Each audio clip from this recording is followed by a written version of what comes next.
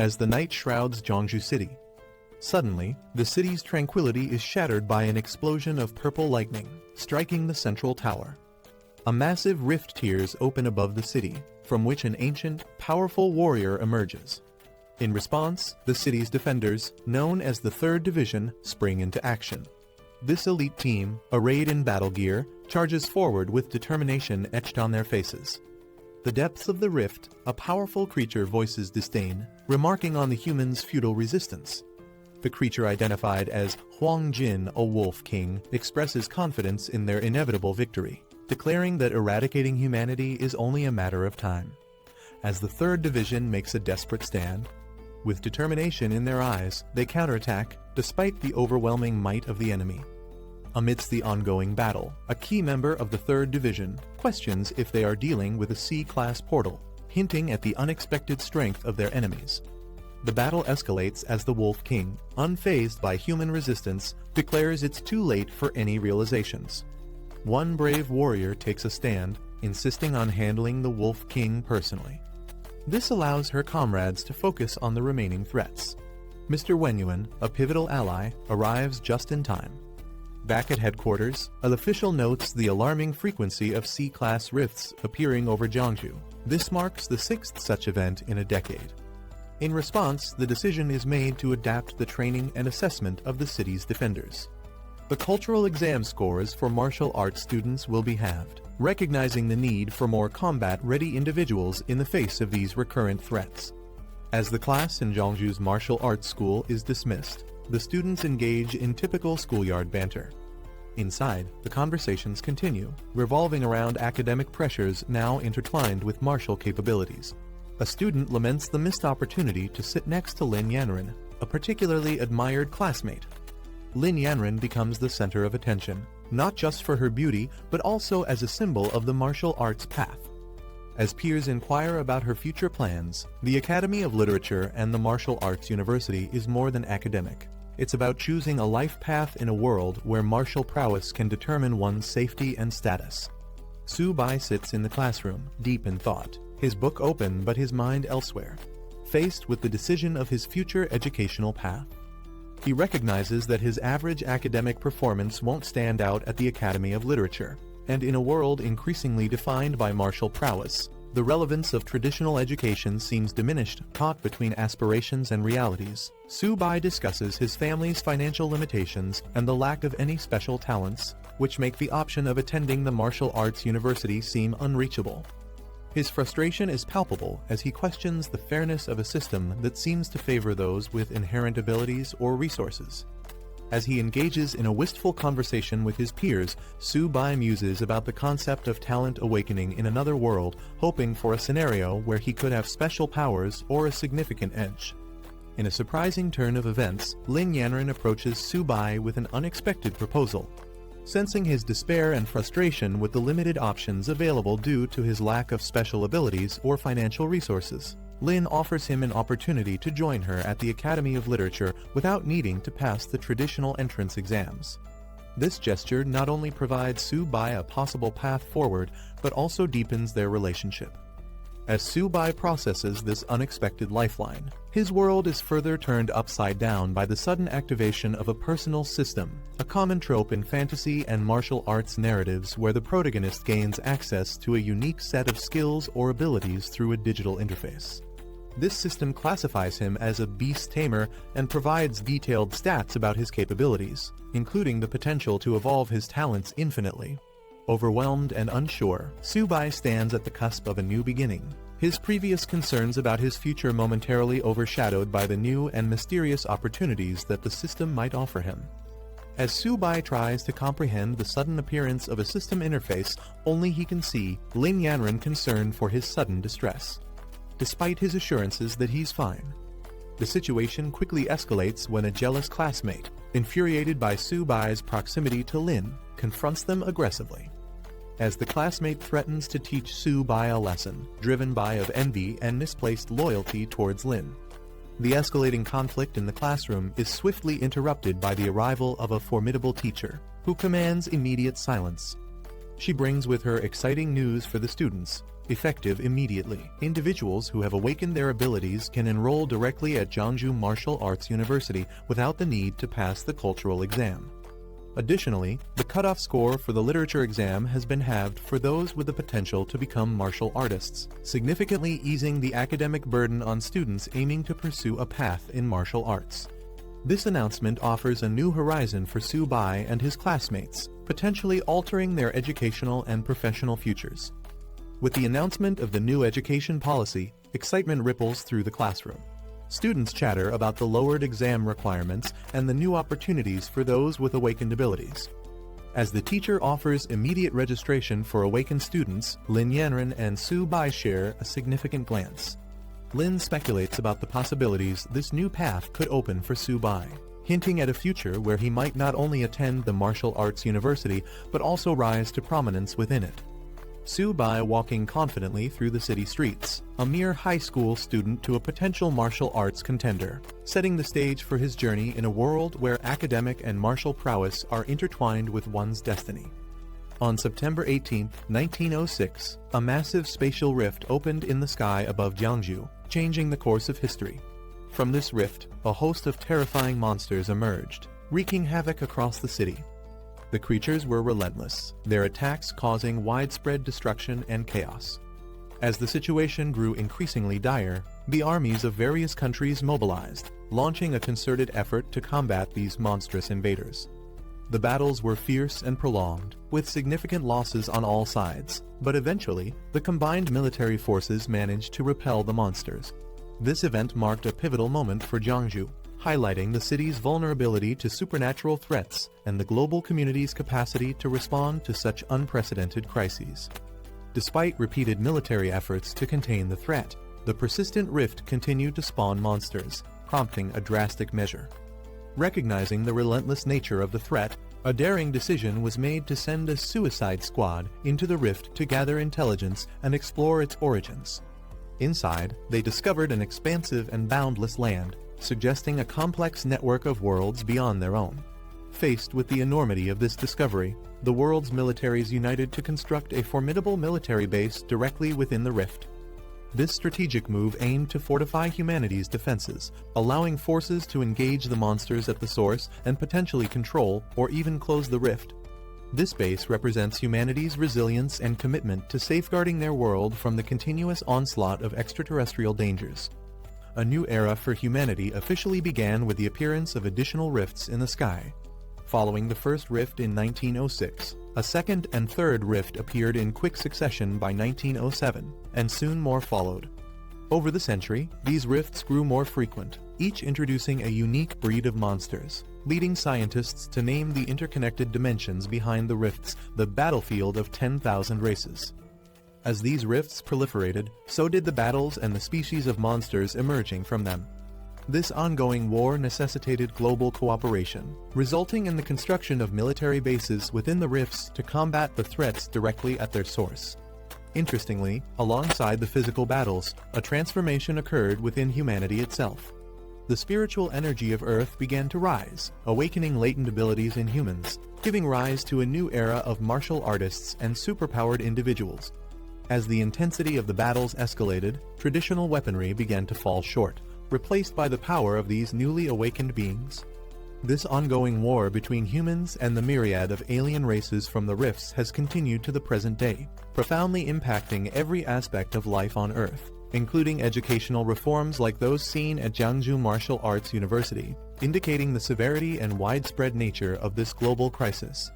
Su Bai, having activated a system that grants him the ability to tame beasts, decides to harness this newfound power to safeguard his family in a world increasingly fraught with danger. Recognizing the urgency to enhance his abilities, he resolves to attend a martial arts university backed by the military, which would not only provide him with the training he needs, but also place him in a position to directly contribute to humanity's defense against the rifts. Fortunately, Su Bai's special ability to tame beasts qualifies him for admission without the need for traditional exams, a boon that aligns perfectly with the recent educational reforms. Armed with his savings of more than 2,000 coins, he approaches the university with determination, hopeful that his financial resources will be sufficient to cover any additional expenses.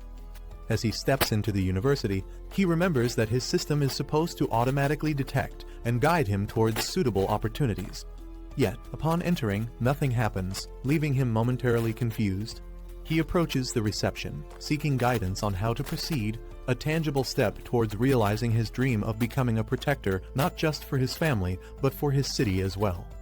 Upon entering the university, Su-bai, declaring his newfound ability as a beast tamer, inquires about the types of beasts available for taming. He's directed to several options, each with varying prices and capabilities. The first beast he considers is a common black cat with a netherworld sliver bloodline, priced at 36,000 yen, which he finds prohibitively expensive given his savings. His attention then shifts to a 4-eared dog, which boasts a 6-eared demon wolf bloodline and comes at a slightly lower cost of 33,000 yen. Still exploring his options, he's shown more beasts, including one priced at 56,000 yen and another at 90,000 yen, escalating his dilemma as he balances the potential of each beast against the financial constraints he faces. Confronted with these high prices, Su-bai realizes that his savings might not stretch as far as he had hoped, putting him in a position to make strategic decisions about which beast might offer the best balance of cost and potential for his journey as a martial artist. Frustrated by the high prices at the university and feeling like the options available are ripping him off, Su-bai returns home. There, he expresses his discontent with how expensive each beast is just for their bloodline. Upon his return, Su-bai's mysterious system, which had been unresponsive until now, suddenly activates and proposes an unexpected taming opportunity, a small turtle. At first, Su-bai is taken aback and even amused that the system suggests taming a turtle, especially since it turns out to be the very turtle his father has been raising. This revelation brings a moment of comic relief and a touch of irony to his journey. Despite the initial surprise and seeming triviality of the beast, this twist might hint at hidden potentials or qualities in the turtle that are not immediately apparent. This situation sets the stage for Su-bai to explore, and perhaps uncover unique abilities that could significantly aid him in his quest to protect his family and thrive in a chaotic world. After his initial shock and amusement at the prospect of taming a seemingly unremarkable turtle, Su-bai reassesses the situation. His system highlights the turtle's potential, revealing it as an ordinary beginner-level creature with a latent bloodline that can evolve infinitely and eventually attain formidable capabilities. Intrigued by this revelation, Su-bai decides to embrace the challenge, tapping into his newfound ability to see beyond the surface and explore the unique advantages his first tamed beast might offer. Choosing to accept the turtle as his ally, Su-bai's attitude shifts from skepticism to curiosity and determination. He commits to enhancing the turtle's abilities, utilizing the system's guidance to unlock and maximize its potential. This decision not only marks the start of his journey as a beast tamer, but also symbolizes his growth in adapting to the challenges of his new abilities and the realities of a world where the supernatural becomes an everyday element of survival and combat. Su-bai's initial skepticism about his first tamed beast, a turtle, quickly transforms into delight as he discovers its potential. The turtle, affectionately named Zio-ba, turns out to possess the Xuanwu holy bloodline. Despite its humble appearance and size, Su-bai recognizes the turtle's significant potential and decides it's worth far more than he initially thought, refusing to consider replacing it for anything else. At home, Su-bai's enthusiasm about his new beast is met with protective suspicion from his sister, Su-zayomai, who asserts her attachment to Zio-ba, referring to it as Daddy's baby. As Su-bai and his sister interact with Zio-ba, the turtle unexpectedly demands food, revealing a more lively and engaging personality than Su-bai anticipated. Su-bai's situation escalates as Zio-ba, the seemingly unremarkable turtle, reveals a ravenous appetite that surprises everyone, including Su-bai and his sister Zayomai. When Su-bai notes the turtle's insatiable hunger, he speculates it might be a sign of impending evolution, hinting at the turtle's hidden potential linked to its holy bloodline. As Su-bai scrambles to find more food to satiate Zio-ba's hunger, the situation at home becomes chaotic. The turtle's appetite leads to an uproarious scene, leaving the house in disarray. Return home to what appears to be the aftermath of a robbery, only to find it's their son's new pet causing the commotion. Each family member's reaction, ranging from amusement to bewilderment, paints a vivid picture of life with a magically endowed pet. Su-bai quickly realized that the shadow of his ability had disappeared instantly, and the black tortoise bloodline was still dormant but consuming more energy. With that in mind, he decided to head towards a place. Arriving at a building with a distinctive dragon emblem, he entered. Inside, a familiar woman greeted him, asking if he had finally decided on his purchase. However, Su-bai made it clear this time, he wasn't here to buy anything. Leaning in close, he quietly asked if they accepted exotic beast blood. This immediately caught the attention of a well-dressed man sitting nearby. Surprised, the man questioned whether Su-bai really had such a valuable resource. The man gave a nod of approval, allowing the woman to proceed as Su-bai stood ready. With a casual gesture, the man then invited Su-bai to sit and discuss further. Curious, he requested to examine the exotic beast blood first. Su-bai, confident in its quality, agreed without hesitation. Taking a small vial, the man carefully inspected it. Realizing the authenticity and superior quality of the beast blood, he immediately asked how much Su-bai was willing to sell. Su-bai calculated the effort it took to extract the beast blood. Considering its worth, he expected at least 100 yuan. However, when the man casually offered 1,000 yuan, Su-bai was visibly shocked. His reaction made the man smirk, realizing Su-bai had a good understanding of the product's value. But before the deal could be sealed, the man suddenly laughed, revealing he was just joking. Given the exceptional quality of the beast blood, he corrected himself. The real price was 10,000 yuan. Hearing this, Su-bai was even more stunned. Just as he was about to react, the man continued, offering a final price of 15,000 yuan, making it clear he couldn't go any higher. Su-bai couldn't believe his blood was worth so much. He struggled to hide his excitement, but the thought of earning that much made it impossible to suppress his smile. Without hesitation, he agreed to the deal, though he casually remarked that if he weren't in urgent need of money, he wouldn't have sold it so easily. As he left, the man reminded him to return if he ever had more high-quality goods. Su-bai walked away, feeling satisfied. Checking his balance, he still couldn't believe it. Selling the exotic beast blood for 15,000 yuan meant he could sustain himself for a while now. As Su-bai walked, he received a call from his teacher, informing him that the academic results were out, and there was important news. He was instructed to come to school that afternoon to complete his application. However, before he could get more details, the signal cut out. Frustrated by the sudden loss of connection, he tried calling back, but had no luck. Just then, a warning screen appeared before him, detecting hostile intent nearby. It identified 3 enemies within range, all targeting him. Realizing he was being ambushed, Su-bai quickly turned around. One of the attackers was already approaching, gripping a large spiked club while grinning menacingly. Their leader confidently assumed he had something valuable after seeing the pet store owner's reaction. Without hesitation, he demanded Su-bai hand it over. Trying to reason with them, Su-bai explained that he only sold items, not bought them.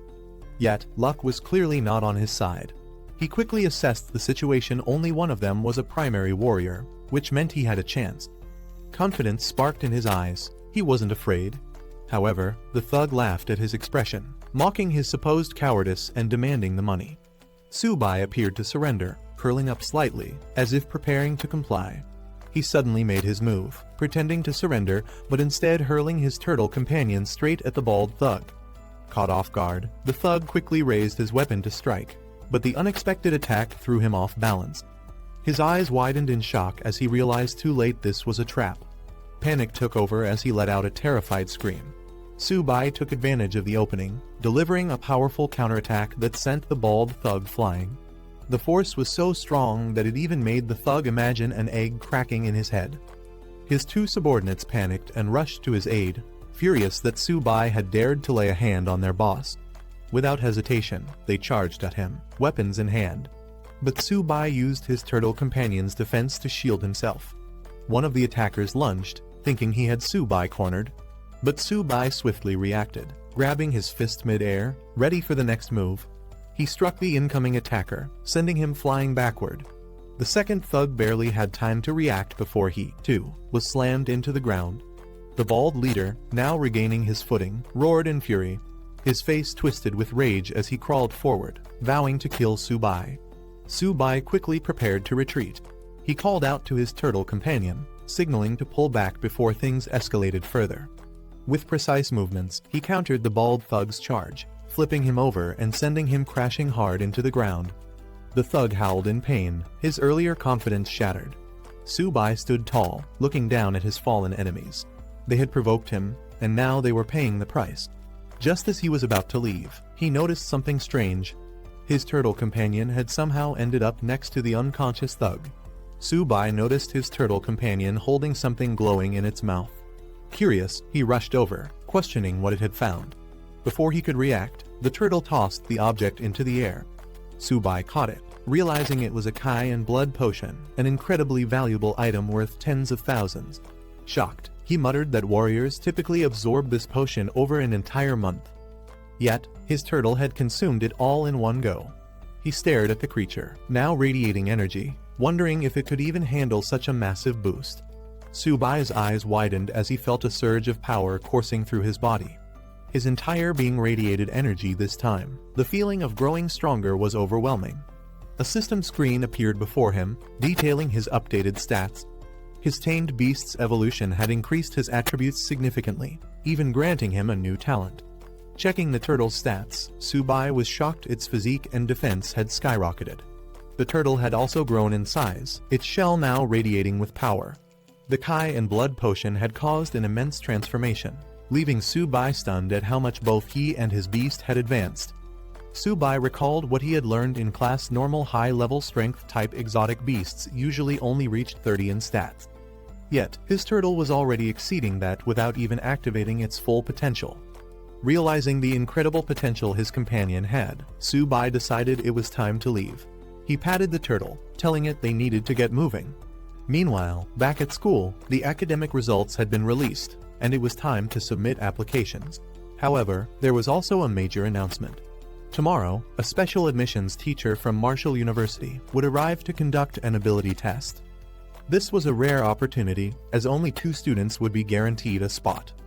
In class, Lin Yanren asked Subai if he had decided between the Humanities Institute or Marshall University. Without hesitation, he declared that he must get into Marshall University. Surprised, she reminded him that she had asked him to apply to the Humanities Institute with her. Marshall University sends students to the battlefield. It's dangerous, and she was clearly worried. She hesitated, bringing up his grades, implying that he might not be suited for such a path. But Subai remained firm. Someone had to go to the front lines, and he saw it as a good thing. With a confident smile, he revealed his real reason: he wanted to protect someone important. Lin Yanren's heart skipped a beat as she wondered, could he be talking about her? In the classroom, the teacher asks Lin Yanren which institution she plans to apply to. She hesitates, considering her options. A classmate assumes she'll choose the Humanities Institute since she hasn't awakened any abilities or trained physically. Still undecided, Lin Yanren responds that she needs more time to think. Meanwhile, the teacher emphasizes the importance of this decision, instructing students to take their report cards home, discuss with their parents, and submit their applications by tomorrow. As the school day ends, the announcement echoes schools out. The students acknowledge the teacher before heading out. As Lin Yanren relaxes in a medicinal bath, she calls Subai. She announces her decision: she's applying to Marshall University. She hints at a surprise, leaving Subai stunned. Subai, in the middle of training, can't believe what he just heard. He questions if she's serious, but Lin Yanren affirms her choice without hesitation. Not wanting to drag out the conversation, Subai ends the call, saying he has urgent matters to handle. The students gathered as an announcer introduced the military martial arts instructor, Zhang Kai, welcoming him to the stage. A woman addressed the students, explaining that Zhang Kai wasn't just an instructor, he was also their principal and a respected senior. Taking the microphone, Zhang Kai immediately reminded them of the academy's brutal reality, revealing past survival rates. A year ago, 126 students had joined, but only 65 remained. The numbers from previous years were even worse: less than half of each group had survived. 3 years ago, out of 86 students, only 11 were still alive. He made it clear that he wasn't trying to scare them, but to ensure they understood the truth. Being part of this academy wasn't something to celebrate, it was a constant fight to stay alive. Subai listening as the speech continued. The challenges ahead were clear: duty, responsibility, and the danger of protecting their nation. The instructor then addressed the crowd, reinforcing the academy's purpose. Wuda was a place where the strong were forged. He asked if they aspired to be part of the elite, and the students responded with a unified roar of determination. Satisfied with their enthusiasm, the instructor expressed his anticipation for their performance in the entrance exam. Jiang Kai called out to Subai. He turned, acknowledging the call, while Lin Yanren observed from the side. Approaching him, Jiang Kai confirmed his identity and informed him that a spot had been reserved for him at Wuda. He was instructed to head there immediately and prepare for the entrance examination. Subai was shocked to hear that a reserved spot had been arranged for him.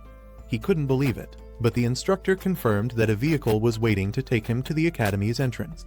Meanwhile, other students reacted with surprise and frustration.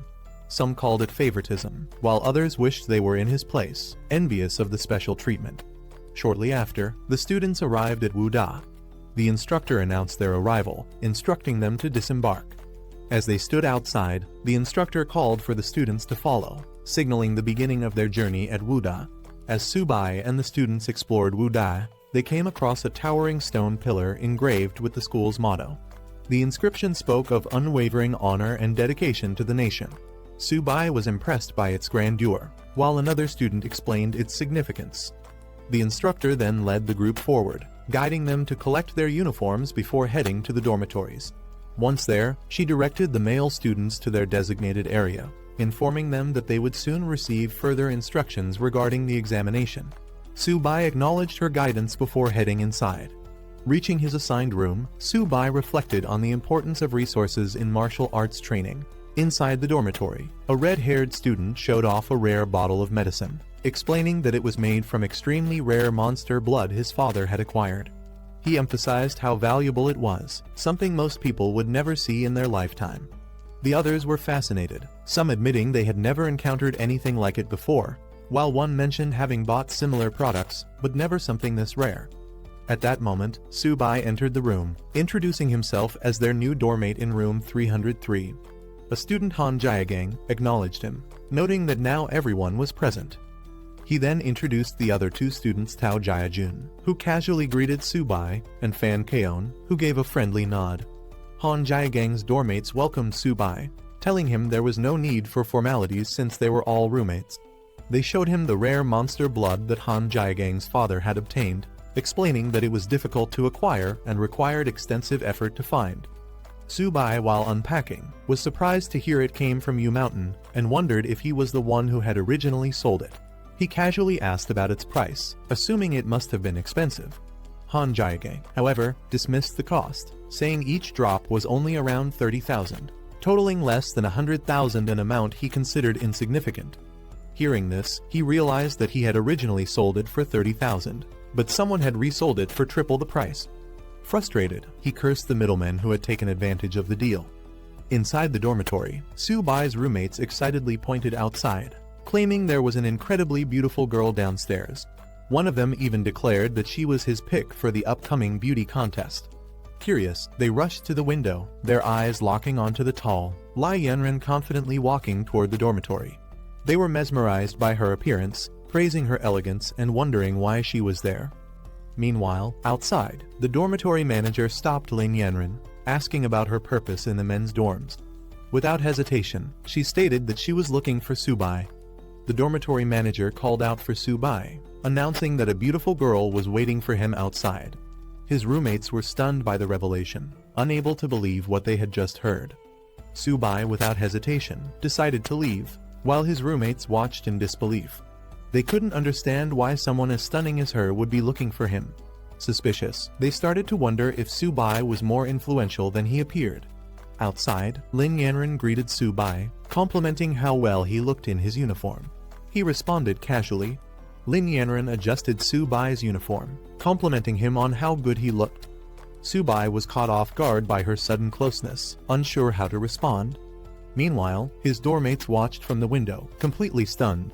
Seeing Lin Yanren personally fixing Subai's clothes left them in disbelief. They were outraged, unable to accept that Subai was casually interacting with someone they considered a goddess. Lin Yanren then brought up the reserved spot at Wuda, asking if Subai was upset about it. He reassured her that he wasn't angry, though he had initially planned to earn his place through the entrance test. Lin Yanren thanked him sincerely, admitting she had been worried about his reaction. Subai simply smiled, placing a hand on her head, telling her there was no way he could be upset with her. Lin Yanran informed Su-bai that the entrance examination was approaching and offered him some pills to help. However, Su-bai declined, saying she had already helped him enough and should keep them for herself. Before leaving, Lin Yanran waved at Su-bai, telling him she'd see him tomorrow. Su-bai could only watch as she walked away. Meanwhile, inside the dormitory, the other students had been observing everything. Shocked that Su-bai had not only interacted closely with Lin Yanran, but had even touched her head, they were desperate to find out who he really was. Back in the dorm, Su-bai returned to a completely different atmosphere. His roommates, who were once skeptical of him, now treated him with newfound respect, calling him Brother Su and eagerly inviting him to sit with them. Su-bai's dormmates surrounded him, eager to know about his connection with Lin Yanran. He casually mentioned that they were just high school classmates, but they weren't convinced, insisting he was being too humble. Taking advantage of their newfound camaraderie, Han Jiagang suggested that since they were dormmates, Su-bai should invite Lin Yanran to bring some of her friends over. Su-bai was caught off guard, unsure how to respond. To celebrate their first meeting, Han Jiagang proposed taking Su-bai out for a good meal and a chat. The others quickly agreed, deciding to handle all the arrangements themselves while telling Su-bai to rest. As they excitedly rushed out, Su-bai was left standing there, slightly overwhelmed by how quickly their attitude toward him had changed. After his dormmates left, Su-bai reflected on how interesting they were. He then took out Little Ba, letting it stretch out and breathe. Curious about what Lin Yanran had given him earlier, Su-bai checked the package and found a blood essence potion. He smiled, realizing that it would be beneficial for his little companion Little Ba. With a mischievous grin, Su-bai teased Little Ba, asking if it knew what to do after consuming the potion. Meanwhile, his dormmates arrived at an extravagant hotel for their gathering. Su-bai was surprised at the high-end choice, questioning if it was necessary. However, Han Jiagang assured him that all he needed to do was enjoy himself and leave the rest to them. At the luxurious hotel, Han Jiagang raised a toast, expressing how fortunate he felt to have such great dormmates, especially Su-bai. The others eagerly joined in, welcoming the camaraderie. As they settled down, Su-bai mentioned his connection with Lin Yanran, casually implying that he could arrange introductions to some of her friends later. Shifting the topic, he told Jiagang that he needed his help with something. Revealing a bottle of rare monster blood, Su-bai downplayed its importance but asked for Jiagang's assistance in handling it. The others were instantly intrigued, recognizing its incredible value. Jiagang examined the blood carefully, realizing that it was of even higher quality than his own. Shocked, he admitted that he had never seen anything like it before. Han Jiagang was shocked by the rarity of Su-bai's monster blood and immediately offered to call his father for assistance. Later, Jiagang stepped aside to make the call, but his father was initially unimpressed, assuming his son had once again run out of pocket money. Jiagang quickly reassured him that this was serious. Explaining the situation, he told his father that his classmate had 7 drops of rare monster blood far superior to what they had obtained before. Unable to determine its value, he sought his father's advice. Hearing this, Jiagang's father was stunned, questioning if it was truly better than before.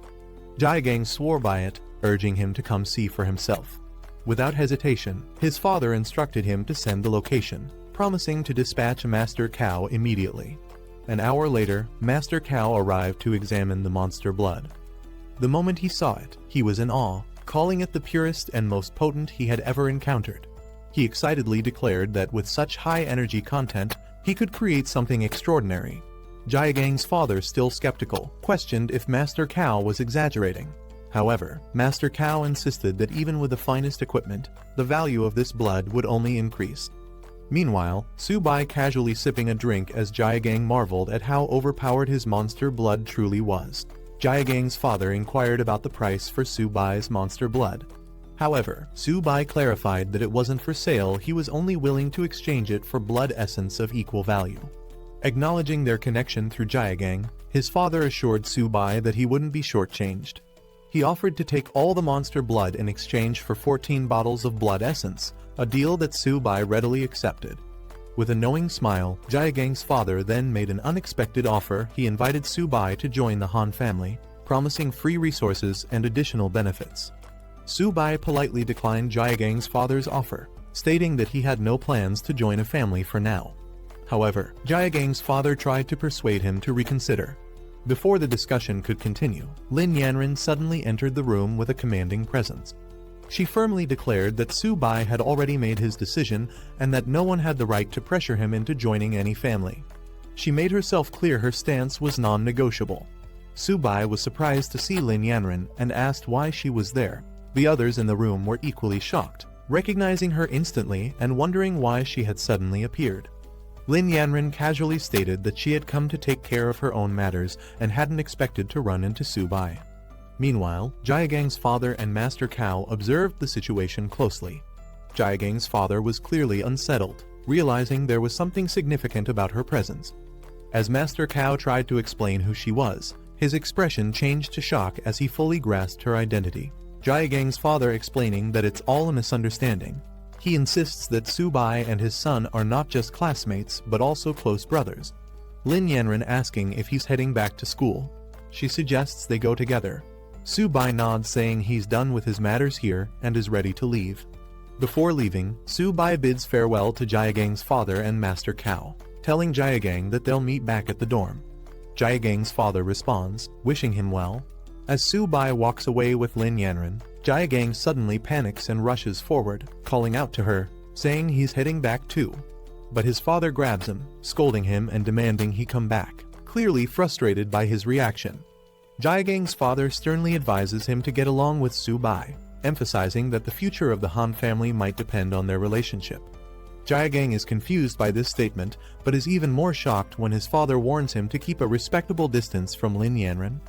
Later, Jaegang questions his father, wondering why he never noticed how exceptional both Su-bai and Lin Yanren are.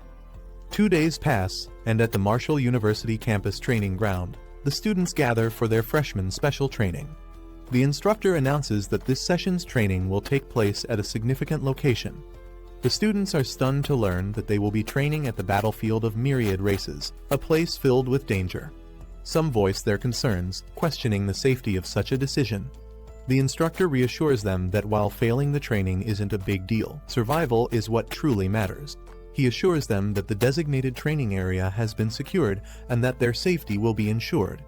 The instructor announces that each class will consist of 50 students, led by a bronze-level teacher who will be responsible for their training. He encourages the freshmen, wishing them success in their training. As the students are assigned to their groups, Lin Yanren excitedly informs Su-bai that they are in the same class.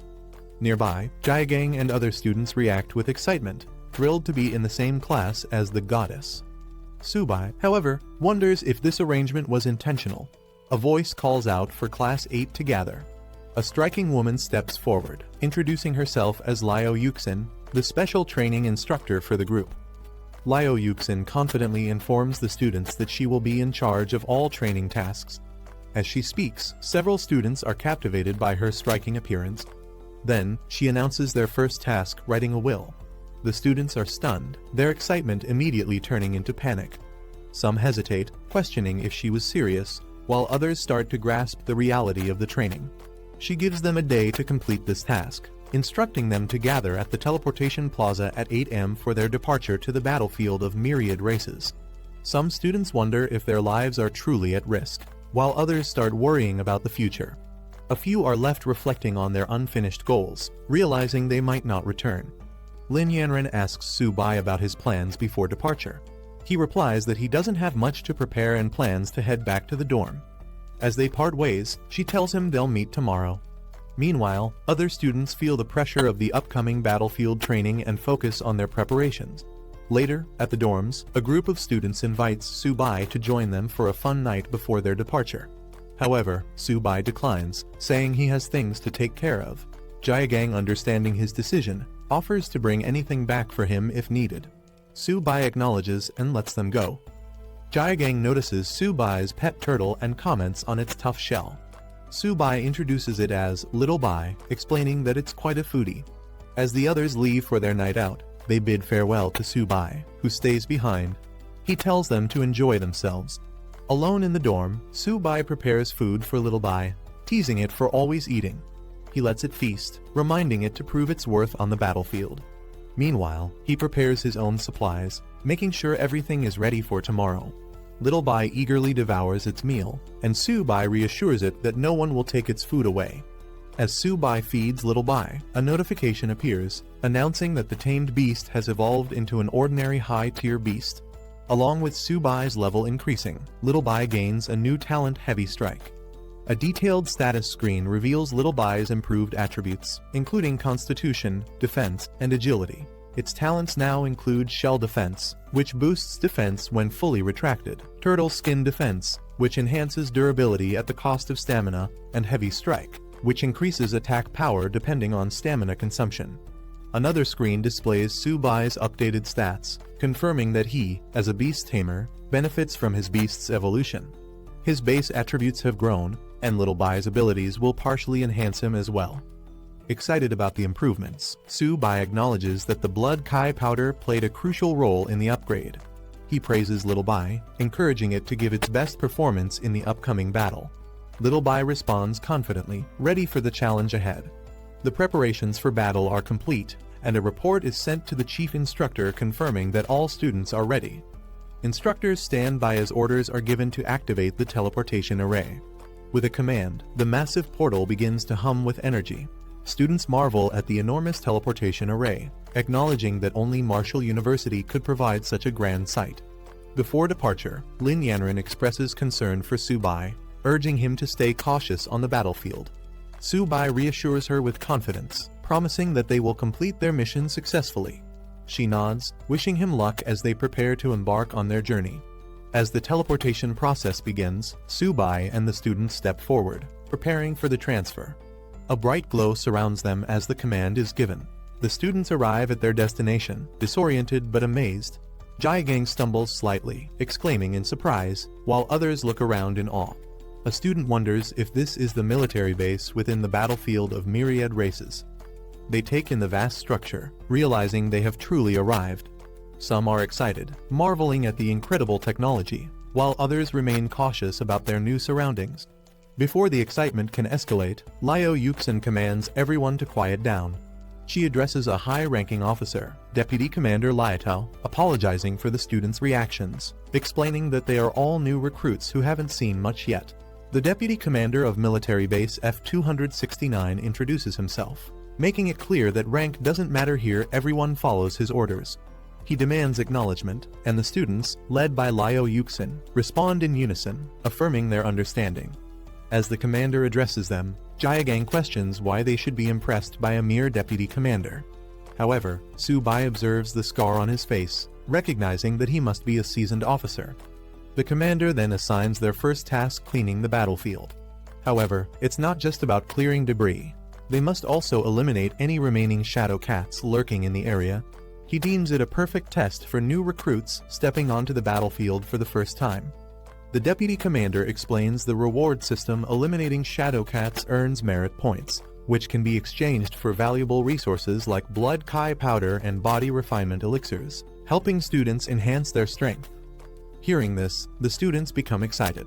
Jiagang and others realize why so many risk their lives to enter the battlefield of myriad races. The opportunity to exchange merit points for potions makes the mission even more rewarding. Noticing their enthusiasm, the commander smirks, acknowledging their eagerness for action. Without wasting time, he gives the order to move out. The students respond energetically, ready to start. Su Bai, confident in his skills, looks forward to accumulating merit points. He also considers how much Little Bai will benefit from this hunt, anticipating a feast for his pet. The group arrives at a section of the base where wounded soldiers are being treated. Many are covered in injuries, fresh from battle, groaning in pain as they receive medical attention. Seeing this, the students are shocked. They question whether these injuries were caused by shadow cats, the lowest-ranked monsters. Doubt and fear spread among them. If even such weak creatures are this dangerous, how will they survive? One student panics, worrying about making it back alive. However, Liu Yuxin quickly shuts down the fear-driven murmurs, reminding them that the battlefield of myriad races is not a place for hesitation. Anyone who joined Marshall University should already be prepared for danger. Lin Yanran, feeling uneasy, tells Su Bai to stay close to her in battle, not wanting anything to happen to him. Su Bai acknowledges her concern, but he knows they must remain vigilant at all times if they want to make it through alive. A soldier reports to the deputy commander that they have been guarding the northern gate and have successfully eliminated 35 beasts that attacked the camp.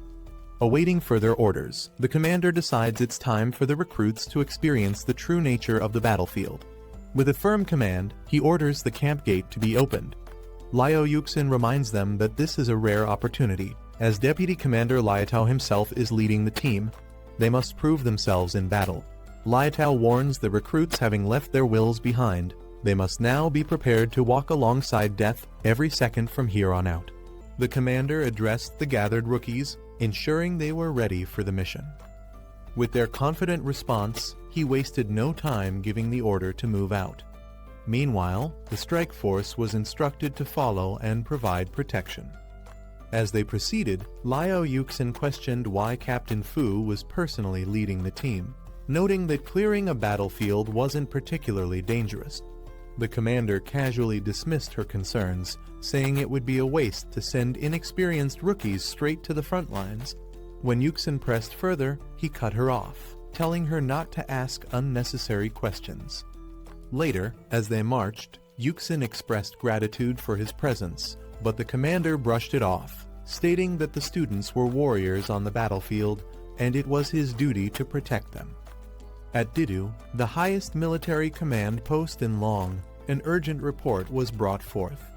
Officials wasted no time in allowing the messenger to speak. The report detailed a dire situation. Monsters had broken through defenses on the battlefield of all races.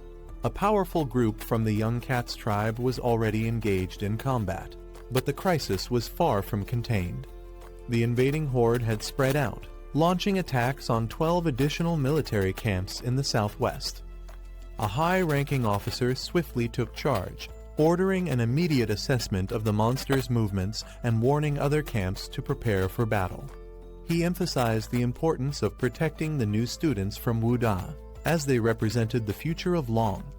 The command was clear: these recruits must be safeguarded at all costs. Meanwhile, in Area F-269, the battlefield was chaotic. Soldiers were reminded that time was critical. Every moment spent there increased the risk of death.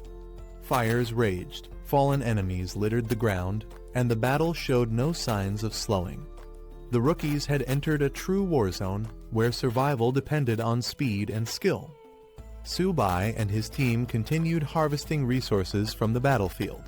One of them pointed out that the hides, blood, flesh, and claws of the Yaoming cats could be used to craft weapons and medicines. Another remarked that with such valuable materials, it was no surprise that many people were willing to venture into such a dangerous place. Excitedly, someone announced they had found another monster core, celebrating their luck. Su Bai focused on gathering more resources, planned to collect additional cores to exchange for blood spirit essence. He figured this would allow his companion, Little 8, to level up once again. However, his interface suddenly flashed with an urgent alert. 164 Yaoming cats were rapidly approaching from 3 kilometers away in the southwest forest. The warning classified the situation as an extreme danger, rating the threat level at 5 stars and the danger to life at 4 stars. Su Bai was taken aback.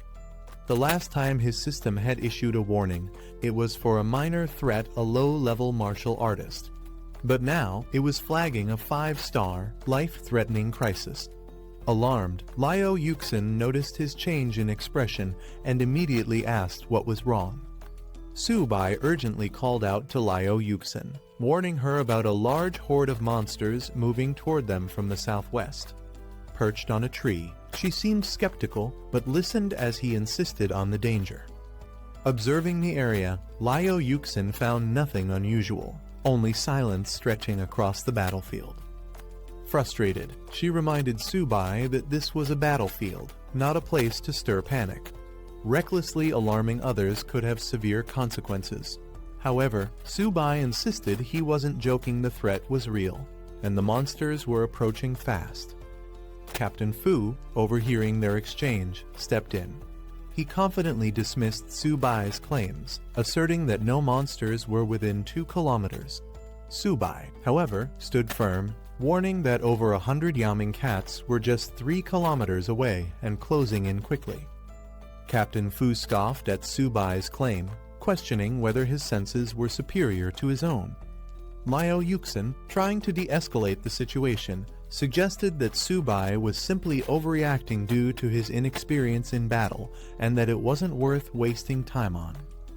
However, Lin Yanren stepped forward, insisting that no conclusions should be made without proper verification. She declared her trust in Su Bai, leaving Captain Fu momentarily speechless. Determined, Su Bai addressed everyone, urging them to believe him. He explained that as a monster tamer, he possessed an exceptional sense for detecting danger. This revelation surprised the group, with some questioning why the school hadn't documented such an important ability. Su Bai clarified that since he was guaranteed a spot at Wu Da, his special abilities weren't officially recorded. Doubts spread among the others if he truly had the ability to tame monsters. Why had no one seen any proof of it? A sudden cry rang out as the Yaoming cats finally appeared, proving Su Bai's warning to be true.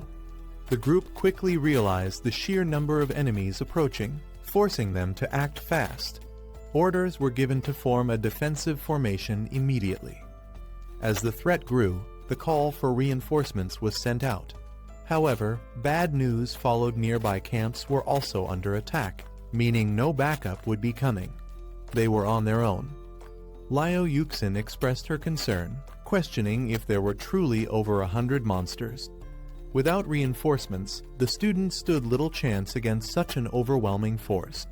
Captain Fu, now convinced of the danger, acknowledged that Su Bai had been right all along. He could now sense the horde rapidly approaching. Wasting no time, Captain Fu ordered 4 soldiers to protect Su Bai and another student, ensuring their safety. Su Bai, unwilling to stand idly by, protested. He insisted he could fight and didn't need special protection. A fierce Yaoming cat of the early bronze stage leaped into battle, its glowing green aura signaling its strength. The students barely had time to react before more of the creatures lunged toward them. Liao Yuxin and the other soldiers immediately launched a counterattack, firing a barrage of energy blasts at the incoming threat.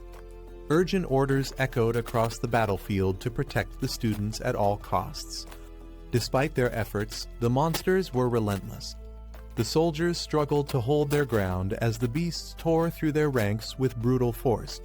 One fighter, sent flying by a devastating attack, exclaimed in disbelief that these so-called cats were more like tigers in their sheer power. Captain Fu remained composed, rallying his forces.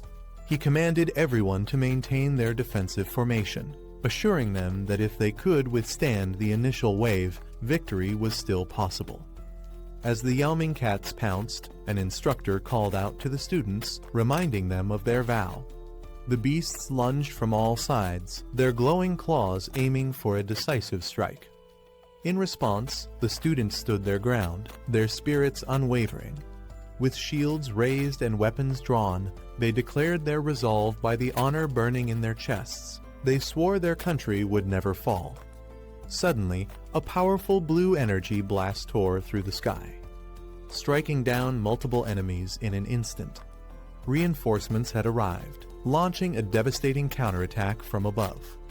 As the battle intensified, Zhang Mani leaped into action, commanding the others to hold the Yaoming cats at bay while she rained arrows upon them from above.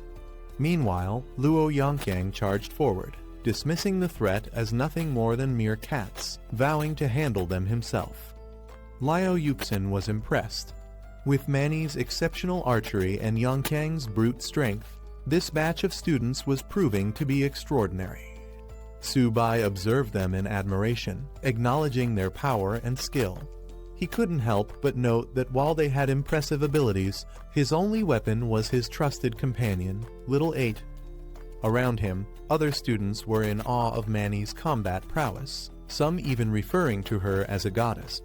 They marveled at how both she and Yongqiang were on an entirely different level, far beyond their own abilities. A strange and piercing sound echoed across the battlefield, sending a wave of confusion and unease through the fighters. Alarmed, one of the soldiers shouted for everyone to cover their ears, but the unsettling noise had already disrupted their focus. The students' expressions turned grim as they realized what they were facing: the king of the Yaoming cats, a fearsome beast that had reached the middle silver stage. With its towering presence and immense aura, the Cat King radiated overwhelming power. Its stats confirmed the worst: its agility was off the charts, making it an even deadlier threat. Captain Fu, now visibly shaken, demanded an immediate call for reinforcements. A silver stage monster of this caliber had no business being here, and their chances of survival were now slimmer than ever. Determined to strike first, a warrior lunged at the Yaoming Cat King, dismissing its threat and launching an attack. Another student attempted to assist, aiming to disrupt the beast's vision and create an opening. However, Liao Yuxin's expression turned to panic as she realized the recklessness of their actions. She shouted at them to retreat, warning that a silver stage monster was not something they could handle so carelessly. Before they could react, the Cat King countered with a devastating energy attack, sending its challengers flying through the air. The overwhelming force of the beast was undeniable, and the reality of its power became clear as one of the students crashed hard into the ground, unable to withstand the impact. Liao Yuxin shouted in frustration, urging the students to fall back immediately. But it was too late. The Cat King had already launched its counterattack. Seeing no other option, the soldiers provided cover fire, desperately trying to suppress the beast's advance. A terrified student found himself directly in the Cat King's path, its massive frame looming over him. With energy surging around it, the beast prepared to strike. The student screamed for help, realizing he was powerless against such overwhelming strength. Just as the fatal blow was about to land, a sudden blast struck the Cat King, knocking it back. Little Bai arrived with force, deflecting the attack and creating a moment of hope amid the chaos. Liao Yuxin and the others stared in disbelief at the unexpected newcomer. A turtle? She could hardly believe it. Another student quickly recognized it as Su Bai's beast companion, Little Bai. Su Bai stepped forward with confidence, finally revealing himself as a beast tamer. He declared that while the others should handle the smaller enemies, he and Little Bai would take on the Cat King directly. The astonishment only grew when Little Bai unleashed a powerful attack, sending the mighty Cat King flying. The students were completely dumbfounded. How could a turtle be this strong? Liao Yuxin, still trying to make sense of it, turned to Su Bai in shock. Was this truly the beast he had tamed? Nothing about it seemed ordinary. The tide of battle had shifted, but with this unexpected twist, everyone was left questioning just how powerful Su Bai and his companion really were. Su Bai commanded Little Bai to unleash its strength against the Cat King. The seemingly slow turtle suddenly moved with incredible speed, shocking everyone. The students could hardly believe their eyes. Was this really a turtle? As the battle raged, even Liao Yuxin admitted her surprise at Su Bai's abilities. No one had expected him to be this skilled, and his beast companion was unlike anything they had ever seen. With Su Bai now facing off against the Cat King, Liao Yuxin took charge of the battlefield. She rallied her classmates, calling for them to regroup and eliminate the remaining ghost cats before they could overwhelm them. The students responded with renewed determination, launching a fierce counterattack. The battle had now fully shifted into two fronts: Su Bai's showdown with the Cat King, and the students' fight to clear the battlefield. The Cat King roared in fury, unleashing a devastating attack as it pinned Little Bai under its massive claws. Energy surged through its body as it prepared to deal a crushing blow. A barrage of blue energy blasts erupted, forcing the Cat King to momentarily recoil. However, to everyone's shock, Little Bai remained unharmed, its shell absorbing the full force of the attack. The beast's legendary turtle armor defense had activated, leaving the Cat King stunned as it reeled back in disbelief. One of the soldiers looked on in pure astonishment. How was an ordinary beast holding its ground against the claws of a silver stage Cat King? What kind of monstrous defense was this? Seizing the opportunity while the Cat King was distracted, a soldier called for cover fire as he prepared to land a decisive strike. His comrades responded immediately, keeping the battlefield secure as he moved in. With precision, he targeted the beast's weak spot, its waist and abdomen. Flames erupted around his blade as he leaped into the air, ready to deliver a crushing blow. the attack came down with immense force, aimed directly at the Cat King's vulnerable point. The beast roared in pain, its body writhing under the impact.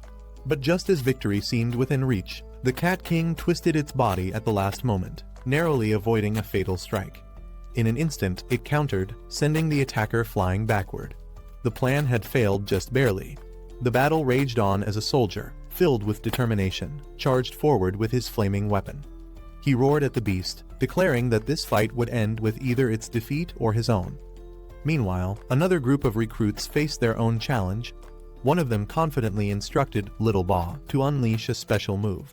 As the small turtle-like creature began to spin, some of the team looked on in confusion, questioning what was so special about it. Doubt filled the air as they observed the turtle rotating in place. They weren't sure how this was supposed to be an effective attack. However, one of them quickly recalled knowledge from a book, noting that the Cat King's weakness lay in its waist and abdomen. One of the recruits charged in, launching a powerful attack with a swift aerial strike, his determination unwavering. The force of his strike sent shockwaves through the battlefield, carving through the ground as energy erupted from the impact. The spinning turtle move, which had initially seemed questionable, now came into play. The energy it generated surged toward the enemy, targeting the exact weak spot mentioned in the book, the waist and abdomen. The beast, caught off guard, roared in pain as the attack connected, proving its effectiveness. Seeing the direct hit, another fighter stepped forward, ready to capitalize on the moment. A smirk crossed his face as he acknowledged that the weak spot had been struck. Now, the real challenge was whether the enemy could endure what was coming next. The battlefield raged on, but with each moment, the recruits grew stronger and more confident in their strategies. The fight was far from over, but they had proven that teamwork and knowledge were just as crucial as raw strength. The Cat King let out a final agonized roar as the attack struck its weak point. Blood dripped from its wounds as it struggled to stay on its feet, but its strength quickly faded. The once mighty beast collapsed onto the battlefield, defeated. The recruits stood in stunned silence for a moment, watching the fallen enemy.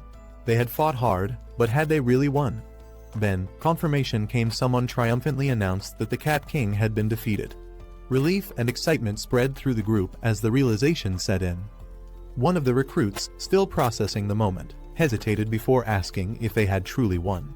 The battle had been intense, and victory felt almost surreal. Then, before he could react, a teammate rushed forward, embracing him in excitement. She praised him for his incredible feat, exclaiming that he had managed to defeat a gold Cat King. Still catching his breath, he stood there, dazed, wondering if it was really over.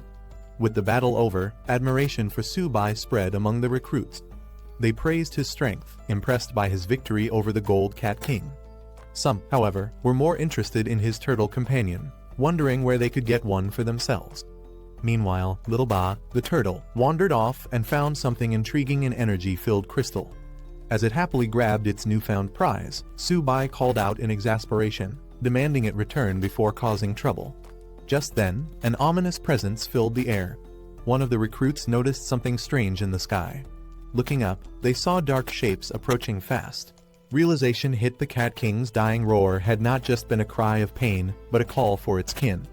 Danger was far from over, and an even stronger threat might be on the way. At the base combat center, alarms rang as a report came in. Energy fluctuations from the front lines had revealed the emergence of multiple unidentified dangerous beasts at base F-269. A high-ranking officer was shocked to learn that Lin the Tiger's daughter was among the trainee students in the area. At the command center, Wen Yuan urgently requested full support for the battlefield. The officer in charge agreed to dispatch a scout battalion, but when Yuan refused to wait, he was heading there himself. Knowing the dire situation, he demanded reinforcements to arrive within 20 minutes. Though the officer hesitated at the short time frame, he had no choice but to issue the order immediately. Meanwhile, another officer analyzed the unfolding crisis. He realized that if Lin the Tiger were to lose control, Jiangju wouldn't be able to contain the disaster. The situation was spiraling out of control fast. Back on the battlefield, an even greater threat emerged. A towering, shadowy beast loomed above, its glowing eyes filled with malice. To the shock of the recruits, it spoke in the human language, insulting them as a lower species. The realization hit hard. Beasts capable of understanding and speaking like humans were supposed to be at the peak of the food chain, far beyond anything they should be encountering. Panic set in as they rushed to form a defensive formation, placing their wounded in the center. As the recruits caught their breath, a dark and menacing presence emerged. A massive shadowy beast loomed over the fallen Cat King, its sinister red eyes filled with rage. It growled in contempt, furious that mere humans had dared to slaughter its kin. Before anyone could react, the creature lunged at the Cat King's lifeless body, devouring it in an instant. The recruits stood frozen in horror. Something this powerful shouldn't even exist here. It was an impossibility, a nightmare come to life. A warning notification suddenly flashed in front of one of the recruits. The system detected an extreme threat. A gold-level beast had appeared. The message was clear. Immediate evacuation was the only chance of survival. Then, the true horror revealed itself. Standing before them was a mutated Shadow Cat King, a monstrous entity unlike anything they had faced before. The combat analysis was grim. It was bloodthirsty, with the ability to enter a frenzy state, doubling its attack power at the cost of its defense. Panic spread among the recruits as they faced the reality of their situation. A gold-level beast was something even their instructors had never encountered before. One of them broke down, terrified and desperate to leave, while another grimly pointed out that reinforcements hadn't arrived yet. With no other option, the deputy commander took charge.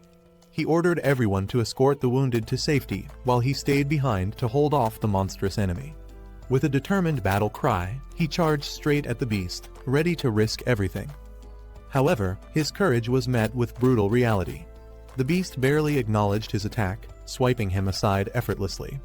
The deputy commander was sent flying, the overwhelming power difference evident.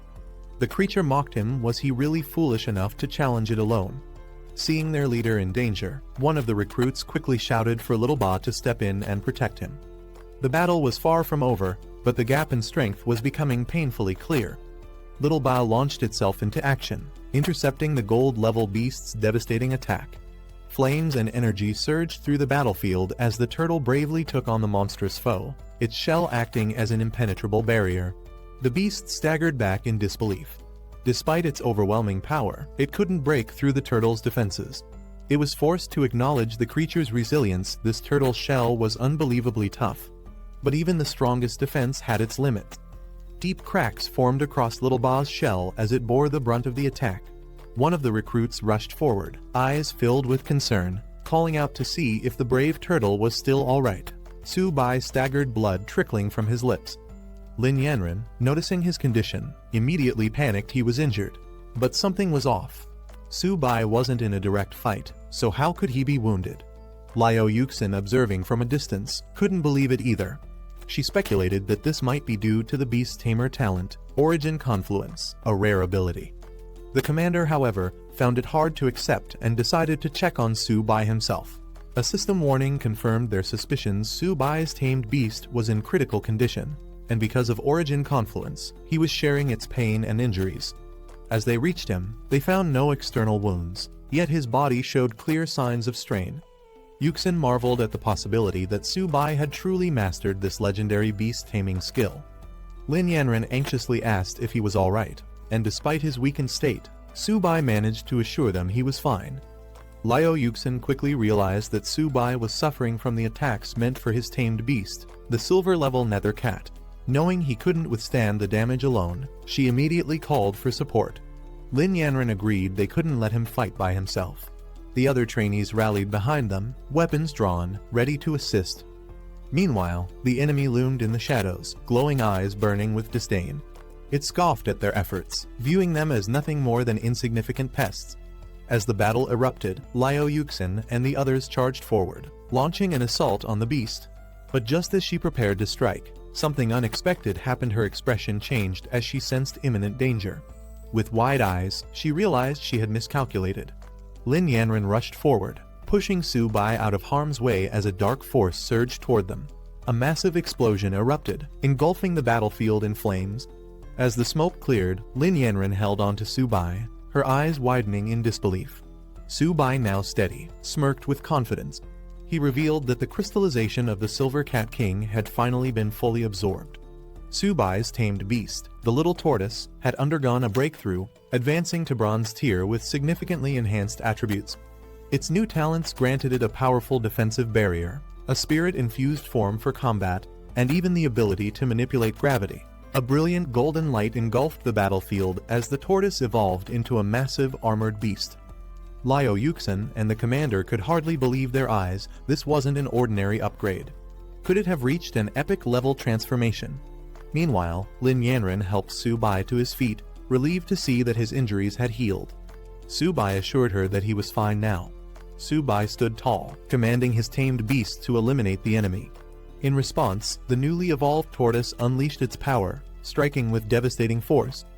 The monstrous foe was sent flying, crashing into the ground with immense impact.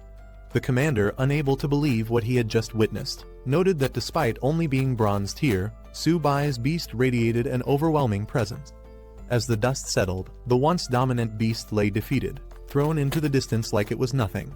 The Cat King, enraged by its defeat, let out a terrifying roar as dark energy crackled around it. Consumed by fury, it declared its intent to annihilate everyone. Seeing its berserk transformation, the commander urgently warned the team to retreat. This fight had escalated beyond expectations.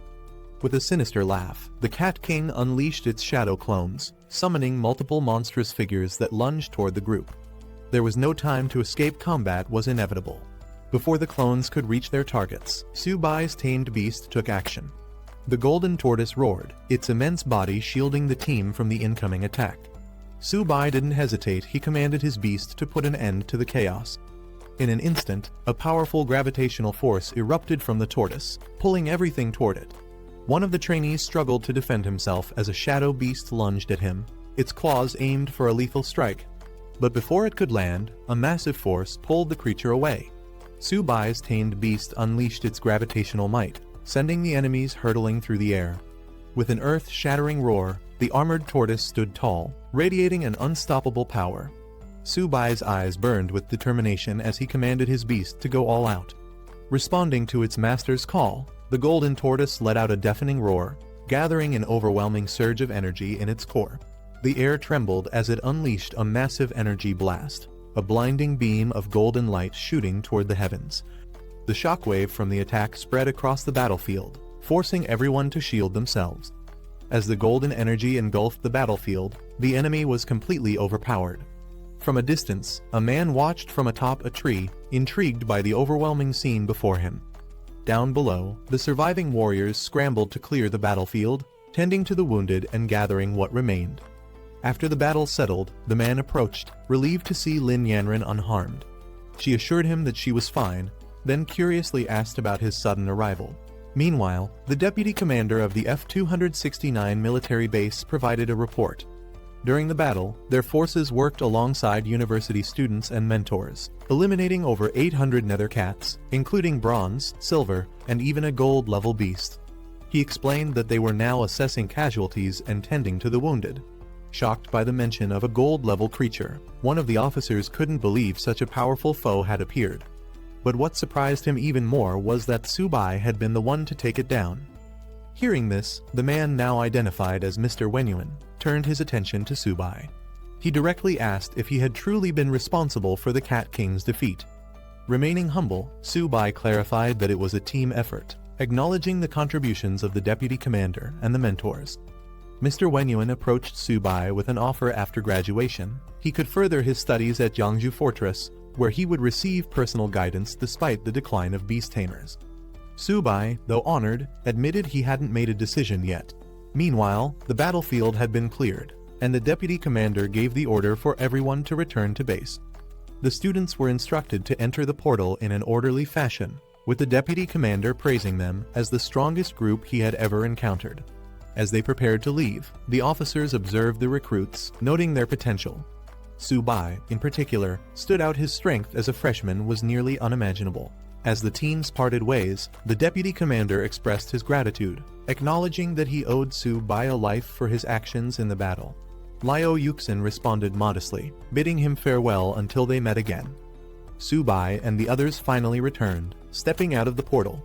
For some, the mission had been thrilling, while for others, it was an experience they wouldn't forget anytime soon. At the university, a grand welcome awaited them. Faculty and students hailed them as heroes, celebrating their return.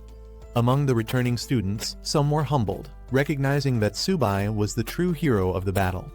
Others were just relieved to have made it back alive, reflecting on how many of their classmates hadn't been as fortunate. As the students returned, they were praised for their achievements, with their battlefield performance set to be one of the highest in history. However, for Subai and many others, the only thing they cared about was getting some well-earned rest. Back at the dorms, exhaustion hit them all at once. The beds had never felt so comfortable, and the reality of surviving such an intense battle started to sink in. Some students reflected on their achievements, wondering how their military contributions would be rewarded. With Subai taking down a gold-level beast, they joked that he could trade his merits for an entire stash of training resources. One of the students asked about Subai's turtle, considering getting one as a pet for its calming present. Subai hesitated, knowing full well that his little tortoise was far from ordinary. Loud knocking echoes through the dormitory, waking Jayagang up. Still half asleep, he groggily complains about the noise, questioning who would be knocking so early. Rubbing his eyes, he reluctantly makes his way to the door and opens it, only to be caught off guard by the unexpected sight before him. Standing outside are several senior female students from the Jiangwu Student Council, holding breakfast and smiling warmly. They cheerfully introduce themselves, explaining that since the juniors had just returned from the battlefield, they decided to bring them food as a reward. One of them teasingly warns that since the meals were personally prepared by their senior sisters, no one is allowed to complain.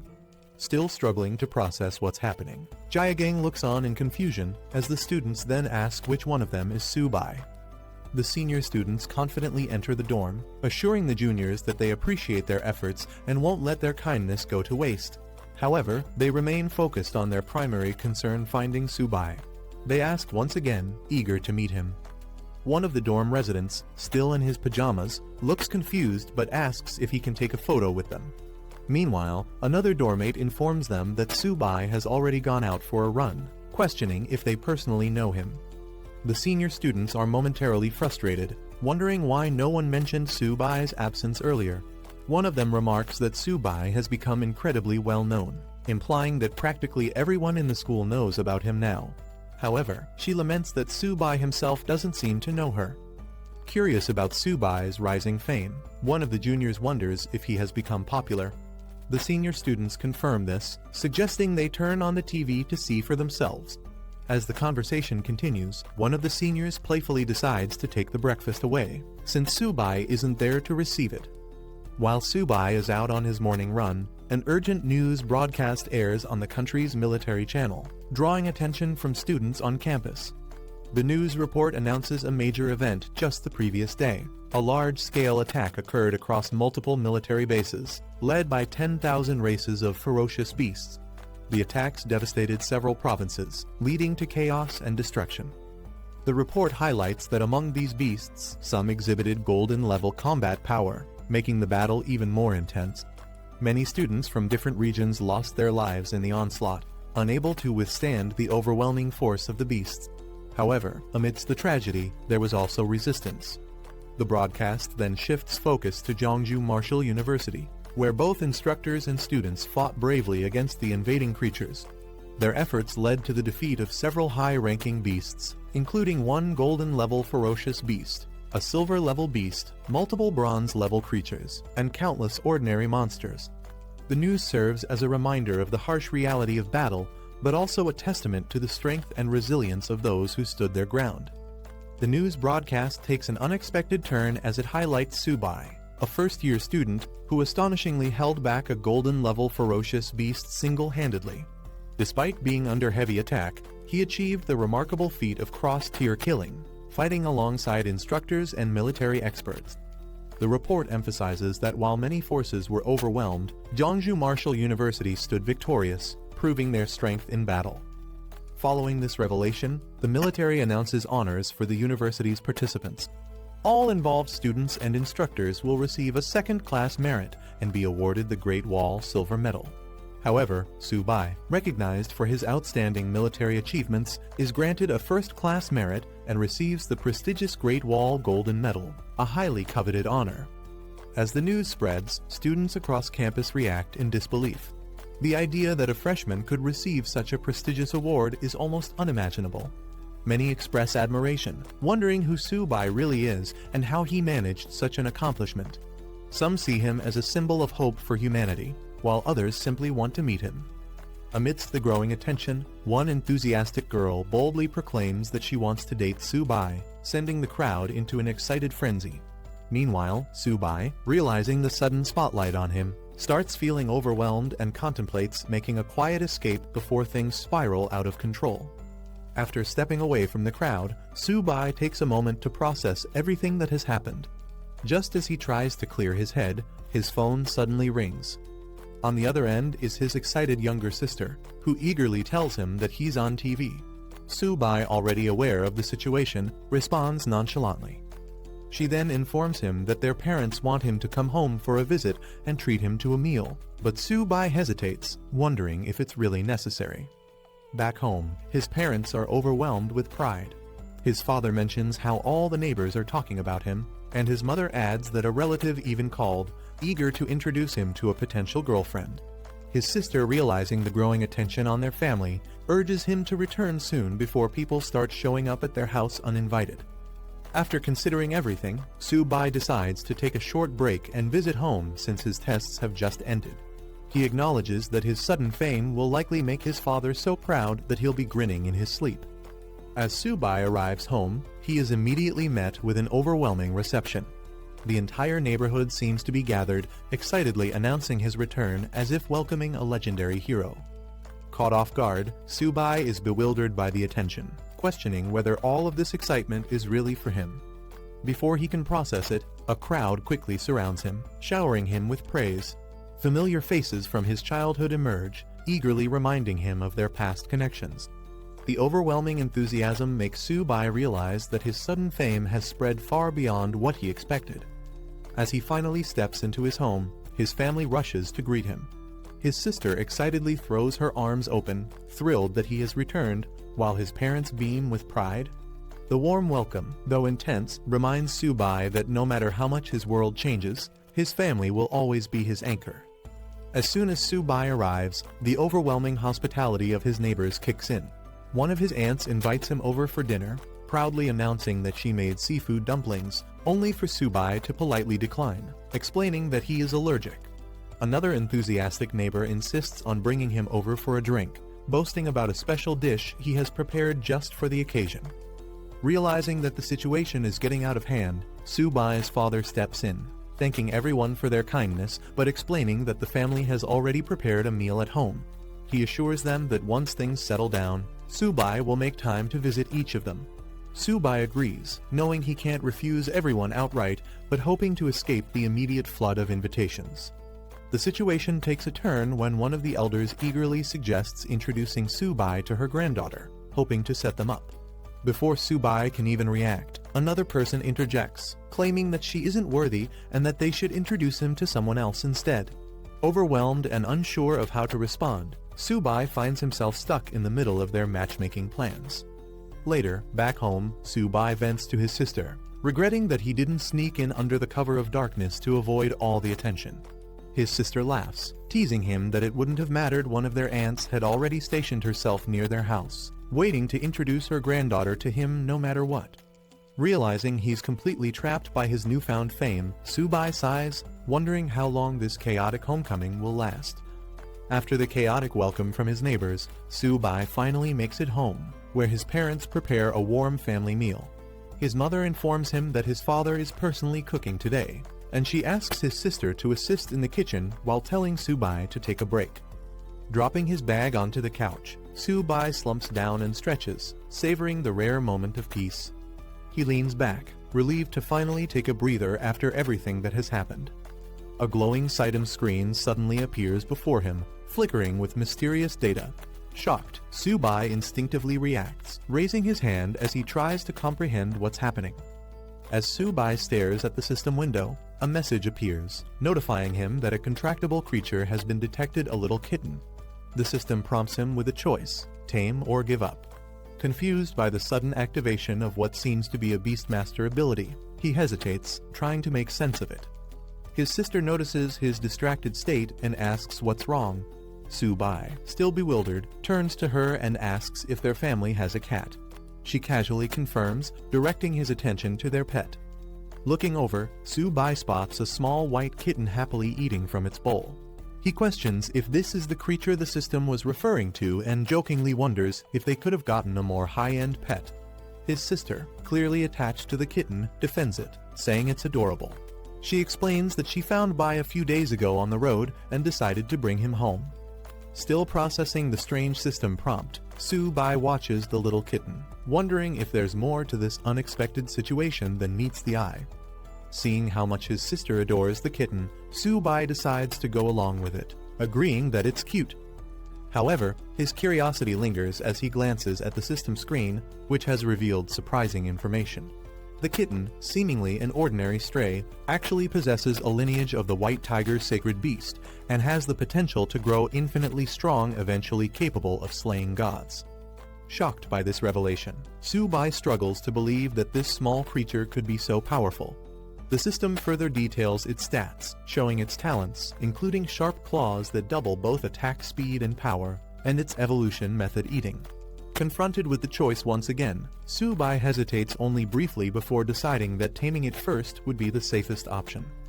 As he prepares to confirm the selection, his sister cheerfully comments that the kitten seems to like him. Su-bai takes this moment to confess something important. He's now a beastmaster, someone who can form powerful bonds with creatures. With a playful smile, he asks if he can keep Bai for himself, suggesting that the kitten might be more than just a household pet. Su-bai's attempt to claim Bai as his own is met with instant resistance. His sister, visibly shocked and furious, shouts in defiance, refusing to give up her beloved pet. Su-bai, unfazed by her reaction, tries to reason with her. With a smirk, he hints that negotiation is always an option. Sensing an opportunity, he casually suggests offering her a laptop in exchange for the kitten.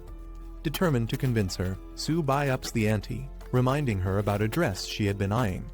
But before he can even finish his sentence, his sister dashes away, declaring that there will be no negotiations whatsoever.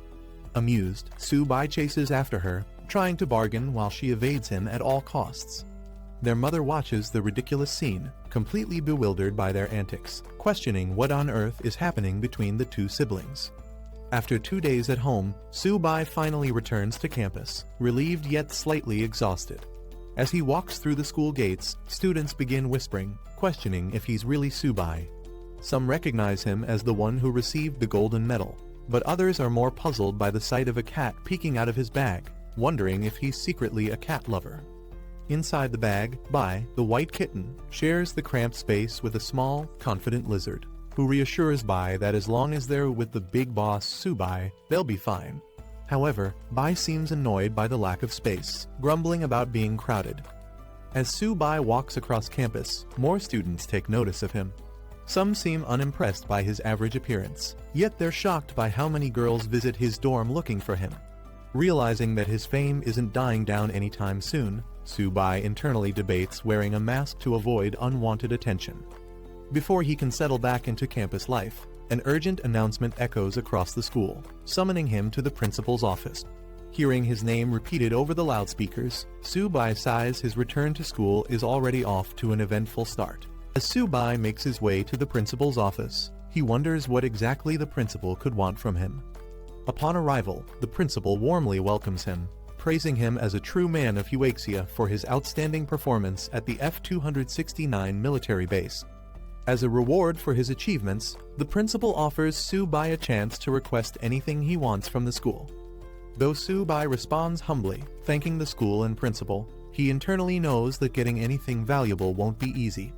With the principal known for being notoriously stingy, even securing a little food money for Zio by his kitten could be a struggle. After a moment of thought, Su-bai pretends to be considerate, suggesting that he doesn't want the school to spend too much on his reward. Then, with a completely straight face, he requests 100 golden tier beast cores, an incredibly high-value resource. The principal is completely stunned by Su-bai's request for 100 golden tier beast cores, nearly choking in disbelief. He exclaims that even if Su-bai were to break his bones, there's no way the school could provide such an outrageous reward. Frustrated, he even jokingly offers to hand over his position as principal instead. Seeing the reaction he expected, Su-bai quickly lowers his demand, saying that 100 silver tier beast cores would also be acceptable. However, the principal immediately shuts down that idea, reminding Su-bai that his current military merit isn't even enough for a fraction of that. Still determined, Su-bai tries to bargain, suggesting that the school could exchange the golden medal he received for 50 silver tier beast cores instead. He emphasizes how much he has sacrificed for the school, trying to guilt-trip the principal into agreeing. The principal, however, shifts gears, giving Su-bai a serious speech about the responsibility of the strong to protect the weak. He insists that saving people should be Su-bai's mission, emphasizing the moral duty of his strength. Su-bai listens but remains silent, knowing full well this is just an excuse to avoid giving him his reward. Not wanting to waste more time on empty words, Su-bai cuts off the speech, firmly stating that they should skip the nonsense and just give him 50 silver tier beast cores. Realizing that Su-bai won't back down, the principal finally relents, acknowledging Su-bai's talent and agreeing that the military and school won't let a genius like him go to waste. The principal, after much hesitation, finally makes a decision he will give Su-bai 10 bronze tier beast cores. Su-bai is immediately outraged, exclaiming that such a low-tier reward is unacceptable. Not willing to back down, Su-bai pushes for at least 20. However, the principal flares up, countering with a firm offer of 15 cores, take it or leave it.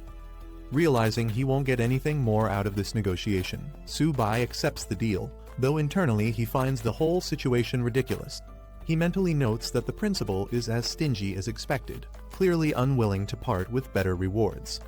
Just as he's about to leave, the principal stops him, saying there's one more small matter to discuss.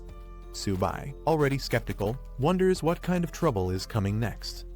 The principal observes that young people are becoming harder to deceive, acknowledging his own reputation as a schemer. Su-bai silently agrees with the rumors, confirming the principal's shrewd nature. The setting shifts to a large hall where the principal addresses a gathered group of students. He informs them that the 100 Schools League is now under military organization. While their school lacks the same level of resources as elite institutions like Imperial City Martial University and Magic City Martial University, he expresses his hopes that they can still achieve great results. With preparations underway, roll call begins. The first name called is Hu Qingshu, a third-year student with Bronze Intermediate Wood ability, who promptly responds. As more names are read out, students including Bai Ningbing and Qing Changxiang acknowledge their presence, standing ready for the upcoming challenge. As the roll call continues, Feng Juge's name is called. Meanwhile, a conversation starts between two students about the unfairness of their school's situation. They note that Jiangsu Martial University was established later than other prestigious institutions, meaning it receives fewer training resources. This lack of support has led to consistently low rankings for their school in previous years. The roll call proceeds with names like Su-bai, a first-year student, and Zhang Mani, who both confirm their presence. More students, including Luo Yongkang, are called, and with that, the roll call concludes. The principal, standing before the assembled students, addresses them. He announces that this year, 10 representatives from their school will participate in the 100 Schools League, emphasizing that they are the most outstanding students from each grade. However, before proceeding further, he has an important announcement to make. The principal makes a surprising announcement: Su-bai will be the captain of the school's 100 Schools League team. The students react with shock, and Su-bai himself is caught off guard, questioning if there has been some mistake. One of the students steps forward, arguing that this decision is unfair. He points out that Senior Qingshu is the strongest among them in both power and experience, making him the more obvious choice for captain. Others agree, emphasizing that Su-bai is only a bronze beginner-level power user, a whole rank below Qingshu, and question why a freshman should be leading them. The principal, however, remains firm in his decision. He reminds everyone that Su-bai's strength has already been proven. He was able to slay a gold-tier vicious beast, a feat none of the other students have accomplished. Some students refuse to accept Su-bai as captain, questioning whether he really defeated a gold-tier vicious beast or if it was just luck. Doubting his strength, they directly challenge him, demanding a battle to prove his worth. Another student joins in, eager to test Su-bai himself. Feeling overwhelmed, Su-bai tries to explain that he had nothing to do with the decision and never expected to be chosen as captain. Internally, he realizes that the principal has made him a target for criticism and potential fights. Before the situation escalates, the principal intervenes, dismissing further disputes and instructing everyone to focus on preparing for the upcoming 100 Schools League, which is less than 20 days away. He encourages the students to train hard and show their best performance. Seeing an opportunity to escape, Su-bai quickly makes a run for it, pretending to have urgent matters to attend to. As he dashes off, the other students call after him, demanding answers. Meanwhile, he can't help but note how quickly the principal left the scene, avoiding any further arguments. After Su-bai hurriedly leaves, the skeptical students continue to mock him, refusing to believe he actually defeated a gold-tier vicious beast. One of them calls him a coward, convinced it must have been luck. Another, smirking, says there's no need to rush once they reach the 100 Schools League. They'll make sure Su-bai regrets being chosen as captain. Meanwhile, Su-bai returns to his dorm, excited to train and level up. He calls out to Xiao-ba, preparing to feed and strengthen his beast companions. As he sits down with his white cat, Xiao-bai, he acknowledges that the principal kept his word, providing him with 15 bronze-tier beast cores, which should be enough to boost their strength. He affectionately feeds Xiao-ba, calling it a little foodie, while assuring Xiao-bai that there's something for it as well. The two eagerly devour their food, looking forward to growing stronger. Su-bai continues feeding his two beast companions, Xiao-bai, the white cat, and Xiao-ba, the turtle. He notices that Xiao-bai's level is too low, so he starts by giving it a Kai blood elixir to boost its strength. Meanwhile, Xiao-ba keeps eating non-stop, astonishing Su-bai with its enormous appetite. As Xiao-ba devours more resources, Su-bai realizes that each bite costs a fortune, possibly worth hundreds of thousands or even millions.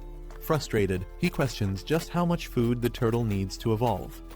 With only a few resources left, Su-bai warns Xiao-ba that if it still doesn't evolve, he'll give the remaining items to Xiao-bai instead. Just as he says this, Xiao-ba suddenly reacts, glowing with intense energy. Lightning crackles around it as its body begins to change, signaling that the long-awaited evolution is finally happening. As Xiao-ba continues to absorb energy, an intense golden light bursts from its body, signaling the start of its evolution. Su-bai watches in awe as the powerful transformation takes place. Meanwhile, outside the dormitory, the ground shakes violently, causing panic among the students. Some wonder if it's an earthquake, unaware that the tremors are a result of Xiao-ba's evolution. A notification screen appears, confirming that Xiao-ba has successfully upgraded to bronze intermediate level. Moreover, 30% of its Xuanwu Black Tortoise bloodline has been activated, significantly boosting its attributes and talents. Its defense has skyrocketed to 862, and it has acquired powerful abilities, including the Xuanwu Barrier, Turtle Spirit Possession, and Xuanwu Gravity, making it a formidable beast. Su-bai is thrilled, realizing that although Xiao-ba didn't gain new talents, its existing abilities and stats have drastically improved, making it far stronger than before. After Xiao-ba's evolution, Su-bai is thrilled to see that Xiao-bai has also leveled up. The system notification confirms that Xiao-bai has upgraded to a high-level normal beast, awakening a powerful new talent, Ghostly Phantom Step. Additionally, it possesses the White Tiger Sacred Beast bloodline, meaning it has limitless potential for future growth. Xiao-bai's stats have also significantly improved, with its agility increasing explosively, making it much faster and deadlier in combat. Su-bai is ecstatic, realizing that both of his tamed beasts have successfully evolved, strengthening his team immensely. Meanwhile, Su-bai himself has also advanced to the bronze intermediate level, gaining attribute boosts from both Xiao-bai and Xiao-ba. His constitution, agility, and spirit have all improved, and he now benefits from powerful talents, including infinite evolution of contracted beasts, universal beast taming skills, and origin confluence, allowing him to share energy and damage with his tamed beasts. Now, with his newfound strength and his beasts at their peak, Su-bai looks ahead with excitement, ready to prove himself and his companions on the grand stage of the 100 Schools League. At Jeonju Martial University's library, a student is impressed by its massive size, not expecting it to be this grand. Inside, he approaches the librarian to access resources. The librarian proudly explains that the library is the foundation of the university, existing even before the school itself, highlighting its deep historical significance. As she processes his request, she is surprised that he, a freshman, already has 180 credits, which is quite unusual. She then directs him to the section containing books on beast taming, telling him to browse freely for any information he needs. Thanking her, he heads towards the bookshelves. Entering the section, he notices a vast collection of beast taming books and realizes that it will take a considerable amount of time to go through all the available materials. Determined, he prepares himself to dive into the study ahead. As Su-bai browses through the bookshelves, he comes across a book by someone named Luo Fan, a name that feels oddly familiar to him. Curious, he picks up the book and begins reading, coming across passages about the convergence of heaven and earth, the undying soul, and the gathering of divine weapons and sacred beasts. The text intrigues him, particularly a concept called origin confluence, which he realizes he has already mastered. However, the phrases about the undying soul and sacred beasts being armed leave him with lingering questions. As he continues to read while walking through the library, a few other students notice him. Recognizing him as the freshman they've heard about, they seem unimpressed. One of them dismisses beast tamers, claiming that no matter how much they study, their future is bleak. Instead of paying him much attention, they decide to head elsewhere. As Su-bai continues reading, he becomes more fascinated by Luo Fan's legacy. He learns that this powerful senior created 3 divine skills: origin confluence, sacred beasts armed, and undying soul. Not only that, but he once fought alone against an invasion from various tribes, displaying unmatched strength. However, despite his incredible abilities, he was ultimately outnumbered and fell on the battlefield. Realizing the significance of this knowledge, Su-bai decides to study the book carefully. Suddenly, something strange happens. His eyes widen in shock as an unusual energy stirs within him. The book begins to glow and float in the air, radiating an intense golden light. He feels a mysterious force flowing into his body, leaving him both amazed and confused by the supernatural occurrence unfolding before him. After experiencing the strange energy from the book, Su-bai takes it to the librarian and asks if he can borrow it. The librarian greets him and takes the book to check its classification. However, she quickly realizes something odd. It has no library label and may not belong to the collection. Confused, Su-bai insists that he found it on the bookshelf. As she inspects the book further, something even stranger happens. No matter how hard she tries, she cannot open it. Shocked, she struggles with the book, unable to understand why it won't budge. Su-bai, who was reading it just moments ago without any issue, is equally surprised and steps in to take a closer look. The librarian remains puzzled about how the book refuses to open in her hands while Su-bai holds it with ease. Deciding that something unusual must have happened, she allows him to take it, instructing him to return it whenever he is done. Su-bai asks if he can borrow it indefinitely, and when she confirms, he thanks her and leaves.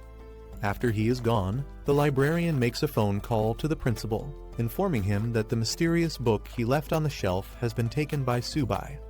The principal is shocked to hear that Su-bai was able to open the book. As he processes this revelation, a pleased expression crosses his face, and he acknowledges the development as something very good. The principal, standing in his office, reflects on the recent events. He speaks as if addressing someone from the past, stating that after 100 years, the person Luo Fan had been waiting for has finally appeared. He imagines that if Luo Fan's spirit in the underworld knew about this, he would be pleased. 2 weeks later, Jeongju Martial University becomes the stage for an important event, the 100 Schools League. A large welcome sign is displayed as buses arrive from various universities. The competition is divided into 5 major battle zones: East, South, West, North, and Central, with each zone selecting 2 qualifying teams. A reporter covers the event, explaining that 8 martial universities from Jeongju Province will be competing at Jeongju Martial University. Meanwhile, a cheerful live streamer excitedly tells his audience that tickets for the tournament are scarce, promising to broadcast the entire event and even give out small gifts to viewers. The atmosphere is charged with anticipation as the competition is about to begin. Meanwhile, tensions rise as students from different martial universities arrive. A group clad in red uniforms from Longying Martial University is immediately met with hostility from Fuchuan University's team, dressed in blue and white. The 2 sides exchange sharp words, with one mocking Longying for showing up just to be beaten, while the other fires back, insisting that the outcome is far from decided. Their rivalry is evident as they prepare to prove themselves in the competition. Inside the grand tournament arena, spectators are left in awe as they witness the vast battlefield where the matches will take place. The stadium is packed, and anticipation runs high. Backstage, a team gathers and checks for their members. They realize that Subai, their team captain, has not yet arrived. Concerned but confident, one of them reassures the others, stating that Subai would never back out at the last minute. However, his absence leaves a lingering sense of unease as the matches draw closer. Just as his teammates begin to worry, Subai makes his entrance, confident and determined. He dismisses the idea of backing out at the last minute, stepping forward with newfound strength. His presence surprises everyone despite only a few days passing. His aura feels much stronger than before. Standing before Teacher Liao, Subai reassures her that he has everything under control. With the match about to begin, she informs him that they still need to finalize their lineup. But he confidently states that he has already made all the necessary preparations. As the tournament commences, the stadium's large screens display a grim report. A month ago, the myriad beast clans launched a large-scale assault, forcing the military to focus on the front lines. Meanwhile, smaller groups of beasts infiltrated rear military bases, causing devastation. The report reveals a shocking reality: Marshall University students in the affected regions suffered catastrophic losses, with fewer than 1 in 100 surviving. The atmosphere in the stadium turns somber as the gravity of the situation sinks in. A passionate announcer, filled with intensity, addresses the crowd, rallying them with a powerful call to action. He asks if they are ready to avenge those lost in the myriad beast clan attacks, igniting a surge of emotions among the audience. The crowd erupts with fury and determination, chanting their resolve to defeat the vicious beasts and ensure victory for humanity.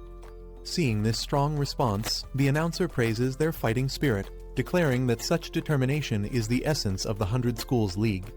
With this declaration, he officially opens the Jiangsu Provincial League, signaling the beginning of the tournament. He then explains the rules. The tournament will follow a team battle format, with each team consisting of up to 5 participants per match. The last standing team member determines the winner, while defeated opponents are eliminated from further participation.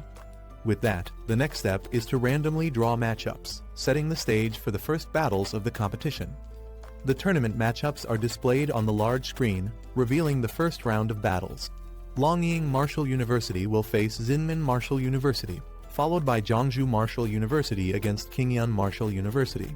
Other matches include Fuchuan vs Zichang and Eni vs Jiangsu. The announcer calls for the first participants to enter the battlefield. Meanwhile, Teacher Liao and the others discuss their upcoming match.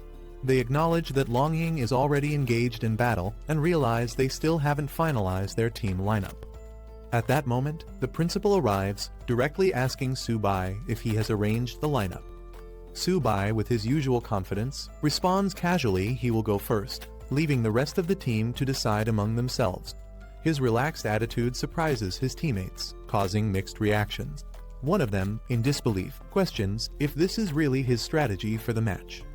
As the team discusses their strategy, some express concerns about Subai's decision to go first without considering Qingyan Marshall University's lineup. One of them worries about the humiliation their school might face if Subai were to lose. However, Subai confidently reassures them that he won't disappoint them. The principal, observing Subai's rapid progress, is impressed by how much he has improved in just a few days. However, he also pulls Subai aside and jokingly warns him not to go too far, advising him to leave some chances for the seniors.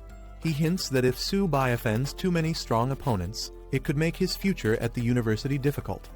Meanwhile, the first match between Longying Marshall University and Zinmin Marshall University reaches its conclusion. A decisive attack sends a competitor flying out of the arena, and the victory is declared in Zinmin's favor. With Zinmin Marshall University swiftly defeating Longying, the competition proves to be fiercer than expected.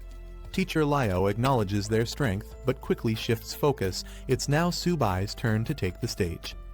Without hesitation, Subai confidently strides forward, telling everyone to watch closely. His composed demeanor draws mixed reactions. Some are eager to witness his capabilities, while others remain skeptical about his strength. From the stands, Subai's supporters cheer loudly, urging him to win the championship. Among them is a red-haired girl in a white coat, passionately rooting for him alongside Jaegang, who appears just as excited for the upcoming battle. Stepping onto the grand stage, Su-bai faces his opponent in the massive arena. With the match set to begin, the anticipation reaches its peak. It's time to prove himself in the 100 Schools League. Lai Lingfeng, the squad captain of Qingyan Martial University, stepped onto the stage, exuding confidence as he prepared to display his strength. He was eager to demonstrate what true power looked like. Meanwhile, Su-bai calmly called out his tamed beast Xiaoba, which immediately caught Lingfeng's attention. He seemed unimpressed, questioning if that little creature was really Su-bai's companion for the competition. Lingfeng couldn't hold back his laughter, mocking Su-bai for bringing what looked like a household pet into the tournament. As Su-bai casually drank his soda, he nonchalantly mentioned that he was in a rush that morning and hadn't even eaten yet. The audience erupted in disbelief. Spectators openly ridiculed Su-bai, wondering why he would bring such a weak-looking creature into a serious competition.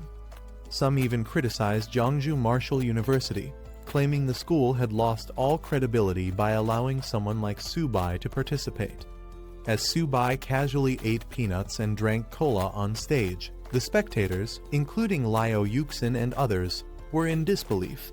They couldn't understand why he seemed so relaxed when facing a mid-bronze rank opponent. Some even questioned if he was underestimating his opponent too much. Meanwhile, Su-bai turned to Xiaoba, reminding it that after consuming so many beast cores, it shouldn't embarrass him now.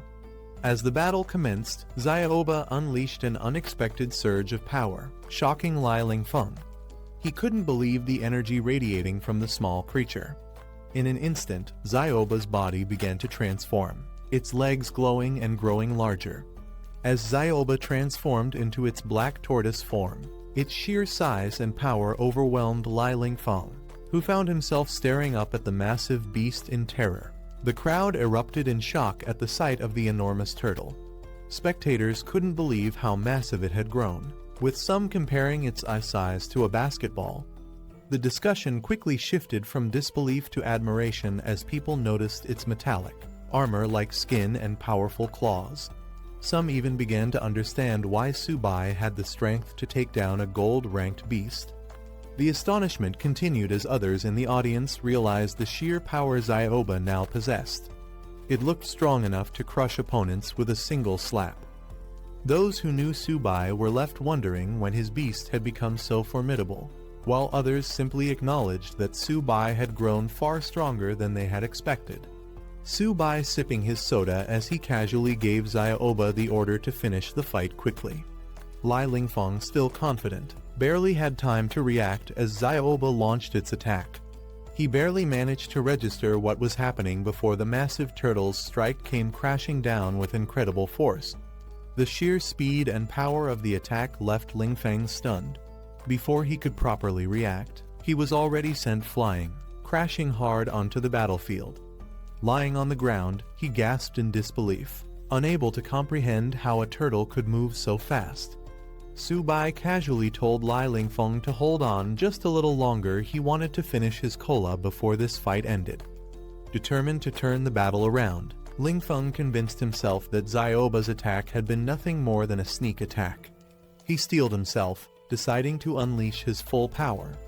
If Su-bai thought he was tough, then Lingfeng would show him who was truly stronger. With that, his body underwent a transformation, his entire form turning into solid rock. Lai Lingfeng charged forward with his rock-infused fists, determined to take Xiaoba head-on. However, before he could even land a hit, the massive turtle retaliated with a single, devastating slap. In an instant, Lingfeng was sent flying off the battlefield, crashing hard, his defeat undeniable. The spectators were left in stunned silence as the match ended in a blink of an eye. Among the observers, disbelief spread rapidly. Some couldn't believe Su-bai had actually won, while others acknowledged the sheer power of his tamed beast. Even experienced figures watching the match admitted that the younger generation was proving to be truly formidable. Meanwhile, discussions erupted among the crowd, with some mocking Lingfeng's inability to dodge such an obvious attack. However, a few spectators pointed out the simple physics Zyoba's movements might not have seemed fast, but its sheer size and weight made its attack unstoppable. The audience was left stunned after Zyoba's overwhelming victory. Even a mid-tier bronze-level ability user had been unable to stop it, proving that this turtle was an unstoppable force. Some spectators were in disbelief. How could a beast capable of taking down a gold-level opponent be so easy to defeat? Meanwhile, others who had known Tsubai before were amazed at how much stronger Zyoba had become. With the first match officially over, Tsubai was declared the winner. However, there was no time to celebrate as the second contestant from Qingyan Martial University, Zhang Xuan, was called to the stage. Zhang Xuan, a mid-bronze rank warrior, strategized her approach before the battle even began. She knew she couldn't let Zyoba get close and decided to rely on her superior speed to take control of the fight.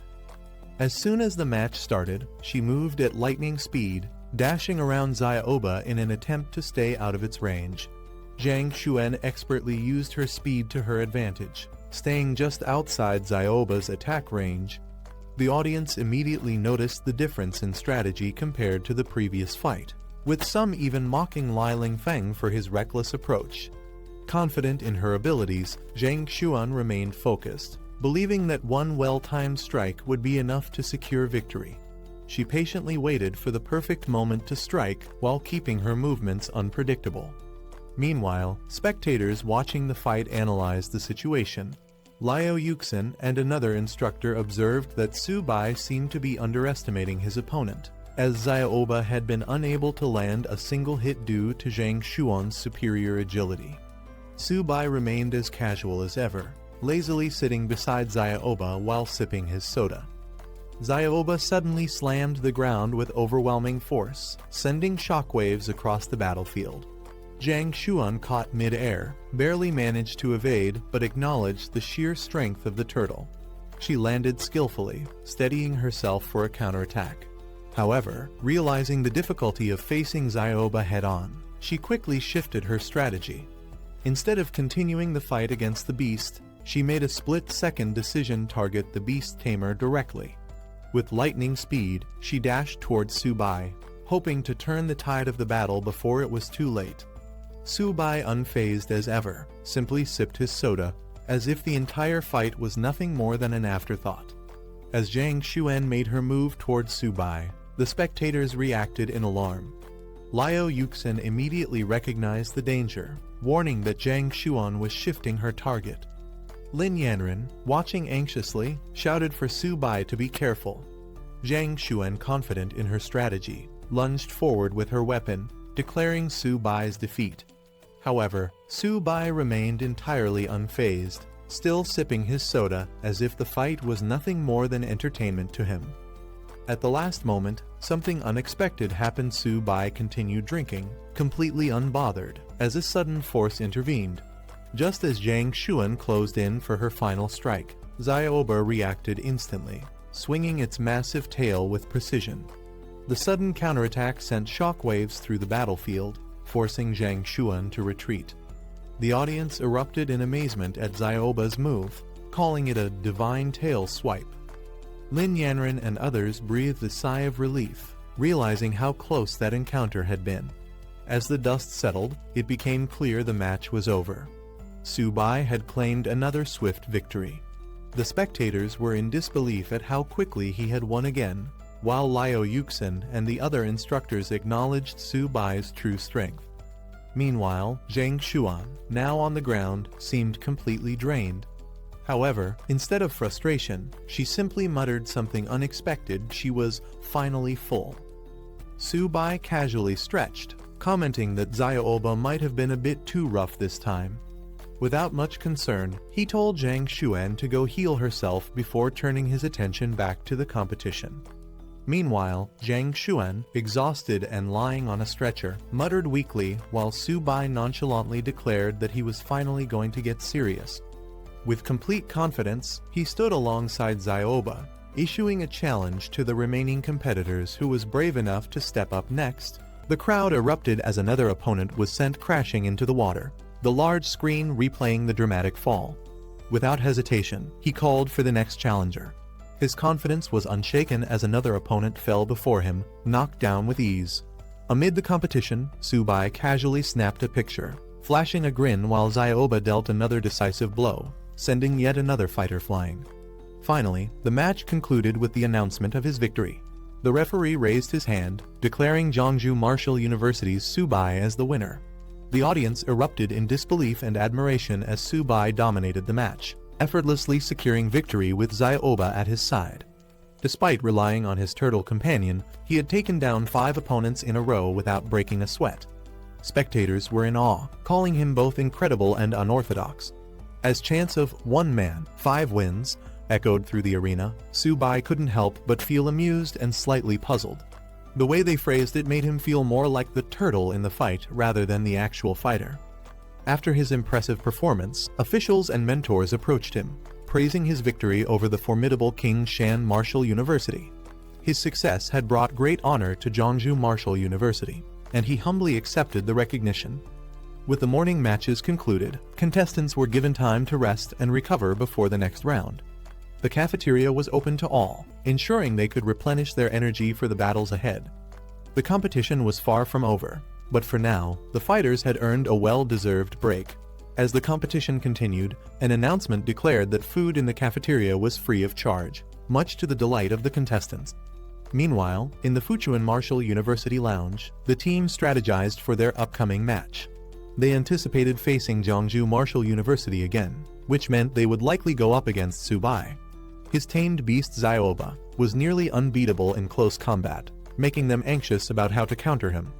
In another lounge, Zinmin Martial University was also preparing. Their coach reassured them that despite Subai's strength, he wasn't invincible. He had weaknesses that could be exploited.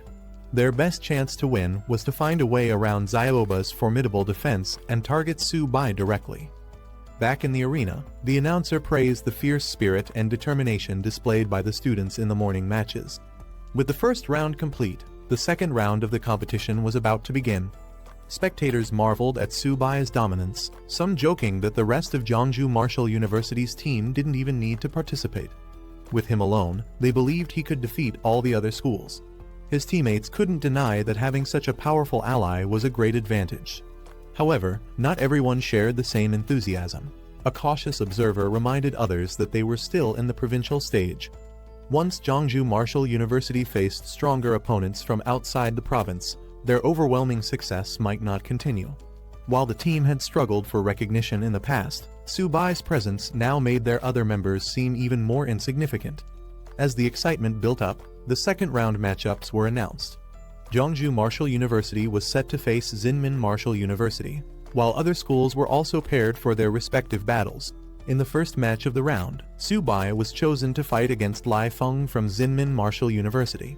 As he stepped onto the stage, his opponent remained calm.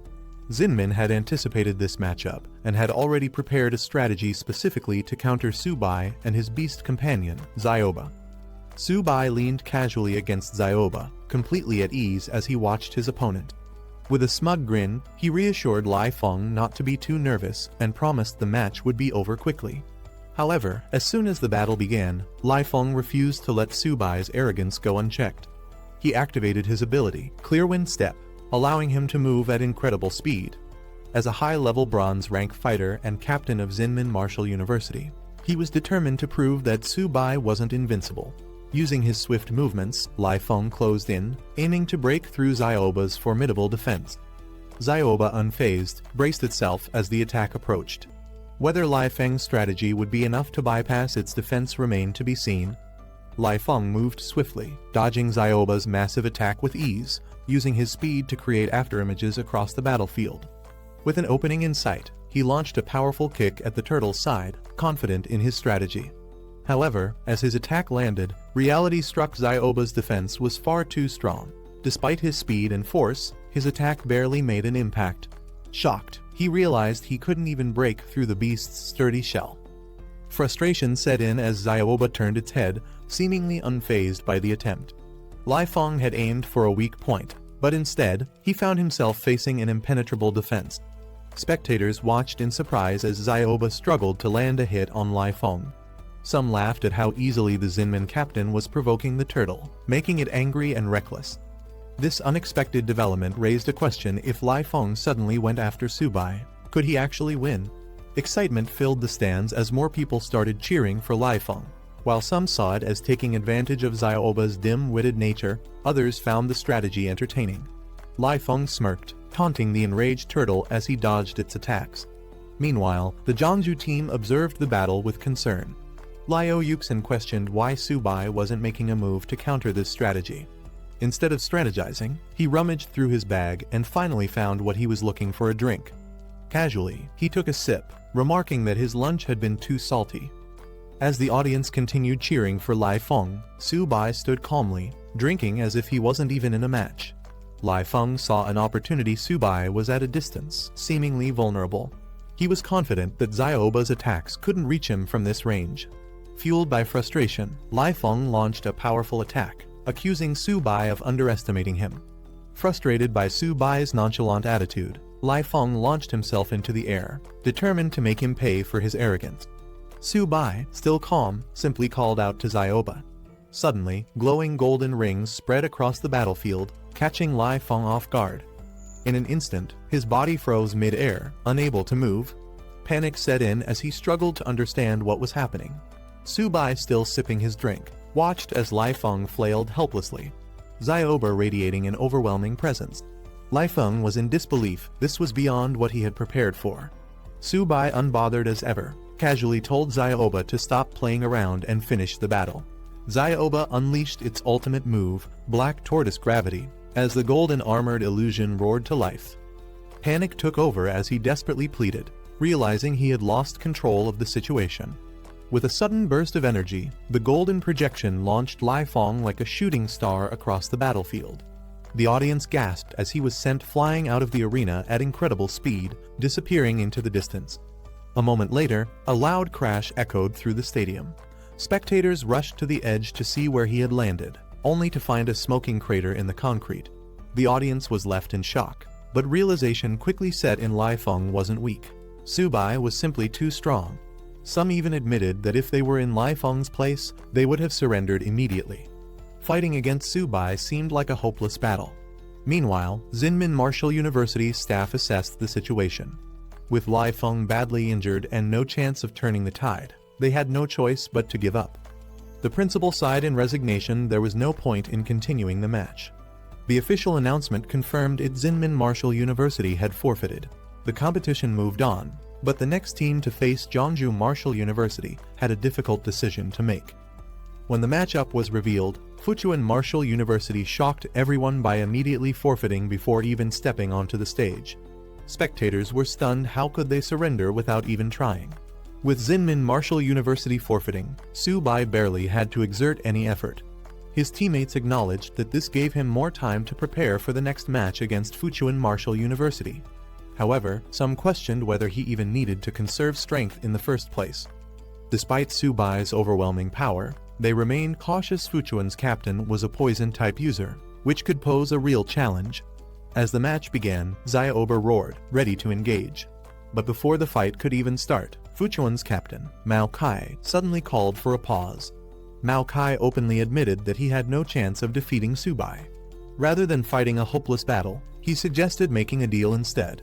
Subai, still unfazed and sipping his drink, barely reacted. Raising an eyebrow, he casually asked, "What deal?"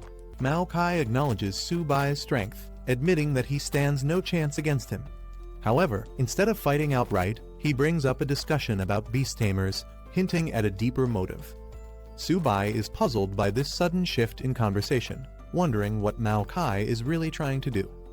As Mao Kai subtly channels energy into his hand, Subai quickly realizes the truth. This isn't about discussion at all. Mao Kai is stalling for time, attempting to activate his poison-type abilities, which take longer to fully unleash. Without hesitation, he calls upon his beast. He sends Xiaoba into battle, ready to put an end to Mao Kai's schemes before they can take effect. Mao Kai smirks as Subai finally realizes his true intention. The delay had given him just enough time to unleash his poison mist, which now spreads rapidly around the battlefield. Confident in his ability, Mao Kai taunts Subai, claiming that no matter how skilled a beast tamer he is, there's no escaping the deadly toxin. The mist engulfs the arena, leaving Su-bai seemingly trapped with no way to avoid the attack. Watching from the sidelines, Liu Yuxin and the others begin to worry. They recall Mao Kai's past victories, where he managed to poison even high-level beasts. Mao Kai moves confidently through the dense poison mist, unfazed by its effects. With a smug grin, he mocks Su-bai, knowing that his opponent is blinded and vulnerable while he remains unaffected. He believes the battle is already decided, convinced that Su-bai was too careless from the start. As the toxic fog thickens, Mao Kai watches Su-bai, who appears to be meditating in an attempt to resist the poison's effects. However, Mao Kai isn't concerned. He has more than just the mist at his disposal. With a sudden burst of energy, Mao Kai lunges, aiming to finish the fight. His hand surges with poison as he delivers his final blow, determined to eliminate Su-bai once and for all. Mao Kai launches his attack, aiming to strike from behind, but Su-bai remains completely unfazed. A defensive energy shield blocks the strike effortlessly, leaving Mao Kai stunned. Su-bai smirks, unfazed by the poison mist, remarking that attacking from behind was a mistake. Mao Kai, in complete disbelief, questions how Su-bai could possibly withstand his full-power poison claw attack within the toxic mist. From the observation deck, the onlookers quickly understand the secret behind Su-bai's resilience. He's using Origin Confluence, an advanced beast tamer ability that transfers the defense of his beast onto himself. Su-bai casually waves away the mist, mocking its foul stench. As the poison mist swirls, revealing Zioba's glowing eyes, Mao Kai freezes in shock. He's been exposed. Before he can react, Su-bai launches a decisive attack, sending Mao Kai flying out of the mist. The spectators erupt in excitement. One of them, Lin Yanren, watches with determination, refusing to let Su-bai outpace her. Meanwhile, others are in awe, declaring that Su-bai is far too overpowered for his opponents. The entire stadium bursts into chants of Su-bai's name alongside Zioba's, acknowledging their overwhelming strength. With Mao Kai defeated and unable to continue, Fuchuan Martial University decides to forfeit. The announcer officially declares the champion of the Provincial League Su-bai from Zhongzhou Martial University. Standing beside Zioba, Su-bai acknowledges his victory with relief, knowing the competition is finally over. After the match, the principal of Zhongzhou Martial University congratulates Su-bai for bringing honor to their institution. Seizing the moment, Su-bai playfully suggests that, given his achievement, he should receive additional resources for his cultivation. The principal, however, sees right through Su-bai's opportunistic request. With a knowing smirk, he chuckles to himself, amused that this clever brat is already trying to take advantage of the situation. With Zhongzhou Martial University emerging as the Provincial League champion, the principal announces that the military will reward them with military merit points, which can be exchanged for valuable resources. However, some students murmur their doubts, noting that only Su-bai participated in the competition. They question whether they would receive any benefits from the victory, leaving the principal struggling to respond. Shifting the focus, the principal informs them that in 3 days, they will be heading to Luo City for the regional league.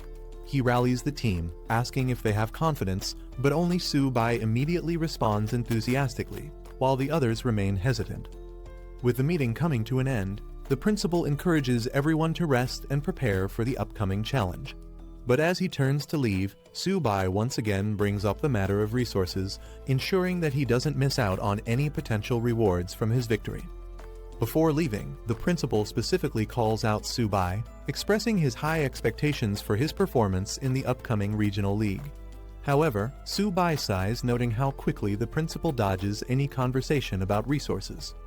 With the provincial league officially concluded, the top martial universities are recognized, but the most talked about competitor is undoubtedly Su-bai from Zhongzhou Martial University. His dominant performance, where he single-handedly defeated 5 opponents in each battle, has made him the highlight of the event.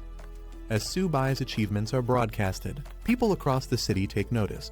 His name spreads rapidly, inspiring martial arts students and earning admiration from onlookers who eagerly express their desire to meet him. Meanwhile, away from the attention, Su-bai finally finds a quiet place, the training room. In the training room, Su-bai reassures Ziobai, his small feline companion, that its chance to shine will come soon. He then reveals that he exchanged his military merit points for 4 silver high-tier beast cores, instructing Xiaobai to use them wisely. Knowing their value, he urges the little beast to eat sparingly. However, Xiaobai wastes no time, its eyes gleaming with excitement. Suddenly, a powerful burst of energy erupts around them, engulfing Xiaobai in a brilliant glow. As the energy surge settles, Xiaobai undergoes an incredible transformation, evolving into a sharp gold-white tiger and unlocking its sacred beast-white tiger bloodline. Subai is stunned. It only took 1 silver high-tier beast core for such a massive breakthrough. Seeing the success, Subai decides to go all in, giving all the remaining beast cores to Xiaobai, encouraging it to eat them and continue leveling up. He reassures the newly evolved beast that there's no rush, there's no competition for the food, so it can take its time absorbing the energy. However, after consuming all the remaining beast cores, nothing happens. Subai watches in disbelief as Xiaobai casually sits there, looking completely satisfied but showing no further reaction. Frustrated, he questions how such precious silver high-tier beast cores seemingly had no effect after the first one. Suddenly, a massive surge of energy erupts, engulfing Xiaobai in a radiant golden vortex. Subai watches in shock as an unprecedented transformation unfolds before his eyes. As the light fades, Xiaobai has evolved into a massive, majestic sharp gold-white tiger. Subai is stunned by its incredible new form, realizing this transformation is far beyond what he expected. Excited, he can't help but admire how much cooler this evolution is compared to Xiaoba. A new status screen appears, revealing Xiaobai's enhanced attributes and powerful talents.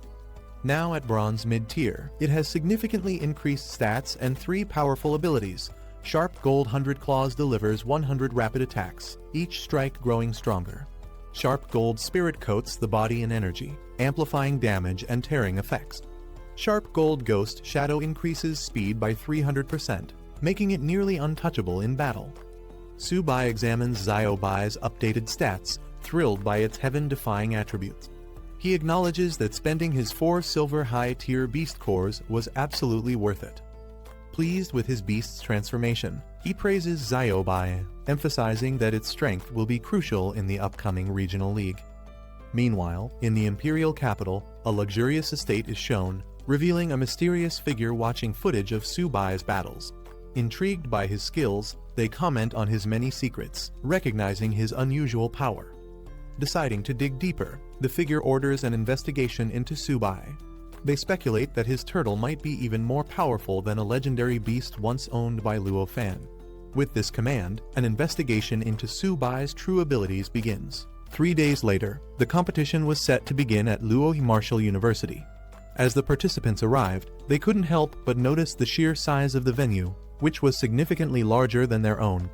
Inside the stadium, Luo Martial University supporters loudly chanted for their team, declaring their intent to claim the championship. Some of the visiting participants saw this as an attempt at intimidation, though others were more focused on the competition itself. Amid the commotion, Subai noticed a vacant area in the stadium and questioned the principal about it. The principal explained that only 9 martial universities were participating in the tournament, with 1 university voluntarily forfeiting. This meant that 1 team would receive a bye in the random draw, automatically advancing to the next round. Everything depended on luck. Hearing this, Subai silently hoped that his team wouldn't get the bye. He was eager to fight and earn military contributions through victories. With determination, he turned to the principal, insisting that he be allowed to participate, no matter what. As the anticipation for the tournament grew, Subai wasn't the only one eager to compete. His teammates also stepped forward, requesting to participate. The principal assured them that this time, everyone would get a chance to fight. However, first, they needed to go through the lot drawing process, and all eyes were on Subai as he prepared to draw. Once the draw was completed, the matchups were announced. The first battle would be between Luo Martial University and Fuchuan Martial University. As the announcer continued, it was revealed that 1 university would automatically advance due to the odd number of participants. When the second matchup was about to be revealed, Subai was shocked his university, Jeonju Martial University, had drawn the bye.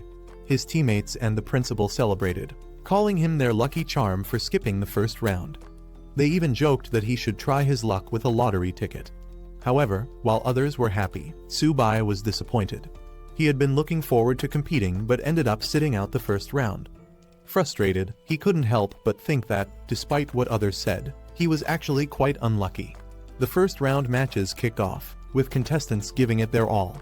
Liuoli Martial University's representative dominated their match, relentlessly pressuring their opponent from Fuchuan Martial University, who struggled to keep up. 2 hours later, the quarterfinals concluded, and the tournament moved on to the second round draw. As anticipation built up, the results were announced. To everyone's surprise, Jeongju Martial University received a bye once again, skipping another round. The crowd erupted in disbelief. Some spectators began to question the fairness of the draw, wondering if something suspicious was going on. Others were frustrated, pointing out that Jeongju Martial University hadn't fought even once and was still advancing.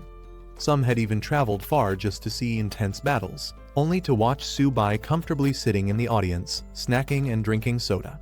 While a single bye was understandable, getting 2 in a row seemed absurd. As whispers and complaints spread, Su-bai found himself at the center of attention, though not in the way he had hoped. Frustration spread among the audience as some competitors started questioning the fairness of the tournament. A red-haired girl speculated that Luof Martial University might be afraid of facing Su-bai directly, which was why Jeongju Martial University had been given another bye. Others agreed, calling the competition system unfair, arguing that such an advantage was disrespectful to the other teams. In response to the complaints, a military representative conducted an official inspection. After reviewing the situation, he declared that there was no evidence of bias or foul play involved in Jeongju Martial University's advancement. With that, the competition was set to continue as planned. Meanwhile, the principal of Jeongju Martial University celebrated their luck, realizing that their team had already secured a top 3 ranking in the competition zone. One more victory, and they would advance to the final stage of the 5 major competition zones. However, while the principal and others were pleased, Su-bai was beyond frustrated. Another bye meant yet another missed opportunity to fight. An hour later, the tournament reached a critical moment. The audience roared in excitement as the final match of this competition zone was about to begin. The next battle was finally announced. Jeongju Martial University would face Lan's Martial University. Finally, Jeongju Martial University's turn had come, and the team was eager to step onto the battlefield. Su-bai, desperate to fight, immediately volunteered to go first. However, the principal urged everyone to stay calm, reminding them that despite their luck so far, they couldn't afford to be careless. He then assigned the match order. Luo Yanghao and Bai Ningbing would go first, followed by Wang Qingqing and Hu Qingshui. Su-bai was placed last, reserved for the decisive battle if needed. As the first match began, Luo Yanghao faced a mid-level bronze opponent despite only being at a low bronze level himself. He fought valiantly, putting up a strong resistance, but ultimately lost by a narrow margin. With the first round over and the pressure increasing, Jeongju Martial University had to bounce back in the upcoming fights. Meanwhile, Su-bai, who was once again waiting for his turn, started to wonder if he would even get the chance to fight at all. Bai Ningbing entered the stage next, unleashing a wild and reckless fighting style. Ignoring defense entirely, she launched a relentless assault, forcing her opponent to retreat under the sheer pressure of her attacks. Her overwhelming offense secured Jeongju Martial University's victory in the match. Following her, Wang Qingqing demonstrated her own impressive skills. Utilizing a whip technique that seamlessly balanced offense and defense, she quickly overpowered her opponent, sending them flying out of the ring. With another decisive victory, Jeongju Martial University continued its winning streak. Watching from the sidelines, the principal and Liu Yuxin cheered, amazed at the rapid improvement of their students. Meanwhile, Su-bai remained frustrated, wondering when he would finally get his turn to fight. His military contributions were slipping away while his teammates kept securing victories without him. Next up was Hu Qingshui, stepping onto the battlefield with confidence. Facing his opponents, he didn't even see the need for a fair match, calmly suggesting that both of them should come at him at once to save time. Hu Qingshui's confidence irritated his opponents, who warned him not to be too arrogant or he'd face an embarrassing defeat. However, the competition rules allowed a single fighter to take on multiple opponents, and the match was set for a 1-on-2 battle. Watching from the sidelines, Su-bai grew even more frustrated. If Hu Qingshui won this match on his own, Su-bai wouldn't get a chance to fight at all. With a calm yet slightly apologetic expression, He acknowledged his opponents before unleashing his abilities. Hu Qingshu revealed his true strength, summoning a massive, ancient tree with his wood-type supernatural ability. The glowing blue energy radiating from it left his opponents stunned. Realizing the danger, one of the opponents warned his teammate to be cautious. They quickly noticed that the swirling leaves weren't ordinary, they seemed to hold a hidden threat. Despite their wariness, they tried to hold on, believing that Hu Qingshu's psychic power wouldn't last forever. From the sidelines, Subai and the principal observed the battle closely. Subai was particularly impressed, noting that Hu Qingshu's strength had grown significantly. Summoning such an ancient maple tree was no small feat, proving just how terrifying his psychic power was. Meanwhile, the principal acknowledged that Qingshu was truly living up to the reputation of his prestigious family. The audience was buzzing with excitement as Zhongzhou Martial University continued to reveal its hidden talents. Many were impressed by Hu Qingshu's overwhelming strength, with some finding it hard to believe just how powerful he actually was. However, others still held Subai in higher regard, pointing out that his tamed beast had already defeated a golden-ranked opponent. Meanwhile, Hu Qingshu's opponents were struggling to keep up. Despite their hopes that his psychic power would weaken over time, they saw no signs of it diminishing. The relentless storm of leaves and energy kept them on edge, forcing them into a defensive stance. Hu Qingshu controlled the swirling leaves with precision. Gathering his power, he made his next move, unleashing a breakthrough attack that sent his energy surging forward, aiming to finish the battle in one decisive strike. Hu Qingshu's devastating attack landed with full force, sending his opponents flying out of the ring. The referee wasted no time announcing Zhongzhou Martial University as the winner of the round, further cementing their dominance in the competition. With their victory, Zhongzhou Martial University, alongside Luohe Martial University, officially secured their spot in the national finals. After the match, the principal congratulated Hu Qingshu on his impressive performance, acknowledging that he had surprised everyone with his display of power. Qingshu humbly accepted the praise, but the principal wasn't finished. To Subai's surprise, the principal announced that he was the real hero of the competition. Confused and frustrated, Subai couldn't help but wonder if they were mocking him since he hadn't even stepped onto the battlefield. The team, however, laughed and explained that thanks to Subai's 2 consecutive buys in the draws, their path to victory had been much easier. Their joking remarks left him speechless as he realized his contribution to the team's success was entirely unintentional. With the competition over, the principal addressed the team, reminding them to rest and prepare for the national finals in 1 week. He also revealed that in addition to their earned military contributions, the school would be rewarding them with extra resources for training. The announcement was met with excitement, and the team erupted in cheers. Meanwhile, Subai sighed to himself. Since he hadn't participated in any battles, he was returning empty-handed and now had to figure out how to gather enough resources to feed his tamed beasts. At the Lin family mansion, Yanren was in the middle of intense combat training against robotic opponents. Her movements were swift and relentless, as if she had no intention of stopping. From a distance, Uncle Wenyuan called out to her, reminding her it was time to eat. However, Yanren refused to take a break, insisting that she wanted to continue training for another hour. Watching her from the sidelines, Wenyuan sighed. Ever since Subai had participated in the 100 Schools League, Yanren had become obsessed with training. She watched all of Subai's matches and practiced tirelessly, disregarding the importance of rest. Amid her training, Yanren mentioned that she had nearly run out of the pills Wenyuan had given her. She asked if he could request more from her father, eager to increase her strength as quickly as possible. Her drive was undeniable, but whether she was pushing herself too hard remained a concern. 7 days later, Subai arrived in Magic City, standing before the grand entrance of the prestigious Magic City Martial Arts University. The enormous golden gate immediately caught the attention of newcomers, who marveled at its luxurious appearance, sparkling under the sunlight.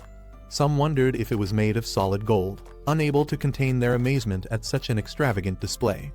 Among the crowd, people speculated about the cost, estimating that the gate alone must have been worth billions. One individual dismissed it as an unnecessary extravagance, but another corrected him, revealing that the materials alone had cost 1.8 billion. The principal, walking alongside Subai, explained the significance of the gate. It wasn't just about wealth, it was a testament to power. Built in a single day by 20 gold level and 5 platinum level experts, it stood as a symbol of strength. He pointed out the university's motto, emphasizing that only the strong could protect the nation. Su-bai listened, taking in both the grandeur of the university and the deeper meaning behind its opulence. As the students from Jeongju Martial Arts University arrived, they were greeted by a representative of Magic City Martial Arts University. The man welcomed them warmly, introducing himself as Zhang Ming, the vice president of the student council. Principal Zhu, leading the visiting group, acknowledged the greeting and prepared to follow the guide. As they walked, some students couldn't help but comment on the reception.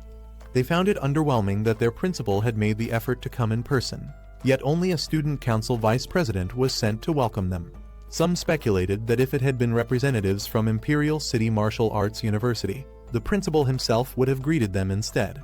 As they continued their tour, Su-bai noticed an unusual building and inquired about it.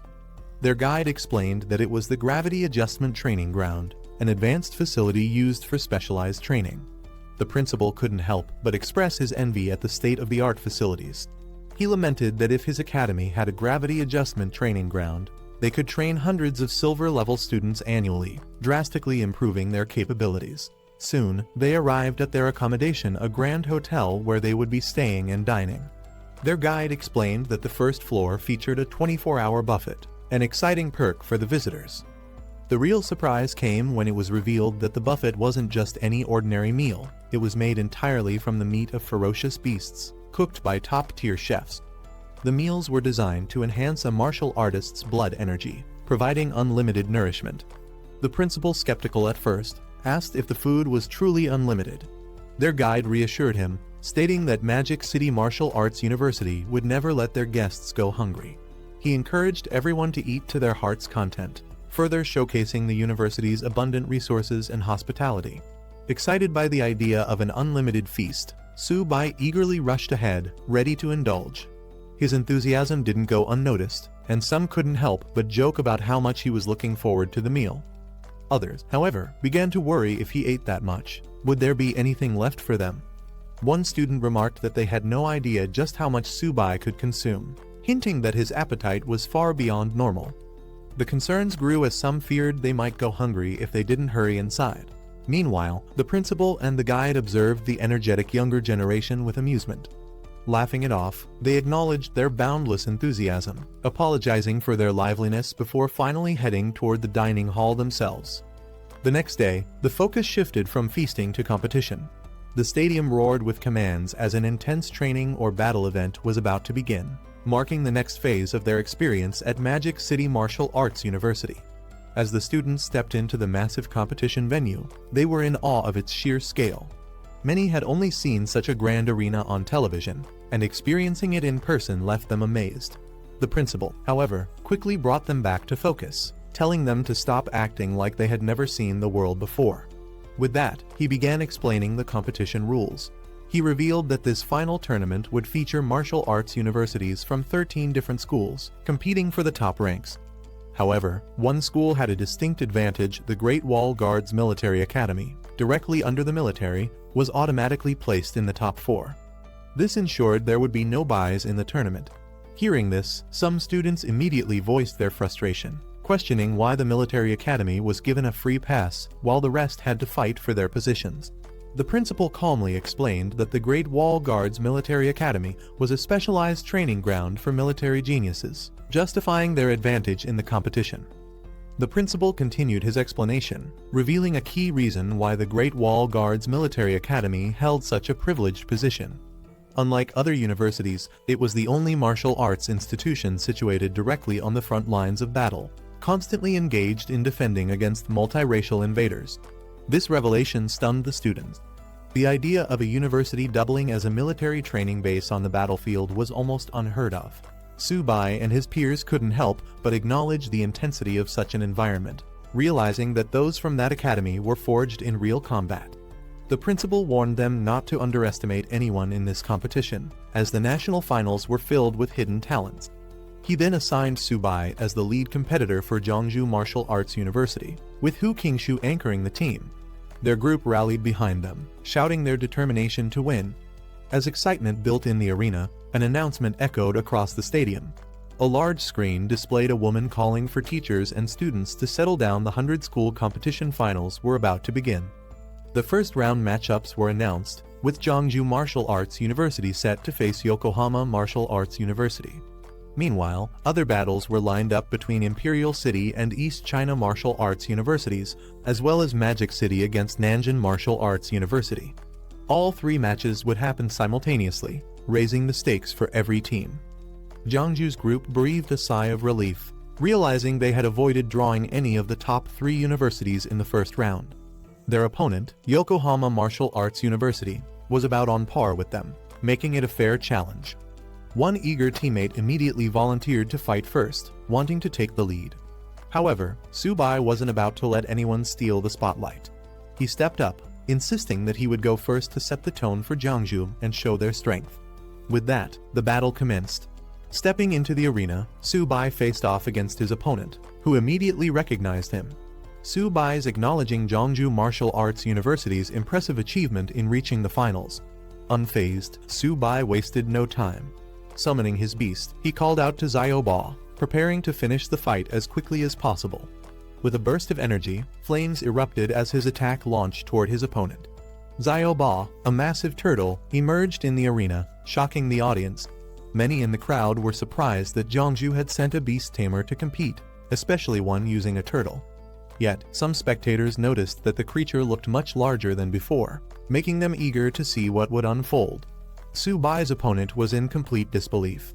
Staring up at Xiaoba's massive form, he struggled to accept what he was seeing. The beast was far too large, far too powerful. It had to be cheating. Before he could process it any further, the battle was already over. With a single, overwhelming attack, he was sent flying out of the arena, screaming in frustration. Meanwhile, Subai barely seemed interested in the match's outcome. Casually sitting down, he remarked at how weak his opponent was. He hadn't even started eating his peanuts yet. Lying on the ground in defeat, the martial artist couldn't believe it. He had always thought beast tamers were weak, but this battle proved otherwise. Spectators were baffled by Subai's carefree attitude. Bringing a small stool to the national finals seemed outright disrespectful, making some question if he was even taking the competition seriously. Others, however, understood his confidence. Those familiar with Subai's previous battles explained that his turtle, Xiaoba, wasn't just any beast. It possessed overwhelming defense and strength, easily reaching silver level. Meanwhile, a new challenger stepped forward, angered by Jeongju Martial Arts University's casual approach. She saw Subai's nonchalance as an insult and was determined to make him pay. However, Subai remained unfazed, casually enjoying his snack and even taking a moment to appreciate the comic he was reading. As his opponent charged in full force, Subai continued to relax in his seat, showing no concern for the fight ahead. While still lounging on his stool, his beast Xiaoba unleashed a devastating attack, finishing the match in an instant.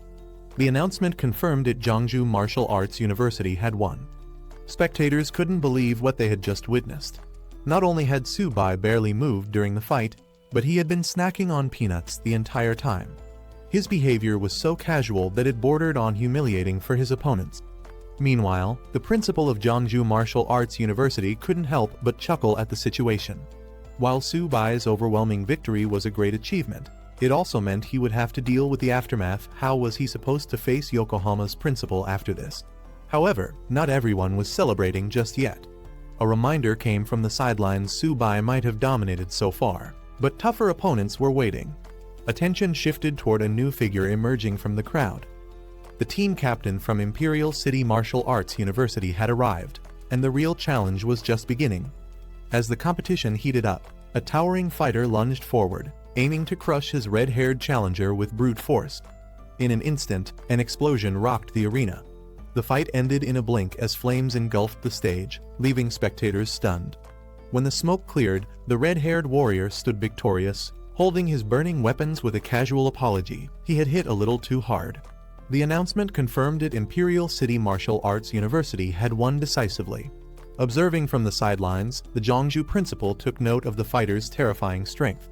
He quickly realized that this was no ordinary competitor. This was a fire attribute martial artist at the peak of the silver level. The match ended, and Jeongju Martial Arts University was declared the winner. As the announcement echoed through the stadium, one of the spectators immediately requested to handle Subai personally, eager for a rematch. standing beside his principal, Wang Minkun confidently vowed to give Jiangsu Martial Arts University a taste of fighting against overwhelming odds.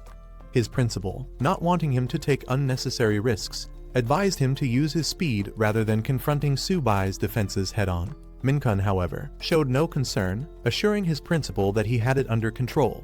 As the next match was set, Su Bai faced off against Wang Minkun. The latter, still bitter about Su Bai's previous victory, was determined to turn the tables this time. He believed Jiangsu's luck had run out and that their victory would not be repeated. Meanwhile, Su Bai, unbothered, sat back and assessed his opponent. Noting that Minkun was a silver rank wind attribute user, Wang Minkun unleashed his power, calling upon the force of the wind. With swirling gusts forming around him, he boasted about showing the true strength of his rank. A powerful wind vortex erupted from him, rushing towards Xiao Ba and Su Bai with overwhelming force. As the attack intensified, Su Bai realized the gravity of the situation. The force of the wind was so strong that even Earth's gravity struggled to restrain Minkun. Wang Minkun overwhelmed the battlefield with his wind attacks, moving too fast for Su Bai to react. Confident in his speed, he taunted his opponent, certain that the match would end before Su Bai could even make a move. With a smirk, Minkun leaped into the air, preparing to strike the final blow. Calling Su Bai a mere bronze-ranked fighter, he unleashed a powerful wind slash. Meanwhile, Su Bai remained seated, casually sipping his drink, annoyed that the wind was interfering with his snack time. Determined to end things quickly, Minkun intensified his attacks, launching a barrage of wind slashes at Su Bai. As the dust settled, he turned away, assuming victory. He casually remarked that he might have hit a little too hard, suggesting that Su Bai should take the time to recover. As the dust settled, Su Bai remained completely, sipping his drink with a smirk. A golden barrier shimmered around him. Minkun's powerful wind attacks had done nothing.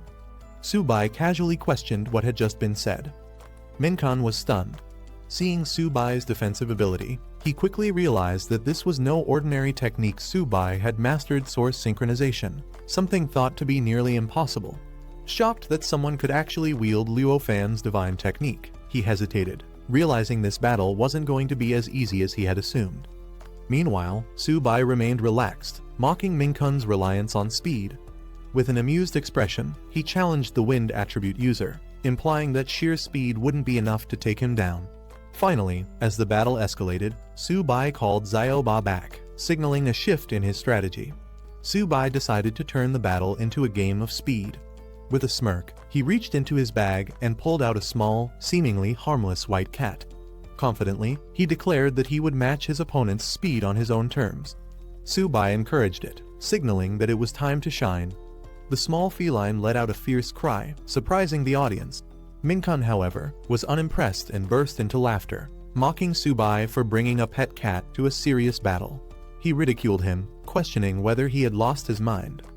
Meanwhile, the spectators were equally entertained, with some questioning what kind of university would allow a contestant to bring a pet into a fight.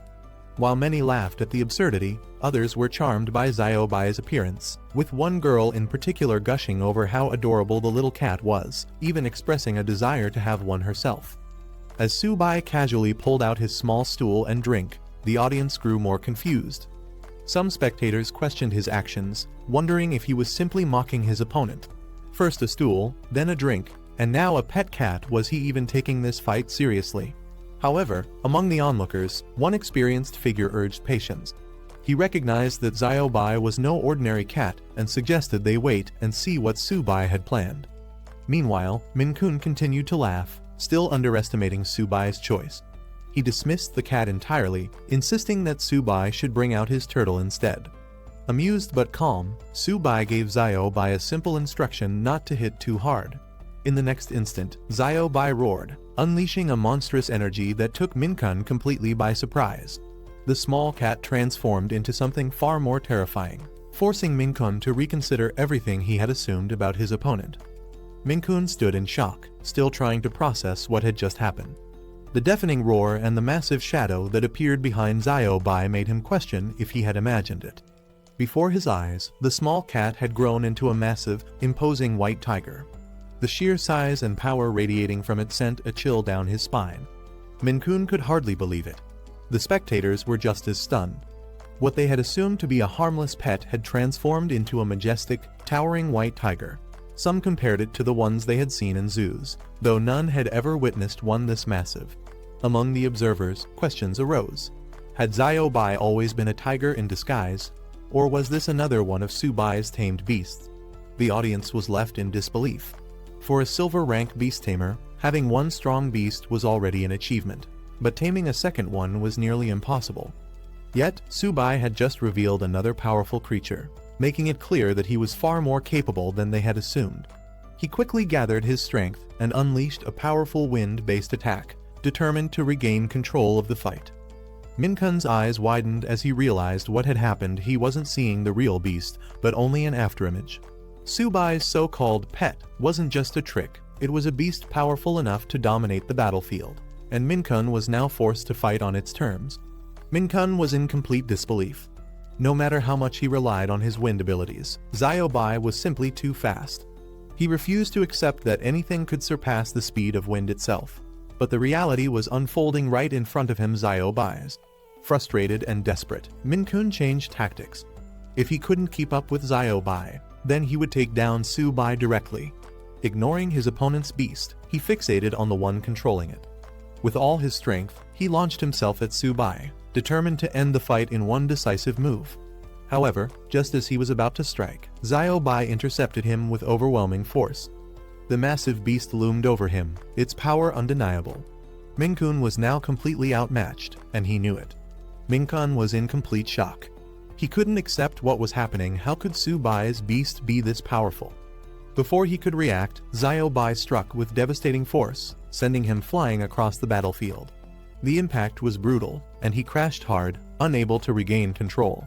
As silence fell over the stadium, the final announcement echoed through the air. Jeongju Martial Arts University was victorious. Subai had won, leaving his opponent defeated and sprawled across the ground, unable to continue. The match was over. The crowd erupted in disbelief. Subai, a mid-tier bronze rank, had just defeated a prestigious silver rank captain. Among the spectators, people murmured about Subai's white tiger. Some felt it was even fiercer than his turtle, wondering how he could have tamed such a powerful beast. The intensity of Xiaobai's presence was undeniable. The stadium soon shifted from shock to admiration as chants of Subai's name filled the air. The audience cheered, rallying behind the unexpected champion, fully acknowledging his incredible strength. Meanwhile, the judges were just as perplexed. None of them had ever heard of Subai before. Yet his performance was beyond anything they had seen, even compared to students from elite universities or the military academy. The judges were astonished by Subai's performance. Jeongju Martial Arts University had produced an absolute powerhouse, someone they never expected. They recognized that with Subai leading the way, the university's reputation was about to skyrocket. Meanwhile, in the Imperial City Martial Arts University rest area, some students dismissed the match. They considered Minkun's loss a reflection of his weakness rather than Subai's strength. To them, Luoyi Martial Arts University had simply sent an unworthy opponent. Elsewhere, a group of students viewed Subai with open disdain. They mocked him, calling him a country bumpkin who had the audacity to bring two tamed beasts just to freeload off the high-end accommodations. At the center of this brewing hostility was Cao Zixuan, the captain of Imperial City Martial Arts University. Lounging confidently, he declared that if they met Subai in the semifinals, there would be no holding back. His team wouldn't just defeat Subai, they would crush him. Subai's match began with Xiaobai dominating the battlefield. His opponent had no chance as Xiaobai pinned him down, ending the fight in an instant. With the referee announcing the victory, Jeongju Martial University secured another win. A woman launched a swift attack, trying to overpower Xiaobai. But before she could land a hit, Xiaobai countered with a powerful strike, sending her flying. The match ended in another decisive victory for Subai. Facing a strong ice user next, Subai remained unfazed as his opponent attempted to freeze Xiaobai in place. Ice spread across the arena, but Xiaobai shattered the trap with sheer force, overwhelming the opponent. The referee declared another win for Jeongju Martial University. The crowd erupted in cheers, celebrating Subai's unstoppable streak. With this victory, Jeongju Martial University advanced to the top 4, proving their strength in the tournament. As Jeongju Martial University secured its place in the top 4, the excitement was overwhelming. The principal, filled with emotion, looked to the sky, declaring that fate had finally favored their university. For years, they had struggled, and now their efforts had paid off. Su-bai's teammates celebrated the victory, cheering for him. They acknowledged his strength and declared that their university would no longer be underestimated. With Su-bai leading the way, their reputation was rising fast. The principal, overwhelmed with pride, approached Su-bai personally. He praised him as the university's greatest contributor in centuries, unable to contain his gratitude. Su-bai remained humble, stating that he was simply fulfilling his duty. Su-bai and the team gathered in a resting area. The principal reaffirmed that making it to the top 4 marked a historic moment for Jeongju Martial University. Their names would go down in history, and every student's contributions would be recognized and rewarded. Su-bai was surprised when the principal spoke about their mission being completed. With the top 4 still remaining, he couldn't understand why they would stop now. His suspicions grew as he realized the administration might be content with just making it this far, unwilling to compete for the championship. The principal tried to reason with Su-bai, reminding him that their goal had already been surpassed. However, the implication was clear: challenging the top 3 universities was not in their plans. But Su-bai wasn't satisfied with stopping here. Others were shocked at the mere thought of taking on the strongest universities, but Su-bai was unfazed. When questioned about his intentions, he simply asked why not. He pointed out the sheer wealth and dominance of top-tier institutions, referencing Madu Martial University's extravagant spending. If Jeongju aimed to compete at that level, they had a long way to go. However, that didn't mean they should back down. Su-bai made his stance clear: he wasn't satisfied with just being in the top 4. He believed they should aim for first place, and even rebuild their university's reputation from the ground up. The students couldn't let down those who supported Jeongju Martial University. They had to push forward. Hearing this, the others were convinced. Giving up now wasn't an option. One of his teammates, despite finding Su-bai's personality irritating, acknowledged his ability. As a result, Su-bai was entrusted with leading the team into the top 4 matches. The principal commended their spirit and determination. He urged them to rest and prepare for the real challenge ahead, facing the strongest universities. As the students walked away, the principal remained behind, deep in thought. He recognized their passion but couldn't help but find their goal reckless. Taking on the top 3 schools was an immense challenge. But despite his doubts, he couldn't deny their ambition. At the Dragon Nation's Supreme Military Command, the upcoming finals of the 100 Universities League were being closely monitored. With only 2 days left until the conclusion, the military was also making its own preparations. Inside the command center, high-ranking officials discussed their plans. The counterattack against the myriad races was fully prepared, with troops stationed at the front lines, ready to launch at a moment's notice. The leader acknowledged their readiness with approval. The discussion turned serious as they confirmed that once the league ended, the war would officially begin. Every student, regardless of their ranking, would be sent to the battlefield. The officials, filled with determination, vowed to avenge the countless students and mentors who had lost their lives. The enemies of the Dragon Nation would not be forgiven. Those responsible for their losses would face punishment, no matter where they tried to hide. The next morning, in the Madu Hotel, where participants and spectators gathered before the top 4 matches. Inside his room, Su-bai focused on his cultivation, golden energy radiating around him as he meditated. Meanwhile, Xiaobai and a turtle-like beast eagerly devoured their meals, their appetites as intense as ever. Suddenly, an explosion of energy erupted from another room. A fierce competitor activated his holy beast armament, his power surging as he prepared for the battles ahead. Su-bai, caught off guard by the sudden burst of energy, lost focus and nearly fell forward, startled. Even Xiaobai and the turtle reacted in shock. Su-bai was caught off guard when an unfamiliar sensation surged through his body. Looking down, he realized his meal had exploded in front of him, leaving him stunned. A notification appeared before him, confirming that he had unlocked a new Beast Tamer skill transposition. This ability allowed him to instantly swap positions with his tamed beast within a certain range, bypassing all restrictions. Still processing the information, Su-bai tested the skill and found himself swapping places with Xiaobai in an instant. The unexpected effect left him speechless. Was this really a useful skill, or just another unpredictable power? After a brief moment of disbelief, he decided not to overthink it. Any new ability could turn out to be an advantage on the battlefield. With that thought, he grabbed his bag and called out to his beasts it was time to move forward.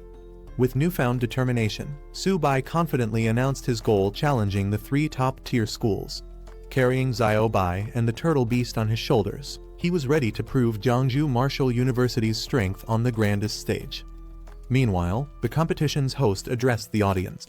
The 100 Universities League had finally entered its most intense phase, the top 4 battles.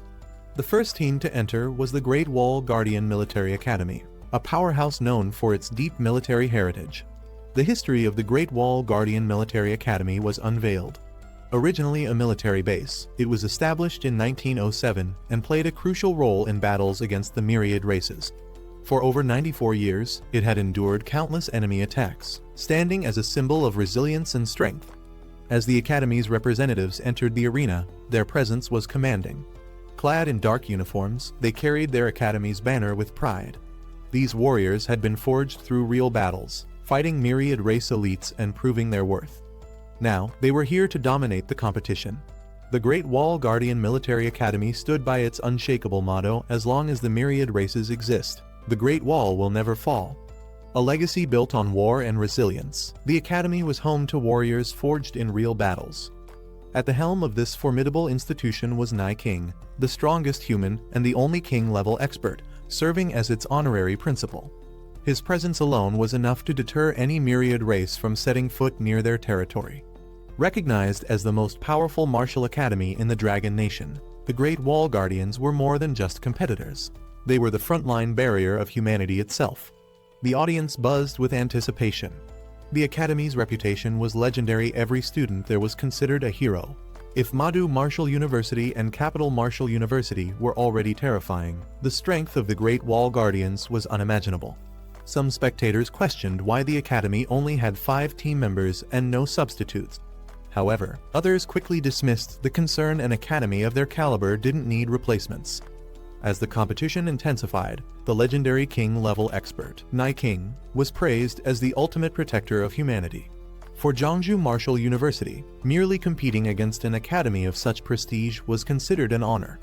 Watching from the sidelines, Su-bai couldn't help but wonder when would he reach such a level of strength. The official draw results for the semifinals were announced. The first battle would be between the Great Wall Guardian Military Academy and Capital Martial University. The second match would pit Madu Martial University against Jiangsu Martial University. Meanwhile, at Madu Martial University's camp, their fighters were unimpressed. One of them, Cao Zixuan, showed complete disinterest in their upcoming match, claiming Jiangsu Martial University was too weak to be worth his time. Other members echoed his sentiment, mocking Jiangsu for making it this far. To them, facing such an opponent wouldn't even be a challenge. One of their team members eagerly volunteered, confident that they could single-handedly defeat Jiangsu in a single round. The first battle of the semifinals began as the Great Wall Guardian Military Academy sent out their captain, Han Zhan. A lord-level expert and grandson of the legendary General Han Dang, he was clad in purple gold armor forged from diamond-level cores, exuding an overwhelming presence. The crowd watched in anticipation, wondering who Capital Martial University would send to face him. Without hesitation, Han Zhan called out his opponent Wang Yang, the captain of Capital Martial University, challenging him to settle their rivalry on the battlefield. Excitement erupted among the spectators. A direct clash between 2 captains at the start of the match. This was shaping up to be a king versus king battle, a fight between top-tier powerhouses. The battle commenced with lightning-fast action. Han Zhan's overwhelming strength sent Wang Yang flying across the arena, leaving the crowd in shock. Wang Yang, the captain of Capital Martial University, stepped onto the battlefield with an air of confidence. He downplayed the situation, treating Han Zhan's challenge as unnecessary, but his smug demeanor hinted at his arrogance. The crowd erupted with cheers, particularly from Wang Yang's admirers, who saw him as the ideal warrior. Su-bai, however, remained unimpressed, questioning what was so special about him. As the match continued, Su-bai turned to his team, instructing Luo to go first. Luo hesitated, unsure if he was up to the task, but Su-bai reassured him it was time to prove themselves. Meanwhile, Han Zhan prepared to fight, standing tall in his battle armor. With overwhelming confidence, he gave his opponent the first move. As the match intensified, Wang Yang unleashed his Howling Wind technique, summoning powerful blue energy waves that tore through the battlefield. The crowd watched in awe as Han John countered with his diamond-level battle armor, a technique refined to perfection. His purple energy clashed against Wang Yang's storm, creating a dazzling display of raw power. Despite Han John's defensive mastery, his opponents charged at him, attempting to overwhelm him with numbers. However, his energy barrier deflected their attacks with ease, proving that sheer strength alone wasn't enough to break through.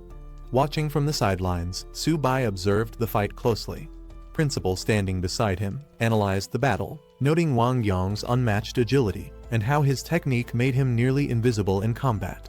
Su Bai couldn't help but question the vast power difference. Wang Yang was at mid-tier silver, while he was still only at mid-tier bronze.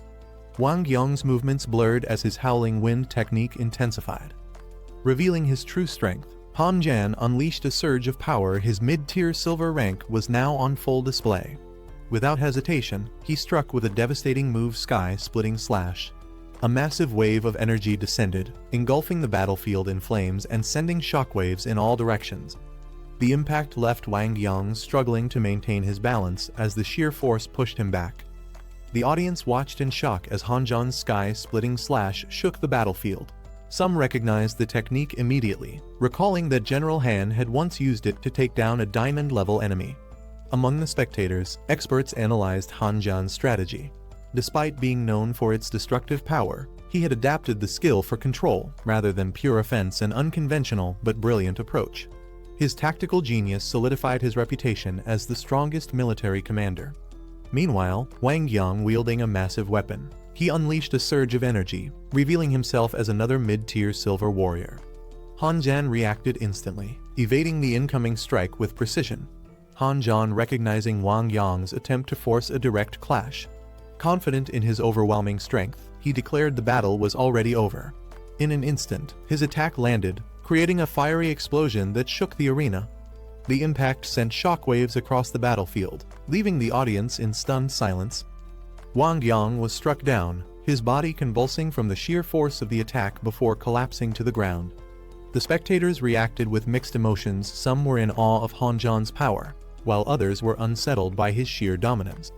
Discussions broke out among the audience, with some acknowledging that if Han Jan had used the blade's edge instead of its back, Wang Yang wouldn't have survived. The battlefield fell silent as the dust settled. Some spectators questioned the brutality of the fight, wondering if such overwhelming force was necessary in a mere competition. Others debated whether ending it in a draw would have been a more honorable choice. Wang Yang acknowledged his defeat. He steadied himself with his weapon, admitting Han Jan's strength was beyond his own. With the first round concluded, the Great Wall military martial arts team secured victory.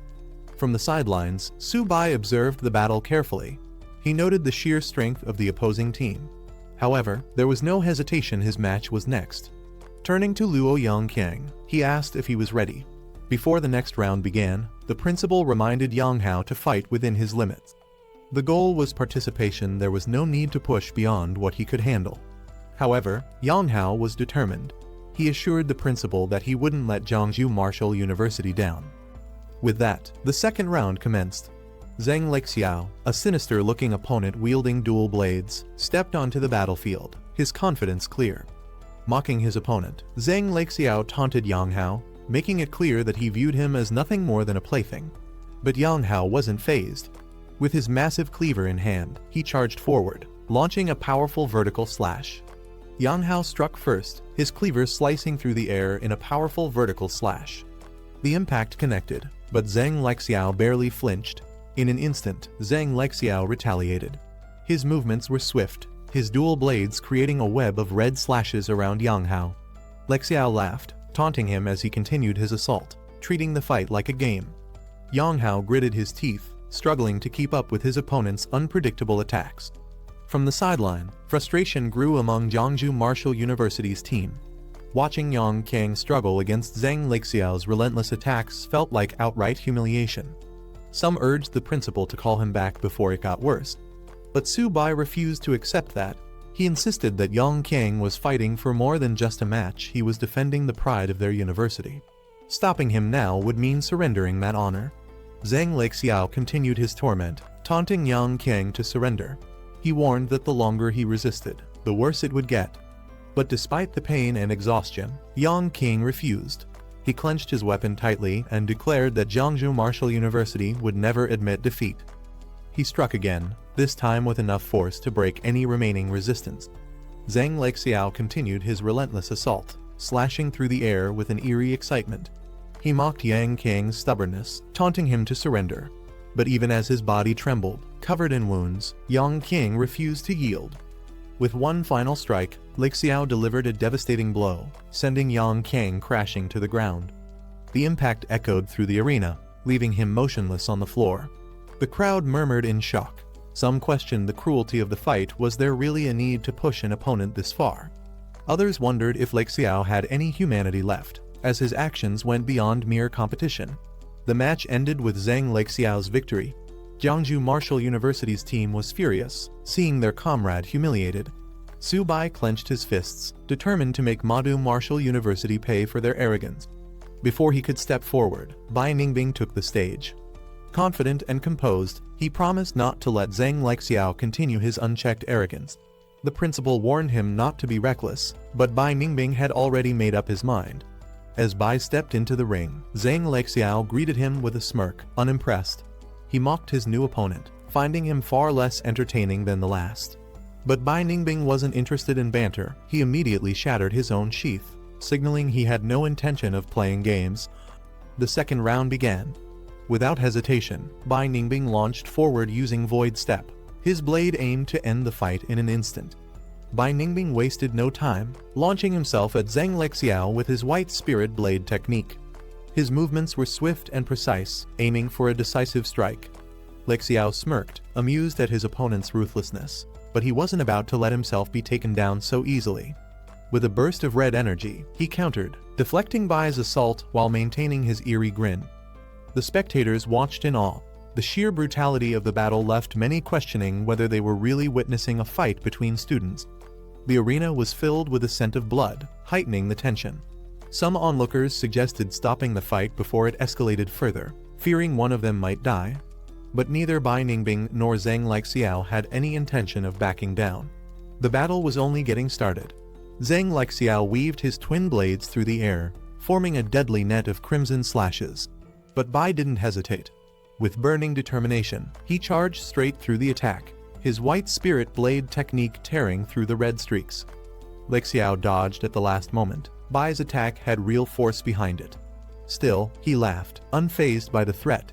He taunted Bai, questioning if he truly had what it took to end him. Bai struck again, his movements razor-sharp. But Lexiao countered effortlessly, blocking the attack. With a cruel smile, he belittled Bai, dismissing him as nothing more than a low-tier fighter from a nameless university. Zhang Lexiao smirked, pressing his blade against Bai Ningbing's throat.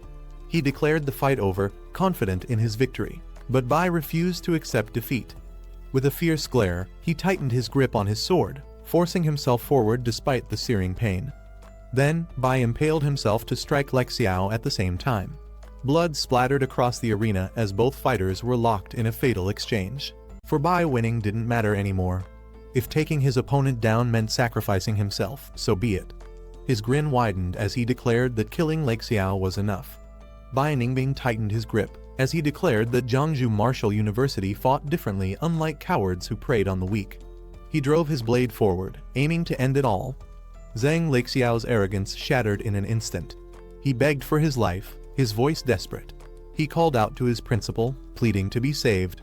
A firm hand reached out, stopping Bai's blade just before it could strike. The principal of Madu Martial University stepped in, swiftly restraining Lexiao and conceding defeat on behalf of their team.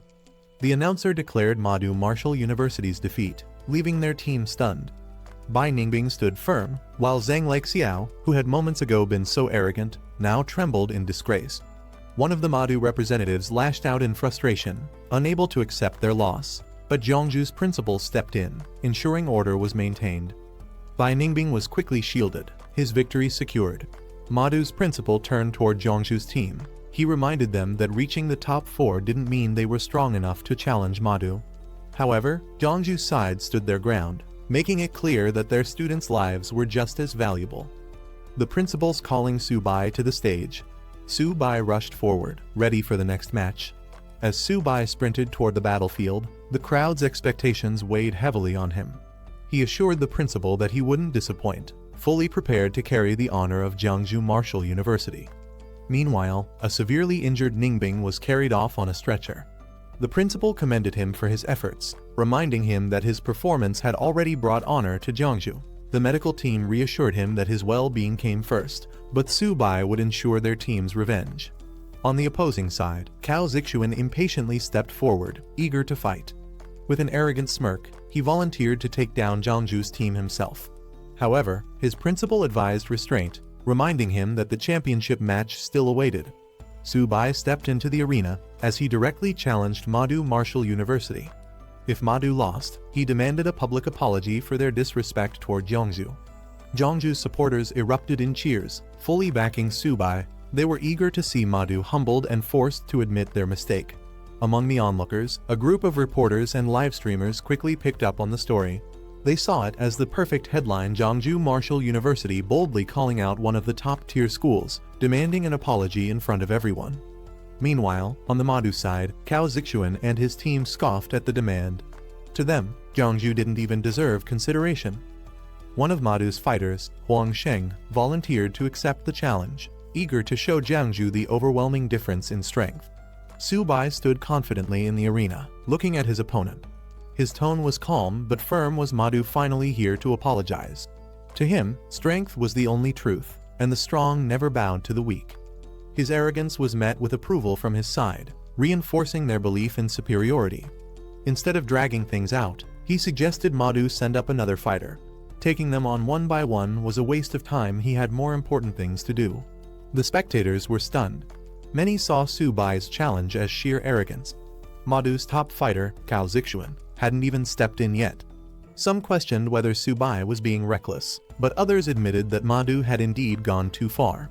Still, taking on multiple opponents at once seemed impossible.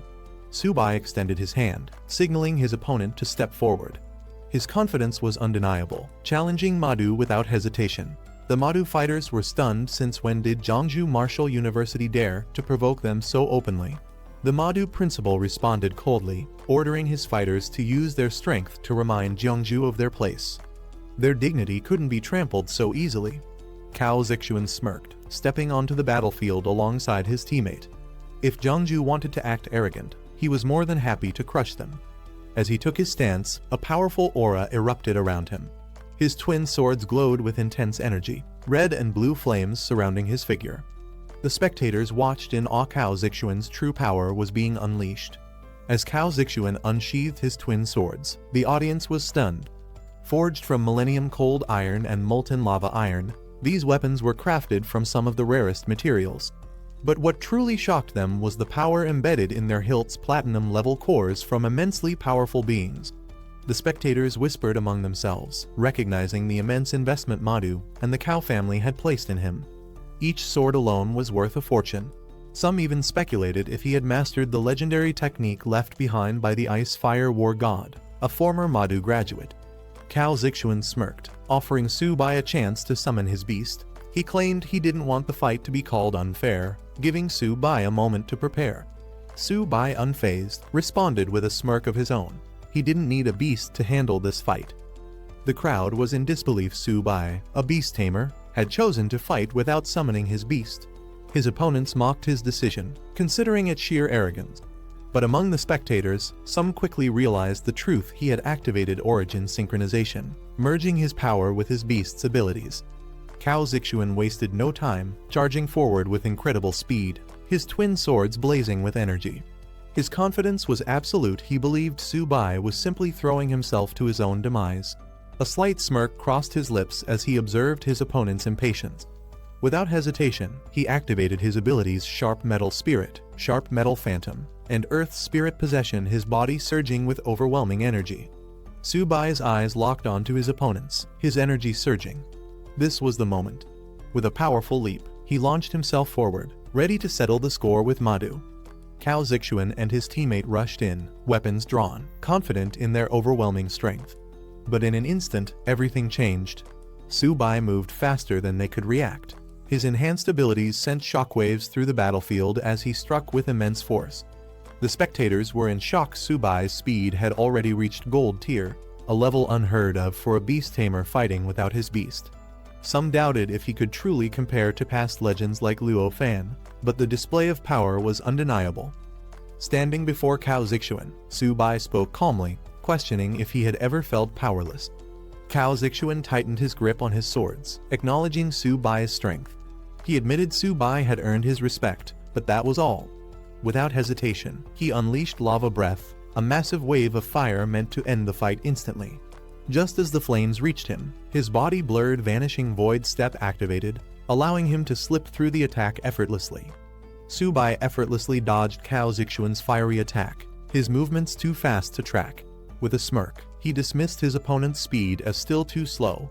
Seeing an opportunity, the bald fighter called out to Cao Zixuan, suggesting they flank Subai together.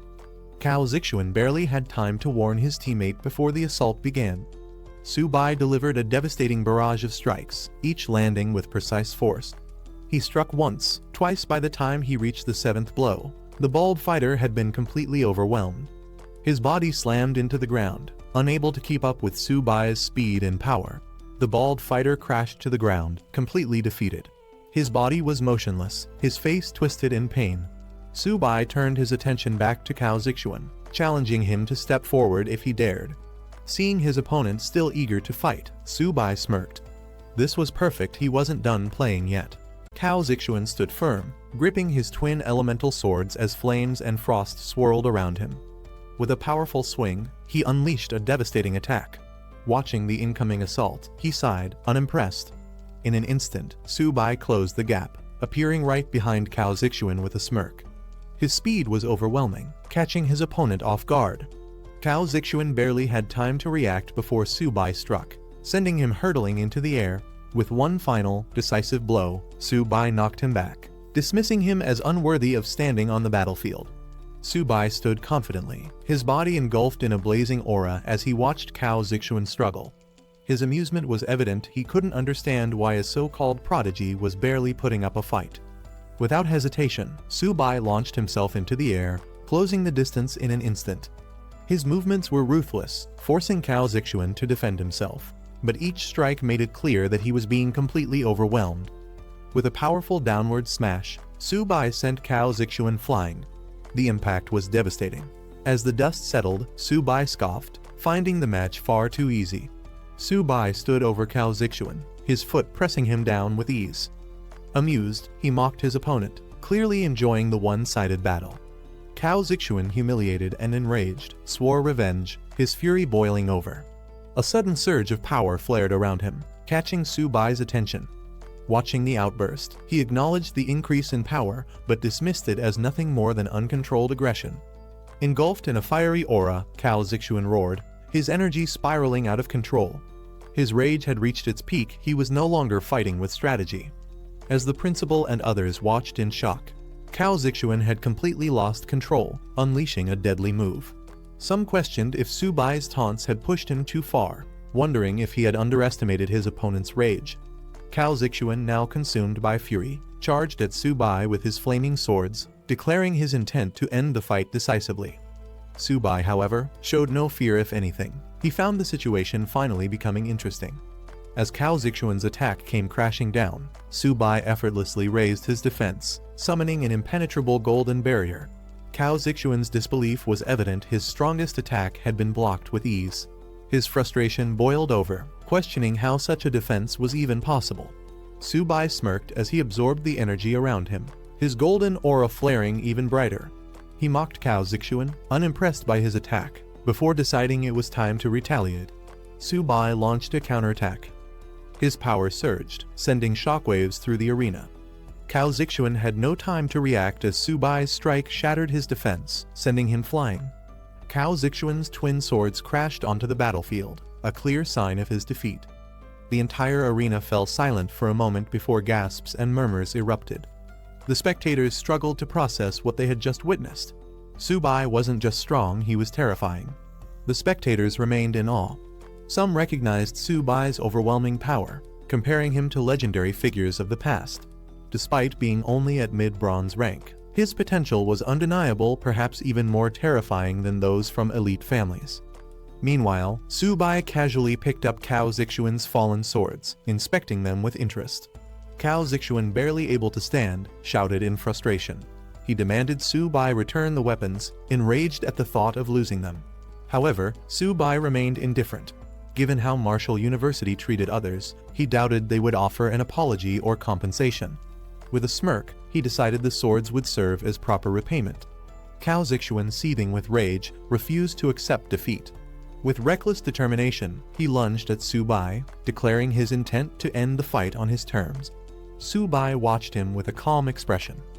As Cao Zixuan lunged, Su Bai swiftly dodged and countered, questioning if his opponent even had the strength left to continue.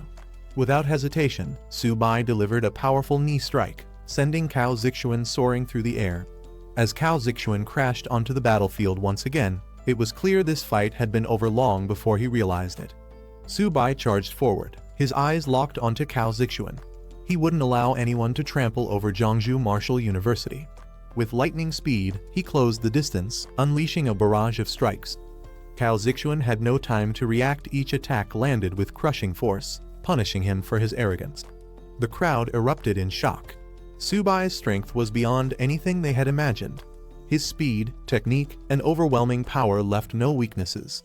Some questioned if anyone from Martial University could even stand against him, while others speculated that only Han Jia might pose a challenge. As the dust settled, the arena echoed with cheers for Su Bai. Zhongzhou Martial University had made its statement loud and clear. The humiliation of Martial University was complete. This was the price of provoking them. The referee officially declared Su Bai the winner as he stood over Cao Zixuan's defeated body. The outcome had been decisive. Zhongzhou Martial University had secured yet another victory. As Su Bai turned, he noticed a strong gaze fixed on him. Han Yan had been watching him intently since the start of the match. Han Yan made his intentions clear. He wasn't just observing, he was waiting. A future battle between them was inevitable. Meanwhile, Su Bai examined the twin swords in his hands, amused by Cao Zixuan's earlier desperation. If he had been that anxious over them, they must be valuable. However, before he could leave, a voice suddenly called out, stopping him in his tracks. A senior official from Martial University stepped forward, demanding the return of Cao Zixuan's swords. However, Su Bai reminding him that the battlefield's rules dictated that seized weapons did not have to be returned. With a smirk, Su Bai made an offer. If Martial University apologized to Zhongzhou Martial University and all the weaker academies they had bullied, while also compensating for the damage they caused, he would consider returning the weapons. The official was furious, finding the demand outrageous. But Su Bai merely pointed out that he was treating them with the same philosophy they had always followed: survival of the fittest. The crowd erupted in support of Su Bai, eager to see how Martial University would recover from such a humiliating defeat. The tables had turned, and their usual arrogance had backfired. However, Martial University's principal had no intention of letting things end this way. His aura flared with immense power, his diamond rank energy surging through the air. Declaring that Su Bai needed to be taught a lesson, he prepared to take matters into his own hands. Gasps of shock filled the arena as bystanders realized what was about to happen. A high-ranking expert was about to attack a student. Warnings rang out, urging Su Bai to retreat before it was too late. But before anyone could intervene, the powerful figure charged forward. The Martial University principal unleashed his full power, his diamond rank energy exploding outward with terrifying force. Su Bai braced himself, feeling the overwhelming pressure of a warrior far beyond his level. As the attack bore down on him, another force intervened. A powerful clash of energies erupted as a high-ranking figure stepped in to shield Su Bai, preventing the principal's assault from landing. Anger flared among the spectators. Accusations flew. How could a diamond rank expert justify attacking a student? The tension escalated as multiple influential figures took sides, some demanding that Martial University back down, while others defended their authority. Before the situation could spiral further, a devastating force struck, shaking the battlefield. The sky crackled with energy as an even greater power prepared to intervene, threatening to change the course of the confrontation entirely. As the battlefield trembled from the overwhelming clash of power, Zhao Yi, a Lord-level expert ranked 6th, arrived, his presence alone enough to shatter the oppressive energy. The Martial University principal's face darkened. He recognized this man immediately. Elder Zhao, once absent for years, now stood before him, furious at the chaos Martial University had become. Elder Zhao didn't hold back his disappointment. Seeing a high-ranking expert resort to attacking a student was disgraceful. He questioned how Martial University had fallen to such a level in his absence. Turning to Su Bai, Elder Zhao acknowledged his strength. He had observed the match and was impressed. In a rare move, he publicly apologized on behalf of Martial University, shocking everyone. Elder Zhao's voice echoed across the arena as he addressed Martial University's failures. He condemned their neglect of responsibility and the misuse of power, declaring their loss to Jiangsu Martial University undeniable. As a result, Su Bai would keep the twin swords as rightful spoils of victory. With a final judgment, Elder Zhao stripped the Martial University principal of his position, deeming him too reckless and impatient. Instead, he was reassigned as an instructor, a punishment that left him speechless. Meanwhile, the tournament officials announced a brief pause to repair the battlefield before the grand finals. The crowd cheered for Jiangsu Martial University, recognizing them as the strongest contenders of the tournament. Many whispered about Su Bai, calling him the biggest dark horse of the competition. As the excitement settled, Su Bai's mentors and allies praised him for his victory, acknowledging the honor he had brought to Jiangsu Martial University. Despite his composed demeanor, Su Bai jokingly admitted that even he had been a little nervous. As Jiangsu Martial University advanced to the finals, discussions turned to their next opponent, Great Wall Military Martial University. Their strongest fighter, Han Jan, was known to be an unfathomable force. Despite the challenges ahead, reaching the finals was already an incredible achievement. Su Bai, however, was far from satisfied. With a playful grin, he reminded the principal of his contributions, subtly hinting at a well-deserved reward. Amused, the principal handed over 2 high-tier silver beast cores, acknowledging Su Bai's ability to take full advantage of the situation. With only an hour before the final match, excitement filled the arena. The 100 Schools tournament reached its climax as spectators roared in anticipation. Fans of both sides cheered, some chanting Han Jan's name, others placing their hopes on Jiangsu Martial University. As the grand finals began, Han Jan stood tall, declaring he had been waiting for this moment. He proposed a decisive battle, 1 round to determine the true winner. Su Bai accepted without hesitation. This was exactly what he wanted. Before making his move, Su Bai activated his system to analyze Han Jan's attributes.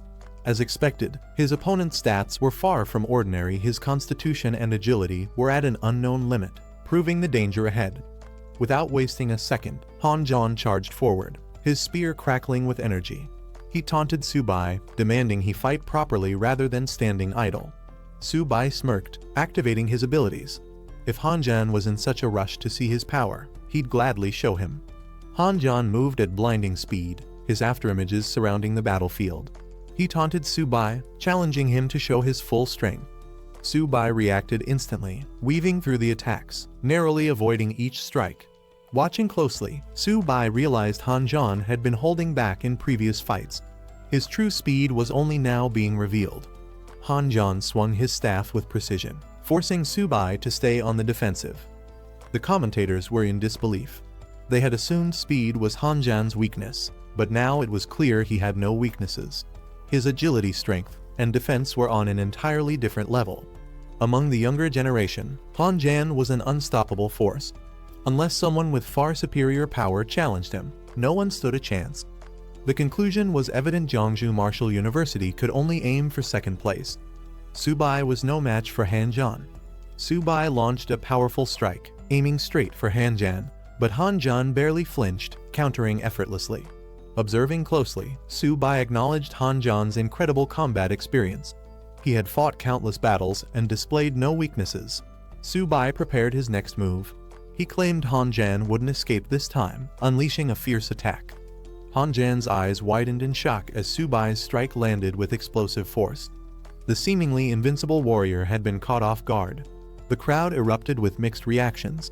Some called Su Bai's attack underhanded, while others praised his ruthlessness. To them, this wasn't just a match, it was a real battlefield, where winning was all that mattered. Han Jan, regaining his stance, scoffed at Su Bai's tactics. He accused him of using shameless tricks, but Su Bai simply smirked, reminding him that in a fight, anything was fair game. Without hesitation, Su-bai followed up with another fierce strike, aiming for an opening. Han Jian barely managed to react, but Su-bai wasn't letting up. He leaped into the air, delivering a crushing blow with full force, determined to finish the fight. Han Jian's aura flared as he declared he would fight at full power. Dark energy surged around him, his confidence unwavering. He had gathered enough intel on Su-bai, now it was time to strike. With a single motion, Han Jian unleashed a devastating technique, sending a barrage of energy slashes towards Su-bai. Instead of dodging, Su-bai stood his ground, determined to test his endurance against the overwhelming force. The commentators were in shock. Han Jian had just used a legendary technique, one that was said to have wiped out thousands in a single strike years ago. If Su-bai couldn't withstand this attack, the fight would be over in an instant. Su-bai braced himself as Han Jian unleashed his full strength. Waves of energy slashed through the air, forcing Su-bai back. The intensity of the attack was overwhelming, pushing him to his limits. The force of the impact sent Su-bai flying. For a moment, the crowd held its breath had he been defeated. Han Jian stood tall, confident in his dominance. He challenged Su-bai to show his true power, refusing to believe this was all he had. From the sidelines, spectators doubted anyone could survive such a devastating technique. Had Su-bai finally fallen? Or was this just the beginning of his counterattack? Su-bai steadied himself, gripping his weapons tightly. Han Jian had pushed him to the limit, leaving him no choice but to fight at full strength. Summoning his beasts, Bai and another massive creature appeared beside him, radiating overwhelming power. Flames roared as Su-bai commanded them into battle, turning the tide in an instant. Han Jian acknowledged Su-bai's true strength, realizing he had been holding back all along. But it was too late. Su-bai charged forward with his beasts, unleashing an all-out assault. Su-bai went on the offensive, his powerful allies at his side. Su-bai wasted no time, launching a fierce attack with Bai by his side. Han Jian barely managed to block as Su-bai's relentless assault pushed him back. The impact shook the battlefield, forcing Han Jian to brace himself. Refusing to go down easily, Han Jian retaliated with a powerful counterattack, but Su-bai's beast struck with overwhelming force. Han Jian stumbled, his strength wavering. The battlefield had shifted. Su-bai now had complete control. Han Jian staggered, his armor shattered, yet he still held his weapon tightly. Su-bai warned him that continuing to fight was pointless. Accepting defeat wasn't shameful. But Han Jian refused to back down. He activated a hidden technique, energy surging violently around him. This was a power he had hesitated to use, one he couldn't fully control. With no other choice, Han Jian unleashed it. A massive burst of dark energy erupted, shaking the battlefield. Su-bai, taken aback, questioned if this was even a normal battle anymore. The sheer intensity of the attack was beyond anything expected at this level. Some students whispered among themselves, talking about the difference between the power levels. One of them remarked that anything below gold rank was basically cannon fodder. They believed Han Jian was likely at the peak of the gold level, far above Su-bai, who was still stuck at the bronze rank. No matter how strong Su-bai was in their eyes, the gap was impossible to bridge. Meanwhile, Han Jian unleashed a terrifying final attack, completely engulfed in purple energy, his eyes glowing with fury. He declared that Su-bai wouldn't survive this last move. The sky lit up with overwhelming energy as Han Jian struck down with full force. Su-bai stood his ground but couldn't hide his panic. He admitted to himself that he couldn't hold off such a powerful blow. Just as the attack was about to land, Su-bai desperately cried out for help, calling for Bai. In a flash of green energy, rushed in and swapped positions. Han Jian's ultimate attack landed with devastating force, engulfing the area in a violent explosion of purple energy. The impact echoed across the field, shocking everyone watching as the blast lit up the surroundings. Realizing Han Jian had exhausted himself with that last strike, Su-bai sent the tiger in for the counterattack. Meanwhile, the teachers and officials monitoring the battle were stunned. One of them questioned if Su-bai had just used spatial abilities, something only beings at platinum rank and above could typically control. They couldn't believe that someone supposedly still at the bronze level could display such power. The observers continued to reel from the shock of what they had just witnessed.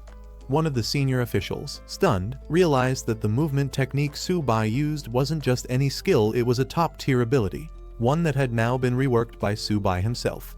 That kind of innovation and control could only come from someone with monstrous talent. The question hung in the air: was Su-bai really just a bronze rank? Meanwhile, other spectators in the arena were just as bewildered. Some questioned whether this was still a gold rank tournament or if they were watching a demolition of their entire martial stage. The dust and smoke clouded the arena, and someone wondered if the battle's outcome had already been decided. As the smoke cleared, the result became undeniable. Han Jian lay defeated on the ground, badly injured, while Su-bai stood tall beside his massive white tiger companion. With a sigh of disbelief, someone admitted Su-bai's victory. The principal clenched his fists in excitement. Eyes wide in disbelief, Su-bai had really won. The crowd watched as the announcer confirmed it. The overall champion of this tournament was none other than Su-bai from Jiangsu Martial University. With blood still on his face and a calm wave to the audience, Su-bai stood tall, battle-worn, but victorious. Cheers erupted from the sidelines. His classmates jumped up in celebration, praising him as both a champion and a legend. The principal, overcome with emotion, dropped to his knees, proudly declaring he had placed his faith in the right person. From the audience to the stands, Su-bai's name echoed across the arena. Everyone shouted in admiration, hailing him as the strongest of the younger generation, invincible, unbeatable, and now, their crowned champion. The celebrations didn't stop at the arena. All across the city, Su-bai's victory was being broadcasted live. Students and citizens watching on the big screens shouted his name, amazed by his overwhelming performance. Jiangsu Martial University had just produced a true star. Somewhere in the crowd, his girlfriend's eyes sparkled with admiration.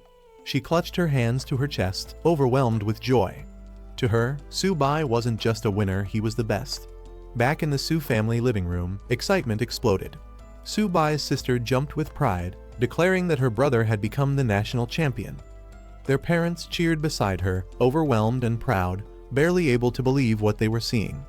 It was a moment of pure happiness for the whole family. Not long after, Su-bai found himself surrounded by reporters. Microphones and cameras were shoved toward him as they bombarded him with questions. How did it feel to become the champion of the 100-school tournament? What did he want to say to Han Jian, the opponent he had just defeated? After the victory, reporters swarmed around Su-bai, hungry for interviews and sound bites. The principal had to step in, shielding the exhausted champion while urging the crowd to back off. Su-bai needed rest, questions would have to wait. With a proud arm around Su-bai, the principal guided him away from the crowd, telling him to return to the hotel to recuperate. He assured Su-bai that he'd take care of everything else. After all, as the champion, Su-bai had just secured a mountain of rewards. At the mention of rewards, Su-bai's tired expression lit up. Curious, he asked just how much he'd earned. The principal threw out some numbers, tens of millions. No, actually, at least 600 million in total. Su-bai's eyes nearly popped out of his head. Energized by the thought, he jokingly shouted he was ready to fight 10 more Han Jians if it meant more winnings. Later, news of the tournament finale spread far and wide. On the streets, giant screens displayed Su-bai's face. The Martial University Hotel, hosting the event, became a hotspot for celebration. The tournament had come to a close, and students from across the nation had showcased their strength and pride. But of all the rising stars, none shined brighter than Su-bai, Jiangsu Martial University's unstoppable champion. Following his courageous display during the championship, Su-bai was officially commended by the military. For his exceptional bravery and performance on the battlefield, he was awarded first-class military merit, a prestigious honor medal, and a reward of 60,000 merit points, an incredible achievement for any student. At the same time, the new national rankings of the martial universities were announced. Jiangsu Martial University, Su-bai's school, soared to the top, receiving an annual military investment of 50 billion, putting it shoulder to shoulder with the most elite academies in the country. The buzz around Su-bai was unstoppable. News reports praised Jiangsu Martial University for its rising prominence and predicted it would soon become the premier training base for beast-taming ability users.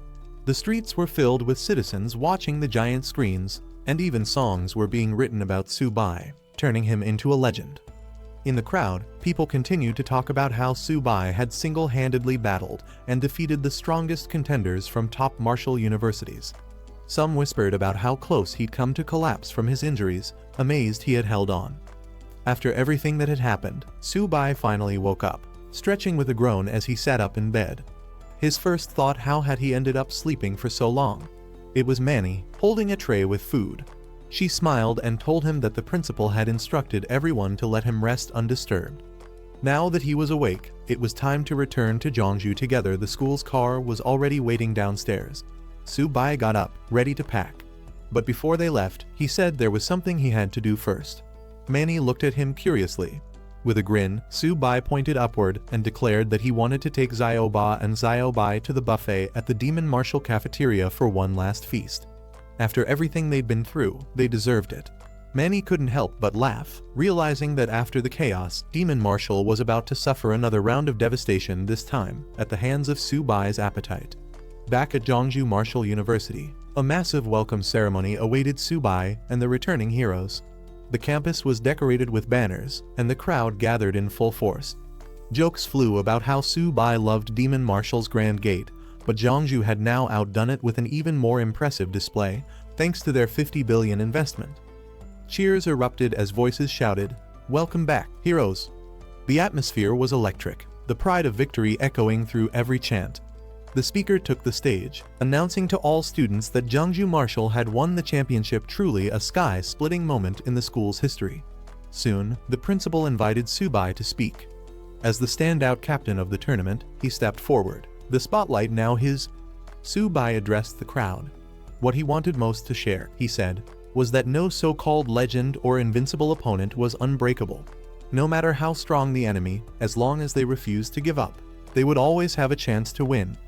With the spotlight on him, Su-bai was asked if he had any suggestions for improving the school, now that it had gained such a massive funding boost after winning the championship. Su-bai thought for a moment before speaking seriously. He pointed out that what truly separated top-tier schools from the rest wasn't just prestige, it was the quality of cultivation resources.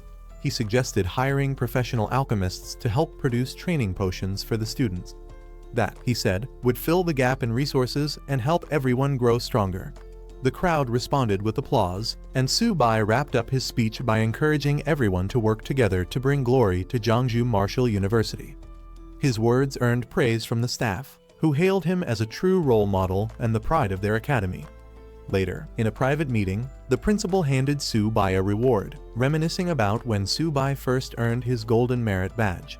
He'd known back then that Su-bai was destined for greatness. Su-bai accepted the praise humbly, saying it was all his duty, but cheekily reminded the principal not to forget the promised 500 million reward.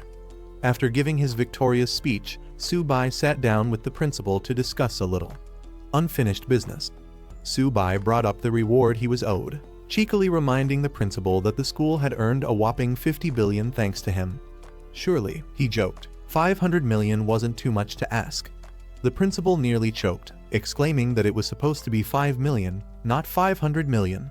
But Su-bai argued back he had shed blood for the school and made them a fortune. Wasn't that worth a bit more?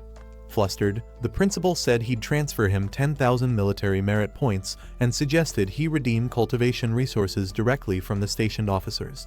Su-bai, still unsatisfied, protested loudly, accusing the principal of betrayal and injustice. Standing in front of the closed door, he pouted and muttered, "Old man, you win this time?" Though the principal didn't give in to Su-bai's full demand, Su-bai accepted the 1 billion with a smirk, muttering that revenge could wait after all. Even a smaller sum would be enough to upgrade Xiaoba and Xiaobai for now. Meanwhile, Su-bai's popularity continued to explode. A group of female students showed up at his dorm trying to catch a glimpse of him, only to be told he wasn't there. Little did they know, Su-bai was already relaxing somewhere else, far from the chaos. Xiaobai and Xiaoba, his loyal companions, were treated to a hearty meal, gobbling down food happily while a hand from above reminded them not to choke. Su-bai lounged above them on his bunk, arms behind his head, finally at ease. He praised them for their great performance during the tournament and told them to rest up well because there would definitely be more challenges ahead. Just as Su-bai was about to fully relax, a sudden flash of golden light filled the room. His eyes widened, body glowing faintly as he sat up on his bunk. Su-bai's Earth-type spirit beast finally evolved, breaking through to the early silver rank. The breakthrough activated its bloodline and even granted it a new elemental talent related to Earth. He looked at the upgrade results and felt like the money he spent was finally worth it. Encouraged, he pushed the turtle to keep eating so it could continue leveling up. Not long after, another flash lit up the room. It was his white tiger, which had also leveled up. Stats and talents updated. It now stood proudly beside the turtle. Su-bai laughed proudly. He joked that even Han-jan had to grind until his 30s to hit early silver, while he managed it thanks to these two food-loving beasts.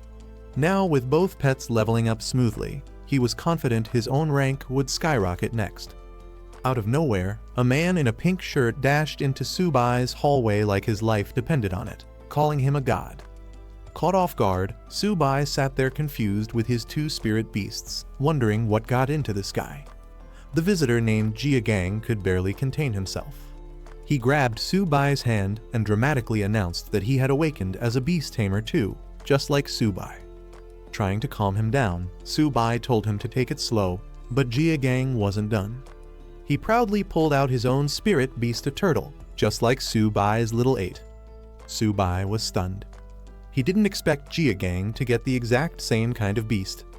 Turns out, Jiagang's father was so thrilled about his son awakening that he spent a fortune to catch a bronze rank beast for him. Su-bai, still crouched in disbelief, couldn't help but question, what's a low-rank beast like that really going to achieve anyway? Jiagang proudly declared he would raise only turtles specifically, ones like Su-bai's little 8. In his mind, any proper beast tamer should raise a wangba, and he even tried to rope Su-bai into agreeing with that idea. Su-bai awkwardly tried to explain that not all wangbas are that special, but before he could finish, something unexpected happened. A system notification popped up. Su-bai had just awakened a brand new talent, Dominion. It allowed him to use sacred beast blood to trigger deeper awakening in other beast tamers, granting their beasts a rare bloodline and transforming them into descendants of sacred beasts. According to the system, with enough synchronization and desire, he could actually help others unlock beast master potential too, and even control life and death of awakened beasts.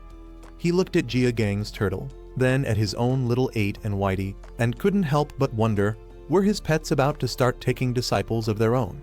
Jiagang noticed Su-bai's strange reaction and asked why he looked even more hyped than him. Su-bai quickly recovered and agreed raising a wangba was the true path of a good beast tamer. He even echoed Jiagang's earlier claim, saying if you're not raising one, you're doing it wrong. He was definitely acting a bit too enthusiastic. Meanwhile, over at Zhongju Martial University, new students gathered for their beast tamer training. The place was now considered one of the top institutions, attracting aspiring tamers from all over. A group chatted about the reputation of the school, and one of them was especially excited, declaring that they came just to learn under Su-bai himself. As the orientation began, an instructor welcomed the students and told them to stay calm. Since they had chosen this path, the school would open its arms to guide them. She then asked everyone to bring out their contracted beasts. And with full confidence, one buffed-out guy loudly announced his own partner and proudly pulled a strange, floppy turtle out of his backpack. The crowd's faces said it all. Expectations versus reality just hit hard. Turns out the goofy-looking turtle wasn't the only one. More students showed up with the exact same type of spirit beast. It quickly became clear, Wang Bass were trending, and this was less like an admission event and more like a Wang Ba convention. One student, Lei Guang, proudly displayed his turtle and insisted he was a beast tamer too. But the instructor wasn't buying it. She called him out, saying he lacked the qualities of a true tamer and probably was just a physically gifted martial artist. Worse, she questioned whether his spirit beast was even legit, suspecting it was just a cheap wild turtle from the local market. Not stopping there, the instructor shifted her sharp gaze to other students too, starting to assess their abilities. She pointed at another student and pegged him as a lightning-type Asura, clearly keeping a mental tally of who belonged where. The crowd wasn't having it though. Lei Guang protested loudly, claiming his turtle was special and that he wanted to be in the same class as Su-bai. Another guy backed him up, arguing that being a lightning Asura shouldn't disqualify anyone from becoming a beast tamer. His turtle, after all, was a lightning type too. Su-bai walked onto campus and was immediately hit with a strange realization: Wang Bass were everywhere. He couldn't believe what he was seeing. Was this still a school or a nationwide turtle cult?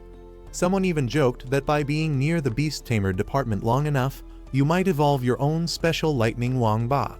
Elsewhere in the crowd, a girl holding a purple beast heard someone mention Subai and froze. She couldn't believe it. Subai was here in person. As soon as someone spotted him, the crowd went wild. People started shouting his name, drawing attention from all directions. Subai barely had a moment to react before waves of excited fans surged toward him. Dozens of students started shouting their admiration.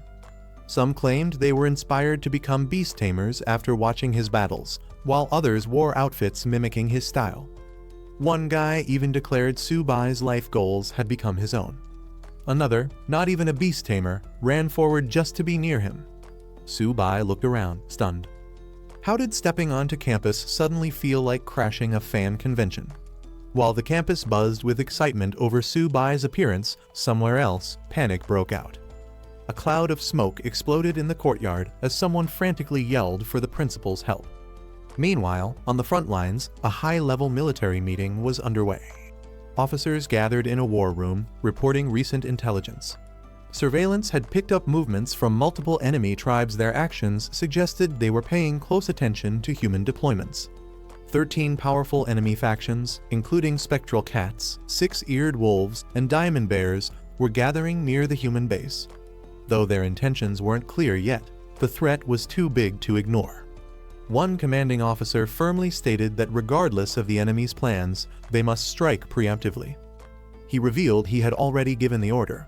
3 elite students selected from the upcoming inter-academy tournament would be sent ahead to Bihui Marsh to carry out a reconnaissance mission. That sparked protest. Another officer stood up, alarmed at the mention of Bihui Marsh, an infamous forbidden zone.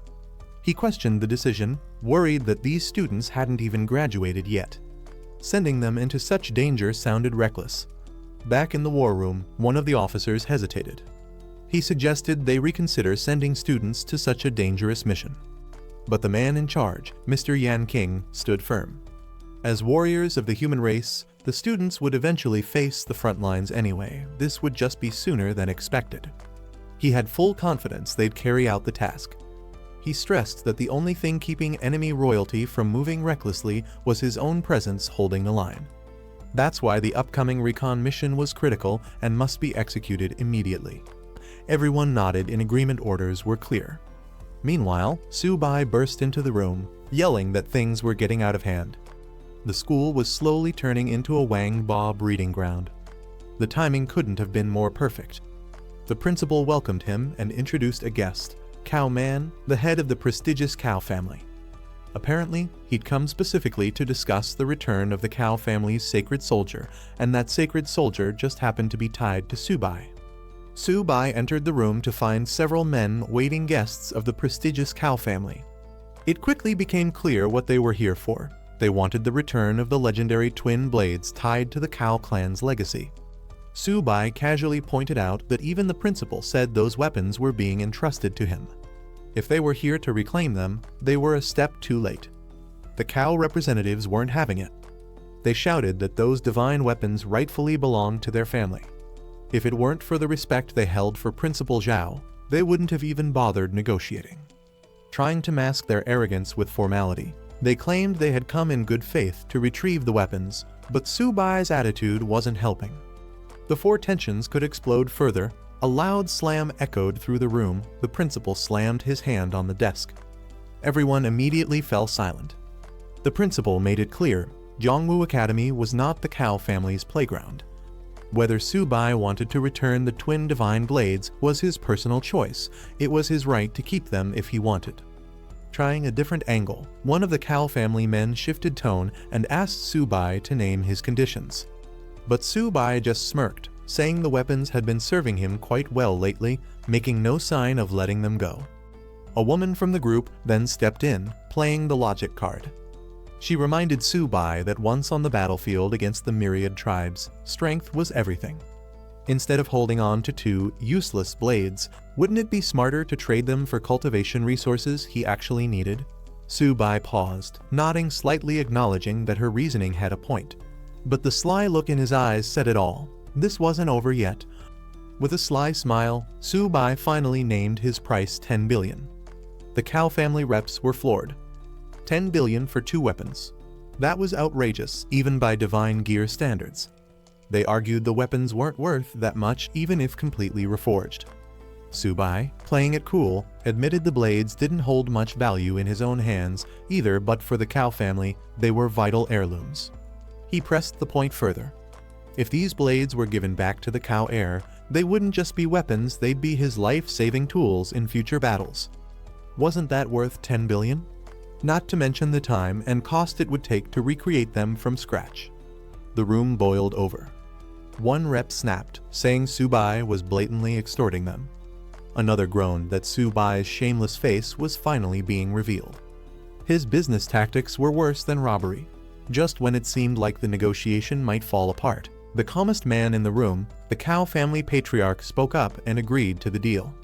10 billion it was. Deal closed. Subai played it smooth, praising the patriarch's decisiveness and maturity. The Kao head said the money would be transferred that very day and expected the weapons returned immediately after. The others confirmed money first, goods after. Subai reassured them with a confident smile, promising a clean and honest transaction. Everyone exited the room with tense smiles and subtle nods. After they left, Subai turned to the principal with a question. Why were the Kao family suddenly so desperate to get their weapons back, throwing money like it was nothing? After the Kao family matter was settled, the principal shared some serious news with Subai. The military's official orders had arrived. All students and instructors who were summoned had to report to the front lines within 3 days. Not only that, Subai and King Shu had been assigned a special mission on top of the regular deployment. Subai was surprised but ready to listen. The principal turned solemn. This upcoming campaign was no ordinary operation. It would be humanity's first counterattack against the myriad tribes in over a century. He reminded Subai that once they stepped onto the battlefield, titles no longer mattered. There would be no students, no teachers, no principals, only warriors. They had to face the mission with fearless resolve. At the imperial capital Martial University, a senior stepped up, proudly declaring the school to be the home of the nation's finest warriors. Holding up a formal document, he proclaimed that in times of war, it was their duty to be the first to respond. He rallied the students to fight for the nation, for the people, and to stand unshaken through any hardship. Meanwhile, over at Magic Capital Martial University, the new headmaster took the stage. He reminded everyone that whenever disaster strikes, their school had always stood at the forefront. He urged the students to repay the country with their strength and resolve, even if it meant risking everything. The students responded with passion, declaring that their names would be etched in history as protectors of their race, undefeated in battle. 3 days later, at the Great Wall military base, preparations were in full swing. Soldiers were hard at work, tightening inspections and running final checks. The large-scale operation was about to begin the next day, and there was no room for error. Weapons needed to be tested again and again, especially the magic crystal cannons. Officers reminded everyone to ensure energy supplies were stable and warned them not to overlook even the smallest detail.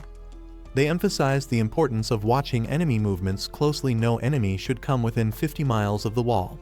If they did, they were to be eliminated on sight. Meanwhile, among the students from Jiangnan Martial University, a few of them voiced concerns.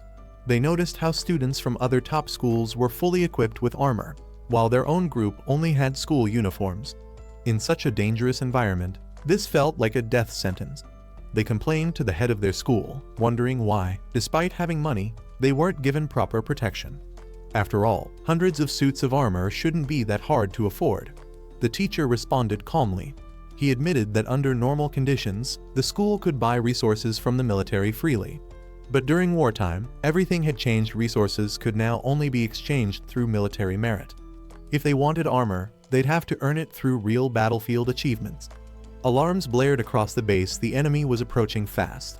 Commanders immediately called for all units to get into position. The defense troops stationed at the Great Wall were ordered to gather and prepare for deployment. Amid the urgency, military officers quickly briefed the school leaders and students, explaining there was no time for formal introductions. Their task was simple: assist in defending the wall alongside the stationed army. However, strict orders were in place. No one was allowed to engage unless given a direct command. Suddenly, a burst of energy surged from the mustached headmaster as he took charge. He called on all warriors from Magic Capital Martial University to follow him to the wall and assist with the defense. Not to be outdone, the representative from Imperial Capital Martial University issued a similar rallying cry, ordering all his people to the front lines. The momentum built fast. As students and staff rushed toward the wall, one rookie admitted to feeling nervous. But the headmaster, leading the way without hesitation, simply reminded him. Their mission was clear: defend the Great Wall at all costs. As the students reached the top of the Great Wall, their eyes widened in shock. The ground shook, and a dark tide of beasts surged over the horizon like a wave crashing down.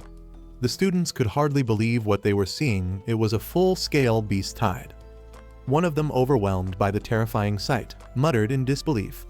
Facing such a massive onslaught, he couldn't help but panic. The students watched as countless savage beasts charged forward. Wolves, armored monsters, and winged creatures filled the battlefield. The scale of the horde was staggering. With numbers reaching into the tens of thousands, it looked more like a slaughterhouse waiting to happen than a battle. Back inside, the headmaster addressed the students calmly. He explained that the military would be leading the charge in this war against the 10,000 Race Alliance. The students' role was to support and gradually adapt to the battlefield environment.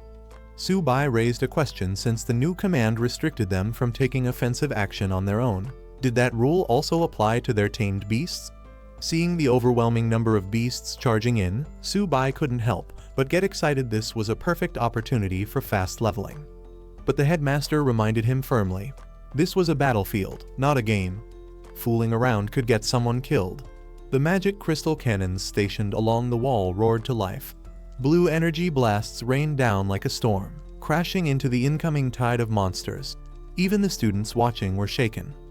The raw destructive power of those cannons was terrifying enough to tear through entire ranks of the beast horde. Meanwhile, the command team sprang into action. Orders were shouted to recharge the cannons and get ready for the next volley. As the savage beasts broke through the outer perimeter, Su-bai was the first to shout the warning they were charging in. The commanding officer issued another directive. The platinum-ranked elites were to move out and intercept. In a flash, several top-tier fighters surged forward, cloaked in powerful auras and elemental energy, ready to unleash devastating attacks on the incoming tide. Their combined power exploded in a stunning barrage of color and destruction, raining chaos on the battlefield and halting the beast wave's momentum. But the fight wasn't over yet. Moments later, even the gold-ranked elites took action, soaring into the air to back up the front lines. Orders went out across the wall. Everyone had to hold their position and guard the stronghold with everything they had. With a thunderous roar, human warriors charged from the Great Wall, while waves of vicious beasts stormed forward from the other side.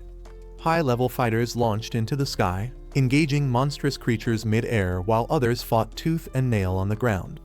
Meanwhile, back on the observation deck, the students couldn't stand watching any longer. Fired up by the fight, they pleaded with the headmaster to let them join the front lines and fight alongside the Great Wall defenders.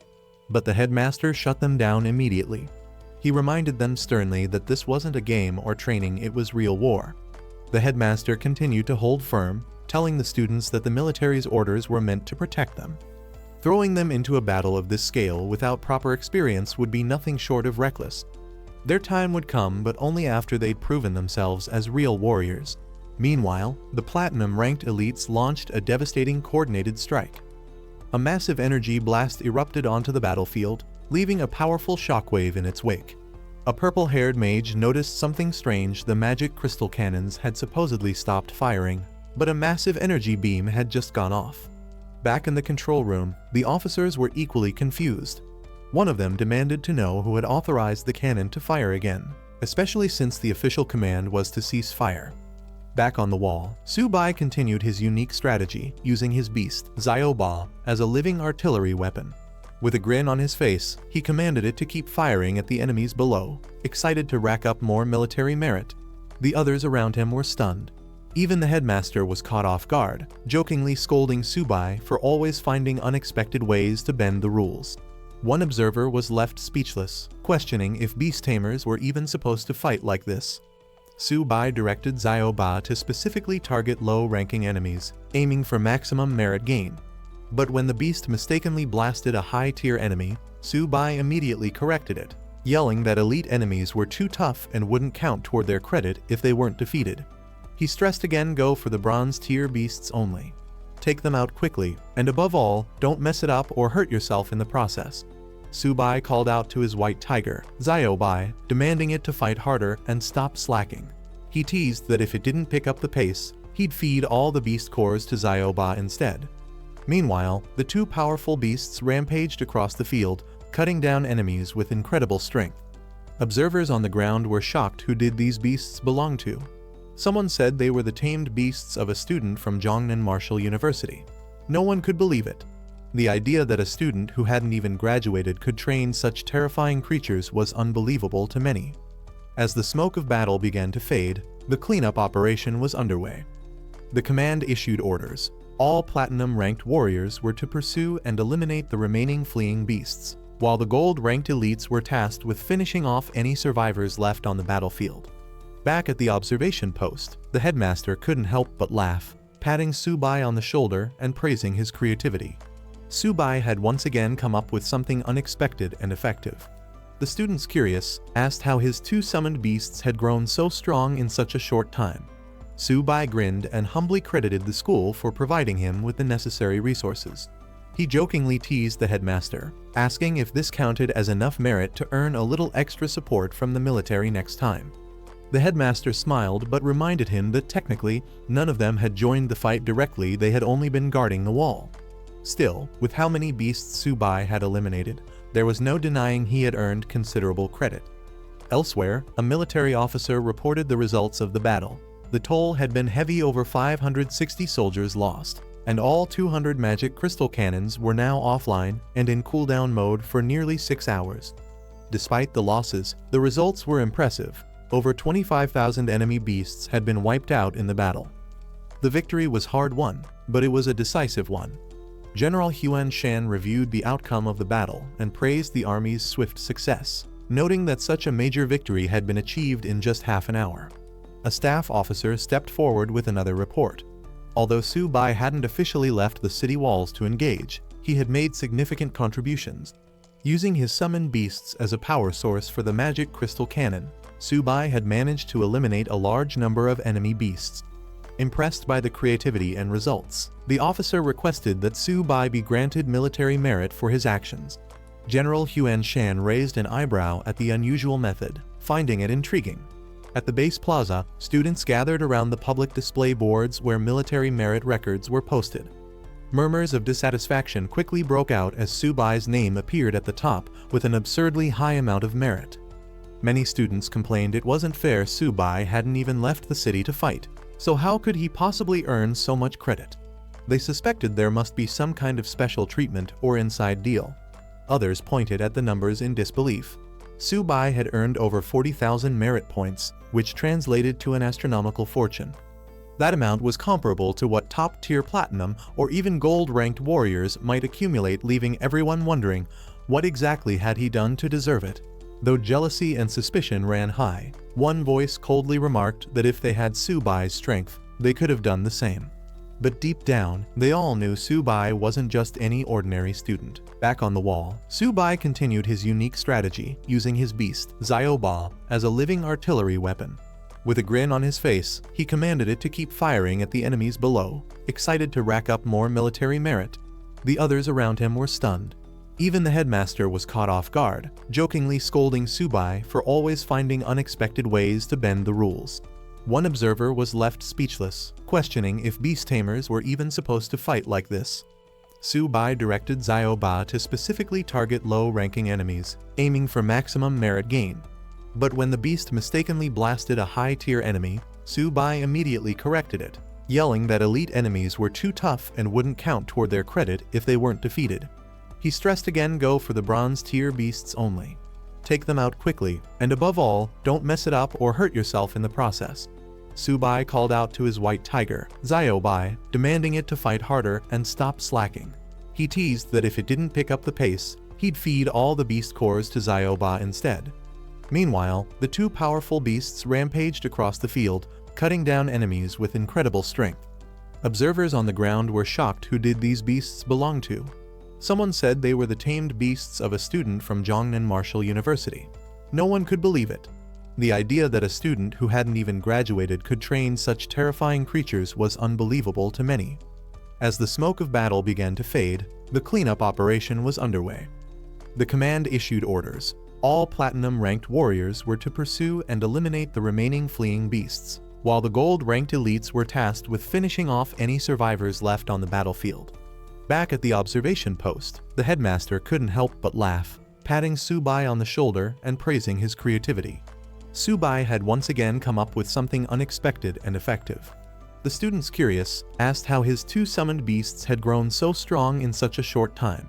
Subai grinned and humbly credited the school for providing him with the necessary resources. He jokingly teased the headmaster, asking if this counted as enough merit to earn a little extra support from the military next time. The headmaster smiled but reminded him that technically, none of them had joined the fight directly, they had only been guarding the wall.